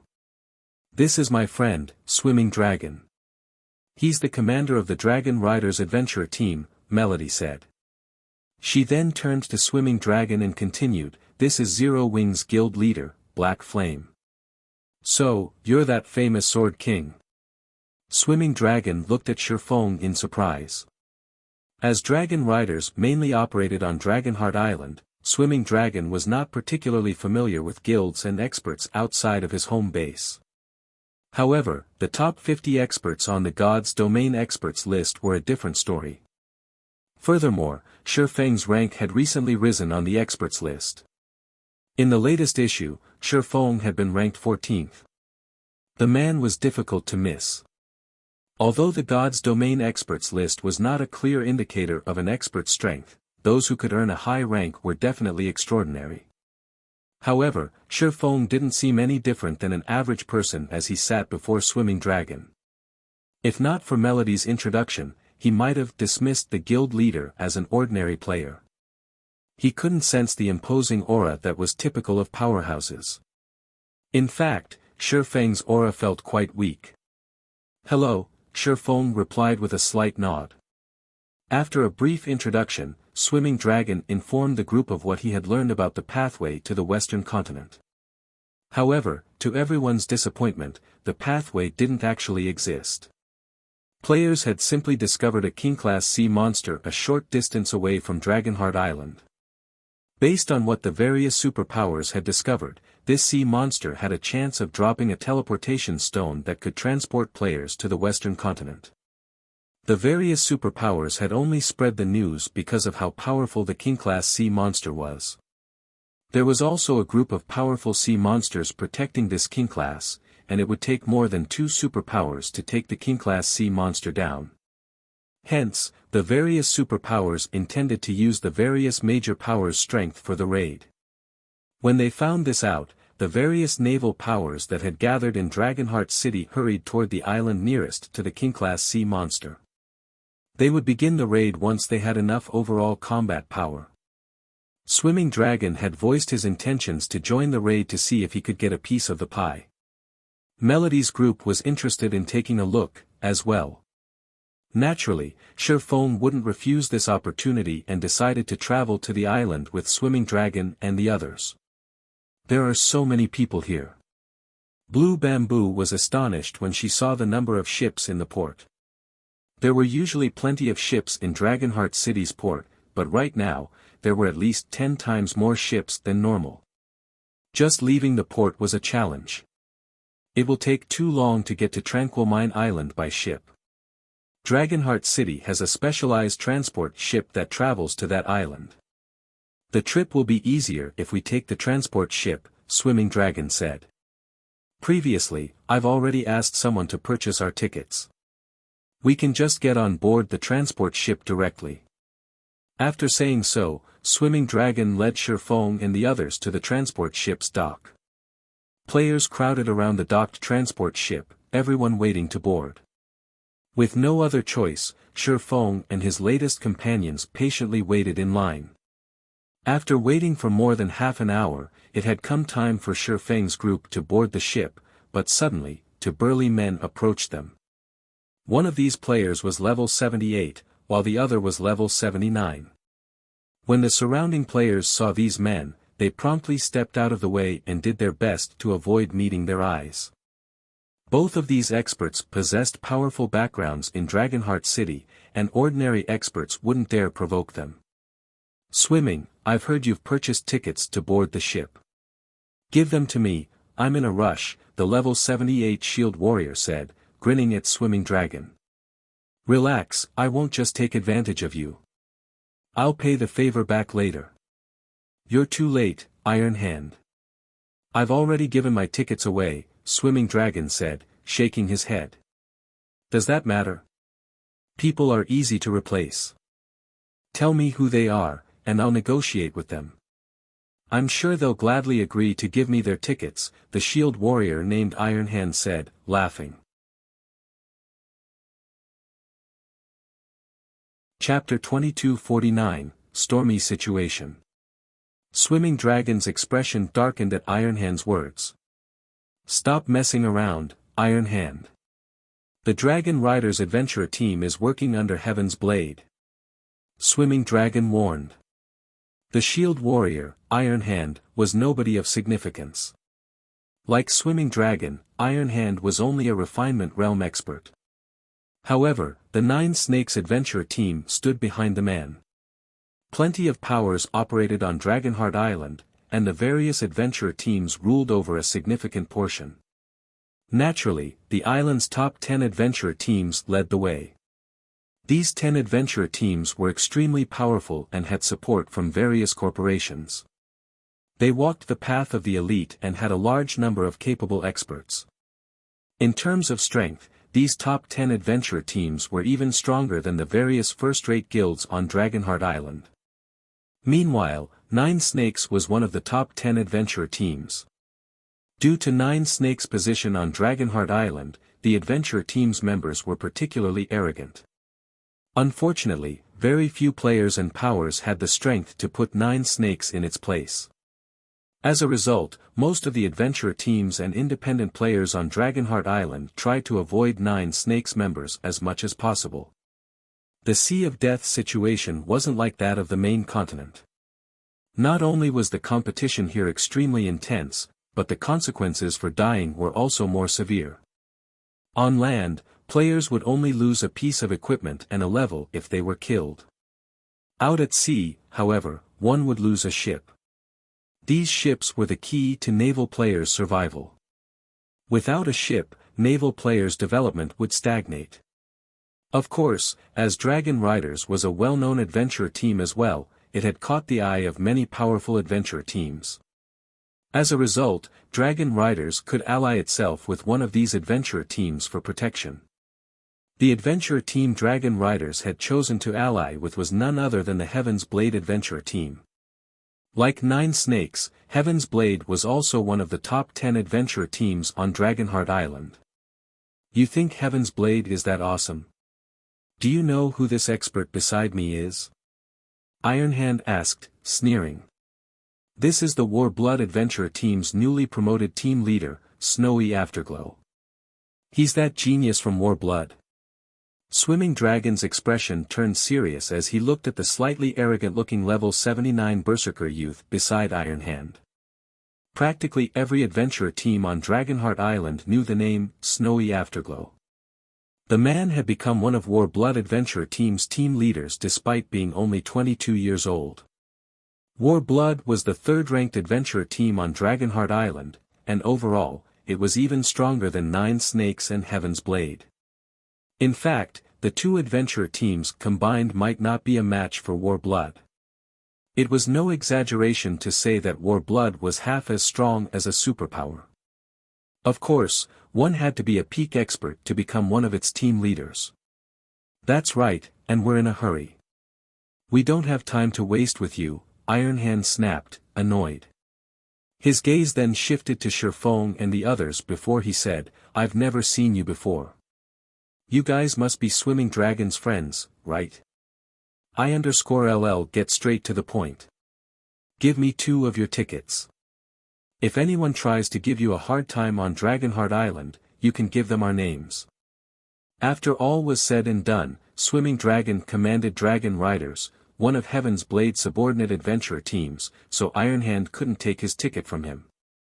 However, he shouldn't have any problems taking one of his companions' tickets.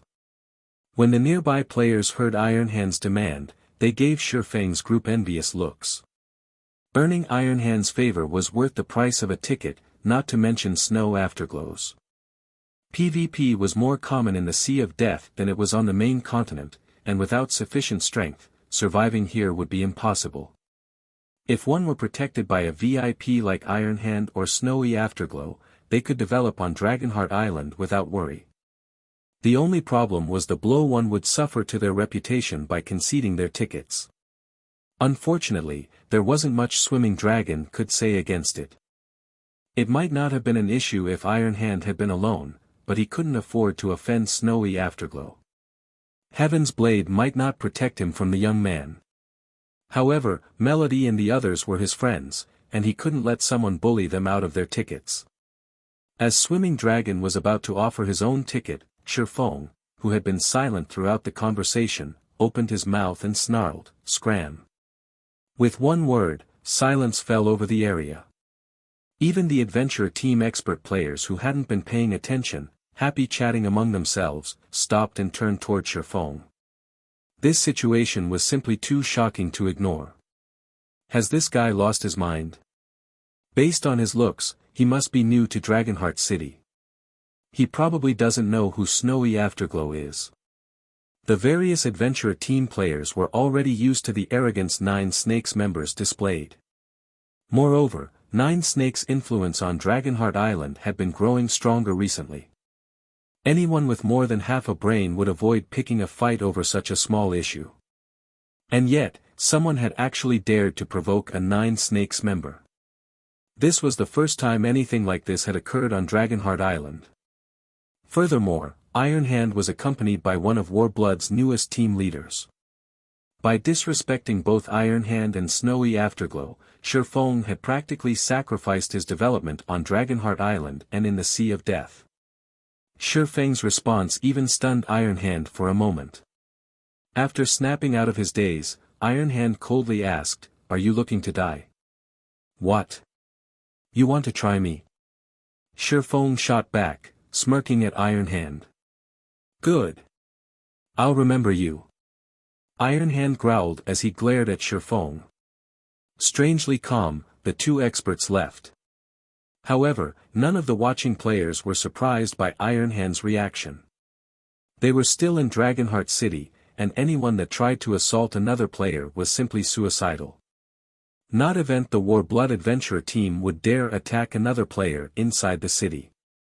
There wasn't a single power in the game that could contend with the NPC soldiers that patrolled this city. That guy is dead for sure. His life in the Sea of Death is likely over now. Not even Swimming Dragon can protect him. Regardless, it was awesome to see Ironhand so pissed.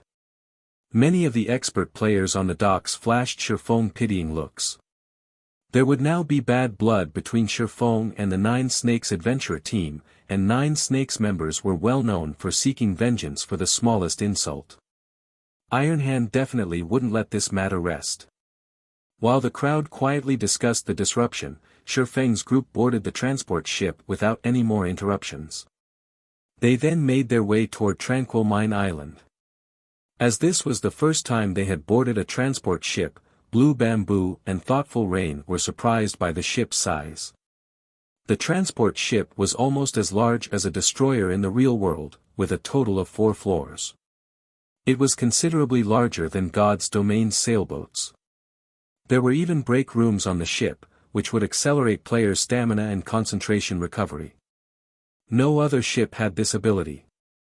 Moreover, the transport ship was very fast, even faster than a bronze speedboat. It was the ideal ship for most players who wished to develop out at sea.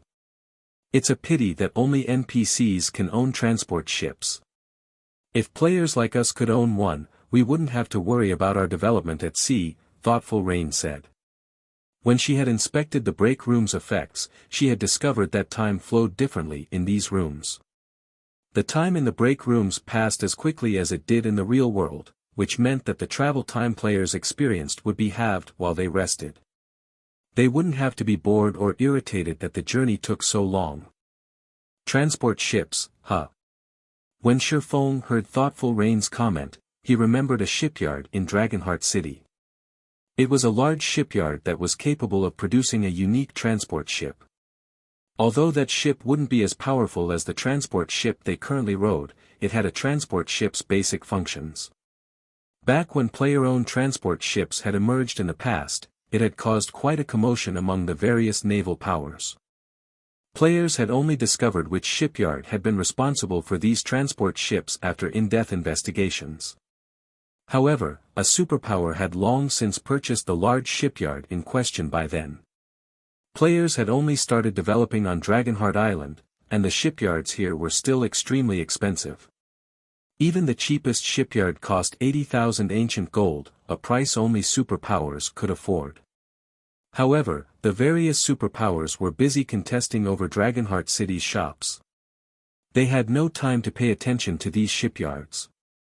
If Shifeng could purchase the large shipyard in question early on, not only would it generate a significant amount of wealth, but it would also drastically increase Zero Wing's naval strength. While Shifeng pondered over how to earn a large sum of ancient gold as quickly as possible, Swimming Dragon approached with a worried expression.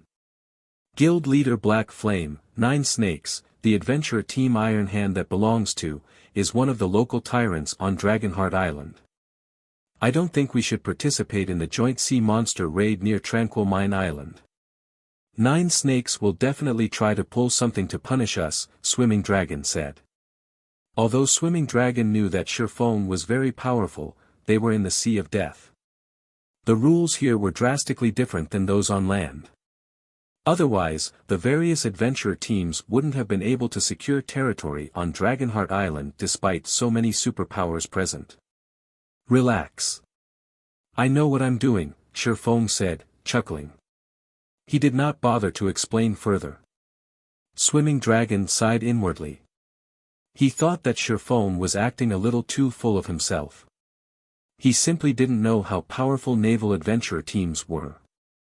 After a little over 2 hours, the transport ship finally docked on Tranquil Mine Island.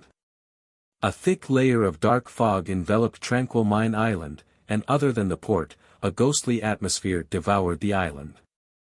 Once players set foot on the island, they'd succumb to a chill, and their reaction speeds would significantly decrease. Players could even freeze to death if they lingered for too long on the island. This was practically an island of death. However, the port was full of bronze and mysterious iron speedboats. There were even a few sailboats here. The scene was even grander than in Dragonheart City's port. Shortly after the transport ship docked and just as Shifeng and the others were about to step onto the wooden platform, they discovered a group of players before the transport ship. Every one of these players emitted a dense killing intent, and a few of them had already reached level 80. Even an expert like Swimming Dragon was afraid as he felt these players' dangerous auras washed over him. Meanwhile, 2 familiar figures led this group of experts, and they were none other than Iron Hand and Snowy Afterglow. Brat! You were quite bold earlier. Would you dare repeat yourself now?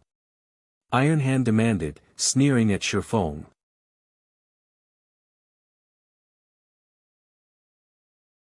Chapter 2250, A Person You Shouldn't Provoke. When the players on the transport ship saw the small fleet surround them, they couldn't help but grow nervous. Combat was a daily occurrence for Dragonheart Island's players, whether it be against sea monsters or players. Although large-scale naval PvP was common as well, none of those battles had involved a fleet as powerful as the one around the transport ship. Over 20 speedboats had the larger ship surrounded, 8 of which were bronze speedboats, and 1 was mysterious iron rank. Nine Snakes' grand display of strength even surprised the other powers on Tranquil Mine Island, not to mention the players aboard the transport ship. These powers' upper echelons immediately ordered an investigation into this matter. "We're doomed." Swimming Dragon stared at Nine Snakes' fleet with a grim expression. He hadn't expected Iron Hand to be so vicious. An ordinary adventurer team would be fortunate to have a single advanced speedboat in their fleet. The Dragon Riders were lucky enough to have 2 bronze speedboats, which were the reason that the adventurer team had become quite famous and gained some influence on Dragonheart Island. Yet, the Nine Snakes adventurer team had dispatched a mysterious iron rank and 8 bronze-ranked speedboats. Even if they could sprout wings and fly, they wouldn't escape Nine Snakes' encirclement. Unlike on land, there wasn't anywhere players could flee to at sea, especially when they were surrounded by a powerful enemy. Even if they had a bronze speedboat on their side, escape would be impossible. "Are we in trouble, Big Brother Dragon?" Blue Bamboo asked curiously. Since she was not familiar with naval players' ways, she didn't understand why everyone seemed so nervous about the few speedboats around them. "Trouble is an understatement," Swimming Dragon replied, gesturing to an elementalist aboard Nine Snakes' mysterious iron speedboat with a bitter smile. This elementalist was clad in pitch-black robes and wore a silver mask. "If we only had to face Iron Hand, I could find a way out of this, but that is Nine Snakes' vice-commander, Undefeated Star. He used to be the Nine-Star family's vice-guild leader, but he left the Super First-Rate Guild a few years ago for some unknown reason and joined Nine Snakes. He is also one of the few naval legacy holders in the Sea of Death. Countless seafaring players dreamed of obtaining a naval legacy. Naval legacies might not be of much help, or any, to players on land, but they could help a seafaring player become an overlord on the open water. Picking a fight with a naval legacy holder at sea was suicidal. After listening to Swimming Dragon's explanation, the other players on the transport ship turned to Shattering. Sure enough, the Nine Snakes adventurer team really shouldn't be provoked. That guy might have enjoyed a moment of glory, but now, he'll pay for it. I hadn't thought that Nine Snakes would respond so ruthlessly. Even Undefeated Star is here. Friend, Undefeated Star is vicious. It's best if you apologize. Otherwise, they might hunt you down and kill you back to level 0. I've heard that Undefeated Star has a special tool that can double the death penalty, and Nine Snakes has quite a few expert trackers.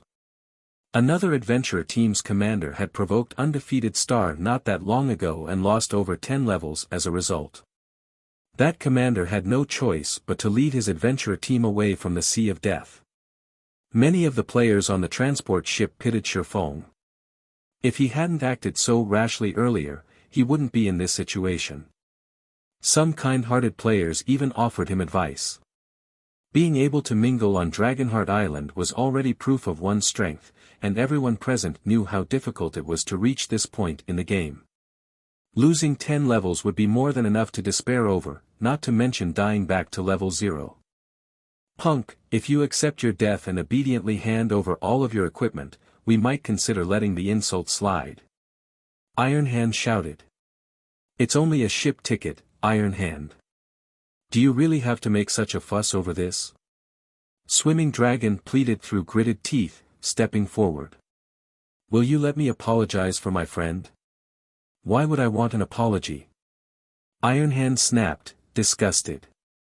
"I had to mobilize Nine Snakes' mysterious iron speedboat just to get to Tranquil Mine Island. Do you really think an apology can make up for that? I know you're a righteous person, Swimming Dragon, but your friend has disrespected our adventure team. Do you think we can let him get away with that without paying a price? Undefeated Star asked Swimming Dragon before shifting his gaze toward Shifeng. What do you want? Shifeng asked. Kneel, apologize to my friend, and offer 1,000 ancient gold as compensation. Do that, and we'll consider this matter settled, Undefeated Star said as he gestured to Snowy Afterglow, who stood beside him. 1,000 ancient gold. 9 snakes really is ruthless. An ordinary adventurer team on Dragonheart Island would be lucky to have a few dozen ancient gold. I'm not sure even well-known adventurer teams can fork out 1,000 ancient gold. Many of the spectating players gasped and they heard Undefeated Star's demands. Every player on Dragonheart Island knew how difficult it was to acquire ancient gold coins, yet Undefeated Star demanded 1,000 ancient gold as compensation, in addition to an apology. Undefeated Star was practically shoving Shifeng toward his doom. Isn't this going a little too far, Vice Commander Star? My Dragon Riders adventurer team is working under Heaven's Blade. I hope that you will consider taking a step back out of respect for Heaven's Blade. Swimming Dragon tried to reason with the man again. Swimming Dragon hoped that he could convince Undefeated Star to back off by dropping Heaven's Blade's name. Heaven's Blade was the 5th-ranked adventurer team on Dragonheart Island, a rank higher than 9 snakes. If Heaven's Blade found out that 9 snakes refused to show respect, the larger adventurer team would take action. You're so brave to negotiate with Brother Star, Swimming Dragon. Not even Heaven's Blade's vice commanders would dare to speak to him that way. Ironhand said, sneering at Swimming Dragon. Of course, if Commanders Vi were here, it might be a different story. Heaven's Blade had 4 vice commanders, but none of them was a match for Undefeated Star. Only Zvi, Heaven's Blade's commander, could suppress him. Swimming Dragon couldn't think of a response. He simply wasn't important enough to ask for help from Heaven's Blade's vice commanders, much less from Commanders Vi. Since 9 Snakes Undefeated Star has spoken, that guy can only pay his due. I know some people are strong enough to save him, but those powerhouses don't just show up to help anyone. None of the spectators found anything wrong with Ironhand's statement. It was true that Swimming Dragon didn't qualify to negotiate with Undefeated Star. In fact, if Undefeated Star was in a foul mood, he might decide to take out Swimming Dragon along with Shifeng. I don't know who you are, punk, but you should be careful of who you provoke in the Sea of Death, Ironhand said, smirking at Shifeng. Well. Hurry up and apologize to Brother Afterglow. The moment Ironhand finished speaking, a blue sword light shot toward him. Instinctively, he tried to defend himself, but the attack had been too fast.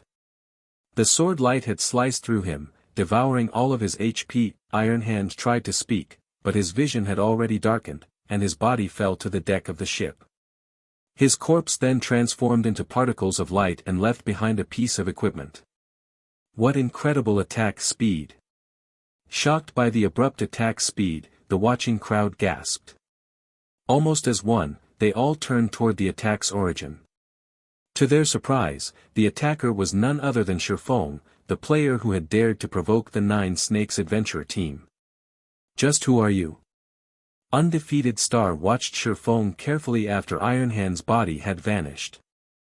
A person you shouldn't provoke, Shifeng said, chuckling as he sheathed Killing Ray and stared back at Undefeated Star.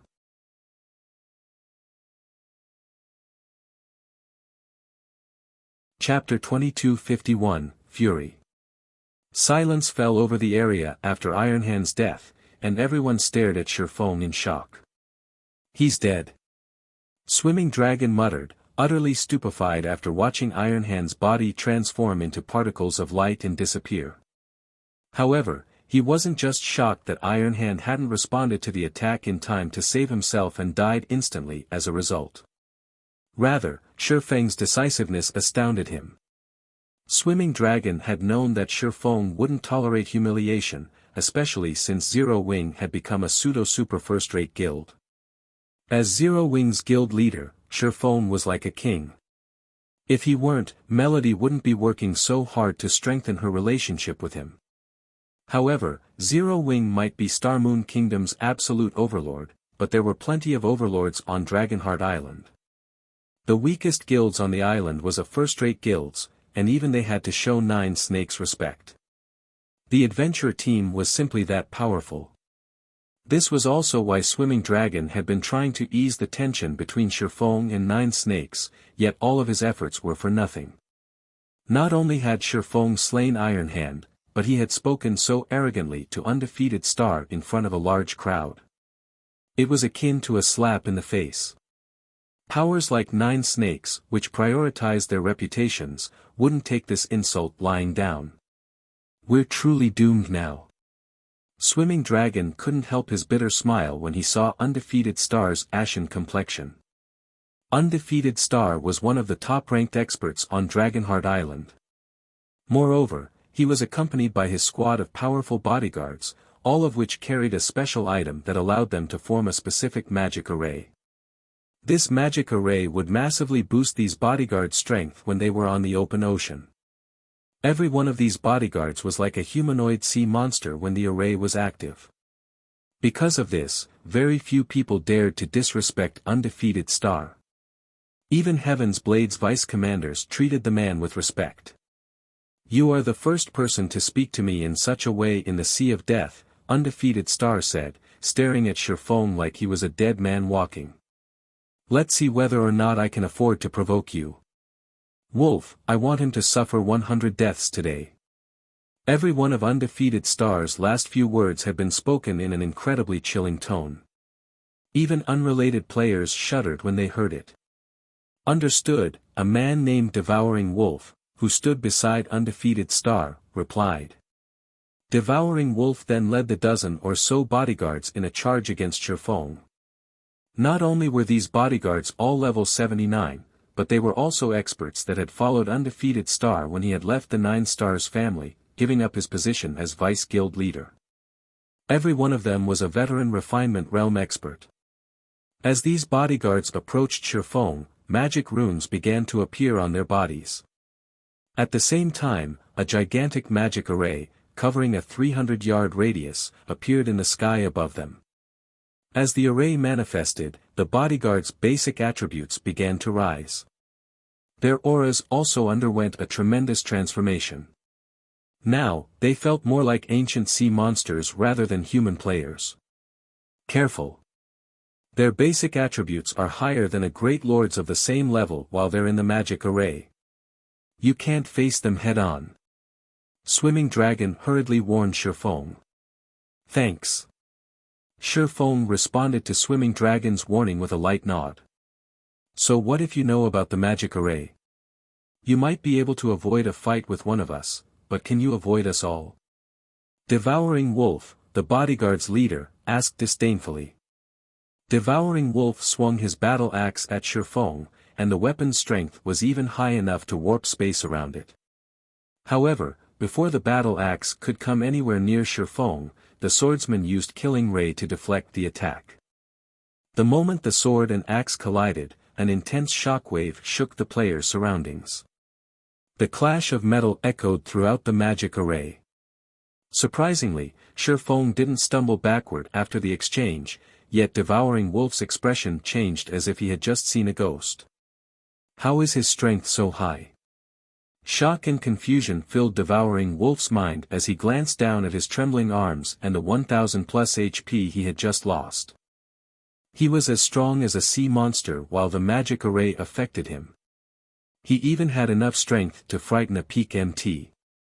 However, when his axe had met Shifeng's sword, he had actually taken damage. Swimming Dragon gaped at the two fighting players. Devouring Wolf wore even better equipment than he did, and while the magic array affected the bodyguard, even he'd have to activate a berserk skill to match Devouring Wolf's strength. However, Devouring Wolf had taken damage after charging at Shifeng. Not bad. I can see why Nine Snakes has become one of Dragonheart Island's top 10 adventure teams, Shifeng said, chuckling at Devouring Wolf's frightened expression. Now that you've attacked me, I should return the favor. Shifeng then swung Twilight Blade. A sword light sliced at Devouring Wolf, and although he had seen it coming, he hadn't been able to keep up with the attack speed no matter how hard he tried to block it with his axe. In the end, Devouring Wolf could only watch as the sword light passed through his body. His HP then plummeted, only stopping after it had hit 0. A moment later, Devouring Wolf's vision faded to black, and his body collapsed to the deck of the transport ship. Devouring Wolf was dead. Despite their many years of combat experience, Undefeated Star's other bodyguards were stunned when they saw this. For a moment, they even forgot to surround and attack Shifeng. However, Shifeng did not wait for these players to recover from their daze, and he charged forward. Shadow Blade. Immediately, 10 sword lights flew at the remaining bodyguards. After acquiring the Arctic Bloodline, Shifeng had practically become a Tier 3 player. He only lacked the ability to use Tier 3 skills. The difference between Tier 2 and Tier 3 players was even larger than the difference between Tier 1 and Tier 2. The most obvious difference was the player's reaction speed. It was no longer a gap that could be shortened through basic attributes. Every one of Undefeated Star's bodyguards died in less than 20 seconds, and as a result, the magic array vanished. The only evidence that they had been here was the several equipment pieces they had left behind. Vice Commander Star, do you still think you can afford to provoke me? Shifeng calmly asked as he sheathed his swords.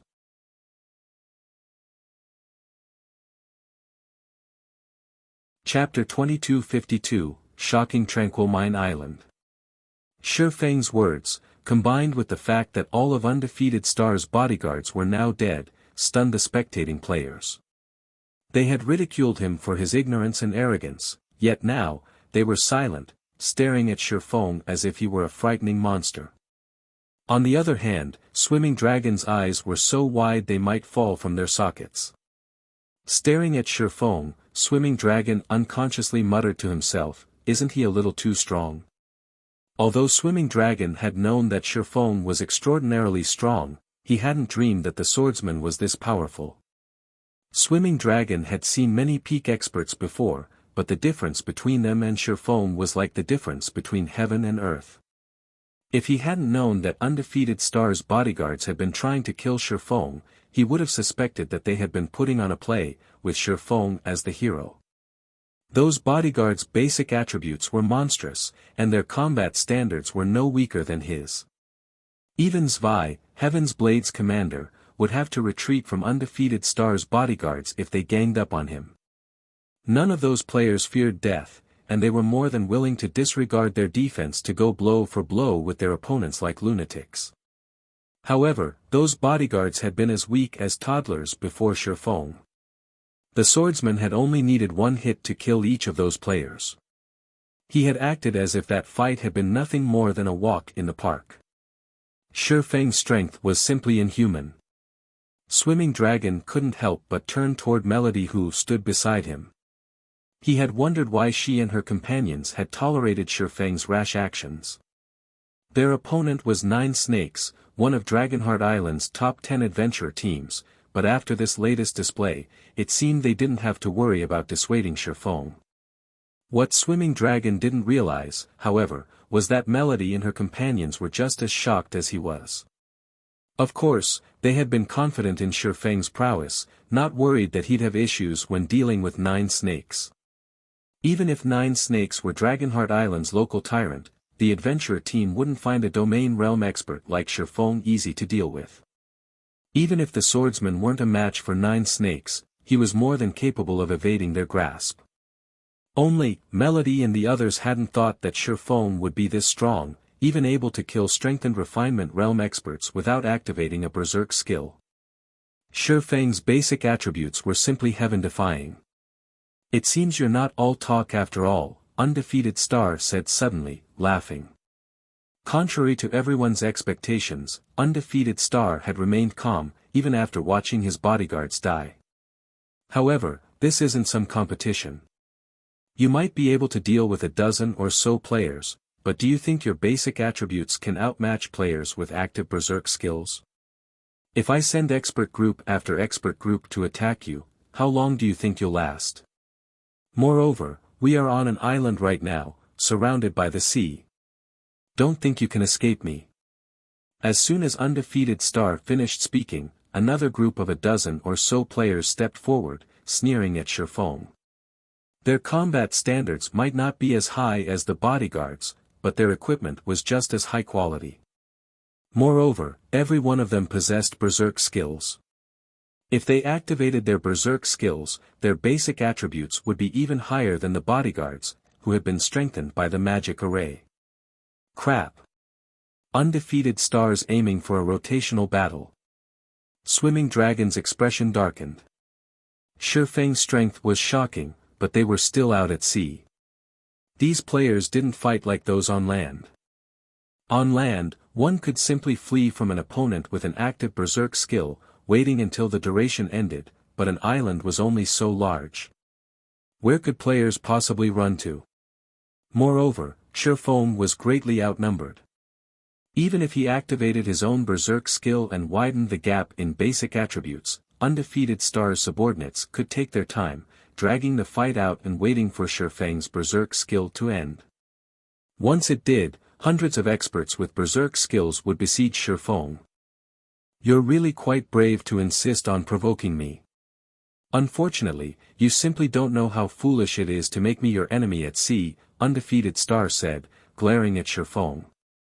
However, he did not hurry to order an attack. He enjoyed seeing his opponent's despair before him. The stronger his opponent was, the more pleasure he'd get from seeing their anguish.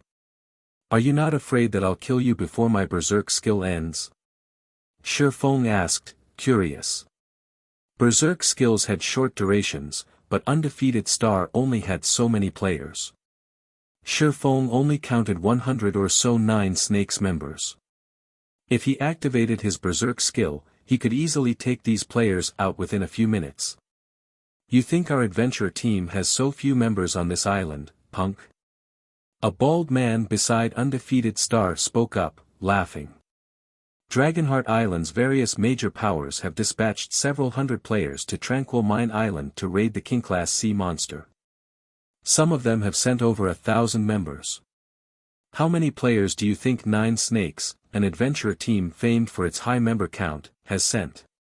Moreover, everyone knows that 13 Thrones, a bona fide super guild, backs 9 Snakes. Do you really think you can take on 13 Thrones? None of the watching experts commented on the bald man's statement. What he had said was true, after all. 13 Thrones support was the reason that so many major powers feared 9 Snakes, allowing the adventurer team to develop as rapidly as it had. 13 Thrones? The revelation surprised Shattering slightly. What? Afraid now, punk? Undefeated Star chuckled when he saw the change in Shattring's expression. Unfortunately for you, it is too late for regrets. 9 Snakes members aren't the only ones on their way. 13 Thrones experts are almost here. How long do you think you can evade us all? This latest information made Melody and her companions nervous. 9 Snakes was enough trouble on its own. They had never thought that the adventurer team had the support of a super guild. This mess had really blown out of proportion. God's domain only had a small number of super guilds, and every one of them was an overlord. Ordinary superpowers simply couldn't compare. Guild leader Black Flame, you should leave. We'll figure out a way to stop them. If we wait until their reinforcements arrive, it will be too late to escape, Melody said in the team chat as she disembarked from the transport ship. Shattering was Zero Wing's guild leader and the main reason for the guild's success. He couldn't afford to let other players kill him. If that happened, and word spread, Zero Wing's reputation would take a massive hit. Moreover, she was responsible for inviting Shattering on this trip, so it was imperative that she keep him safe. Thoughtful Rain also nodded her agreement, following Melody as she approached Shattering. As the two women reached Shattring's side, a large group of players emerged from the island's forest. This group was comprised of 9 Snakes and 13 Thrones members, led by a savage man. This man was none other than Nine Snakes commander, Half-Step Victor. Crap. How is this possible? Why is a VIP like him here? Swimming Dragon stared at Half-Step Victor in shock, unable to believe his eyes. How did they get here so soon? Melody's anxiety spiked as she watched reinforcements arrive. You're really unlucky, punk. Undefeated Star smiled when he saw Half-Step Victor's figure. If you have any last words, now's the time to speak up. When the spectating experts saw Half-Step Victor, they shook their heads and sighed. That man was a VIP that could shake Dragonheart Island with a stomp of his foot, and now that he was here, Shifeng's fate was sealed. However, while Undefeated Star and his companions basked in their assumed victory, a rugged voice echoed across the port. Star, get over here this instant.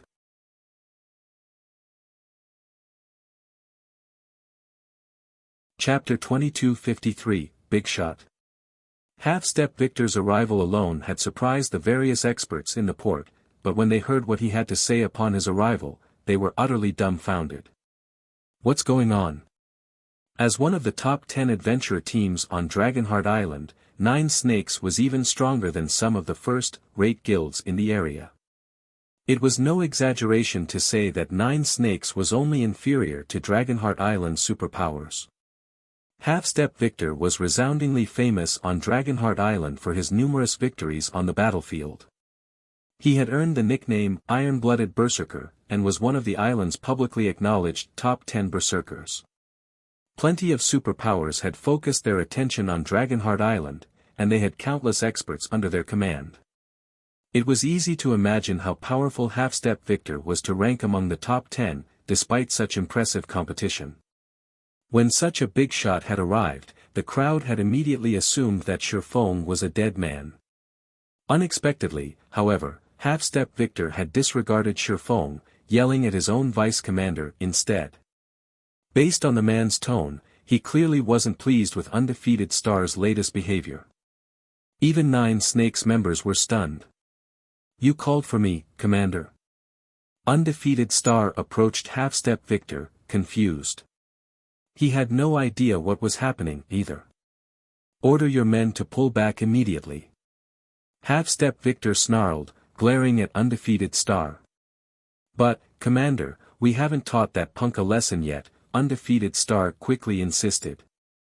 We invited Snowy Afterglow to further our relationship with Warblood, yet that punk dared to disrespect us in front of him. If we don't deal with this properly. Enough. I will not repeat myself. Half-Step Victor frostily declared. Half-Step Victor commanded great respect, even on Dragonheart Island. Needless to say, his word was law within the Nine Snakes adventurer team. Not even Undefeated Star would dare to defy him. Obediently, Undefeated Star ordered his subordinates to retreat. The spectators on the docks were astonished as they watched Nine Snakes members withdraw. None of them understood what the adventurer team was up to. They're not fighting anymore. What? Is this for real? Nine Snakes members are leaving, just like that. Undefeated Star had been adamant about killing Shifeng a moment ago, yet now, his subordinates were pulling away from the fight. The watching experts simply couldn't keep up with this situation's development. Even Melody, Swimming Dragon, and their companions were confused. They didn't understand why the adventurer team would retreat so suddenly. While everyone wondered about Nine Snakes' intentions, Half-Step Victor approached Shifeng. Friend, this has all been a misunderstanding. I hope you won't take this matter to heart, Half-Step Victor said with an apologetic look. Here, take this sea barrier stone as compensation for the Nine Snakes adventurer team's mishap. Half-Step Victor then revealed a fist-sized, light blue globe and handed it to Shifeng. Right now, the man looked nothing like Nine Snakes' peerless commander. Undefeated Star's eyes nearly fell from their sockets as he watched the exchange. He even wondered if the player he was looking at was the same Half-Step Victor he knew. Half-Step Victor was an overlord on Dragonheart Island, standing at the very apex of the island's experts. Even Superpowers Guild leaders treated him with respect, yet now. Melody and Thoughtful Rain, who stood by Shifeng's sides, were at a loss, and Swimming Dragon stared at the swordsman as if he were some unknown god.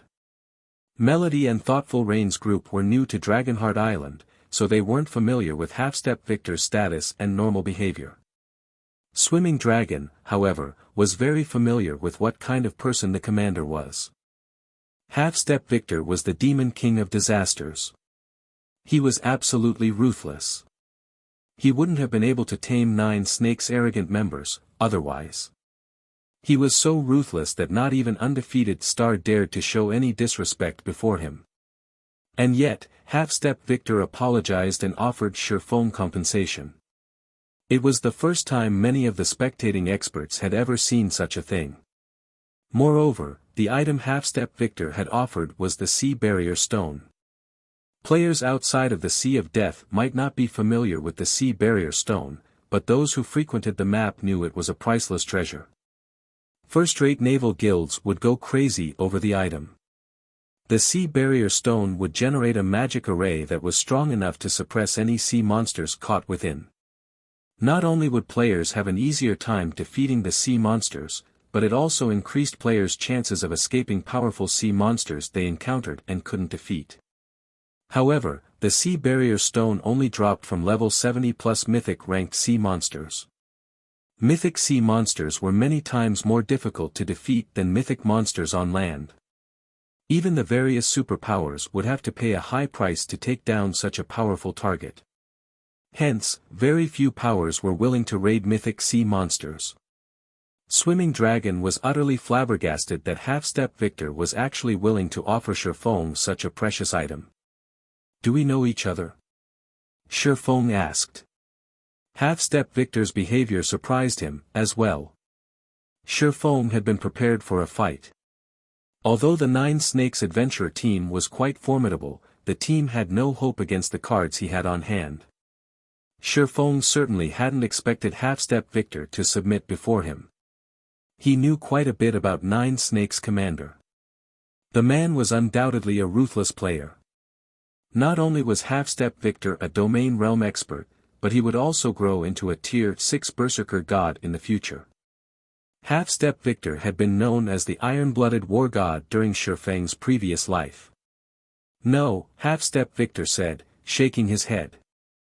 "However, we have a shared acquaintance on Tranquil Mine Island. You'll understand once you meet them." A shared acquaintance? Half-Step Victor's answer confused Shifeng. He did not remember having any acquaintances on Dragonheart Island or Tranquil Mine Island. "Since that is the case, let's forget about this issue. Take me to them. Please, follow me." Half-Step Victor released a held breath, relieved after hearing Shifeng's reply. He then led Shifeng away from the docks. When the spectating crowd saw this, they were dumbfounded. Undefeated Star had been out for Shifeng's blood a moment ago, yet a big shot like Half-Step Victor had shown up, offering peace and leading Shifeng away. Moreover, Half-Step Victor smiled amicably and treated Shifeng with immense respect. For a moment, the watching experts wondered if they were hallucinating. Who is that player? For Half-Step Victor to apologize and act as a guide, he must be some kind of VIP. The spectators discussed their guesses about Shifeng's identity, but since he wore a black cloak, they couldn't learn anything about him other than the fact that he was a level 80 swordsman. They had no idea who Shifeng really was. The experts from the various major powers promptly reported the situation to their superiors, while the adventurer team players spread the news throughout the Sea of Death. For a while, Dragonheart Island was in an uproar. You're tuning into the Han Lee's Wuxia Chronicles YouTube channel. We're so grateful for your support, and don't forget to subscribe to join us on this incredible journey through captivating stories. Your generosity through donations truly makes a world of difference, as it's the primary source of revenue that allows me to expand and enhance this channel for you. Thank you from the bottom of my heart for being a part of this adventure.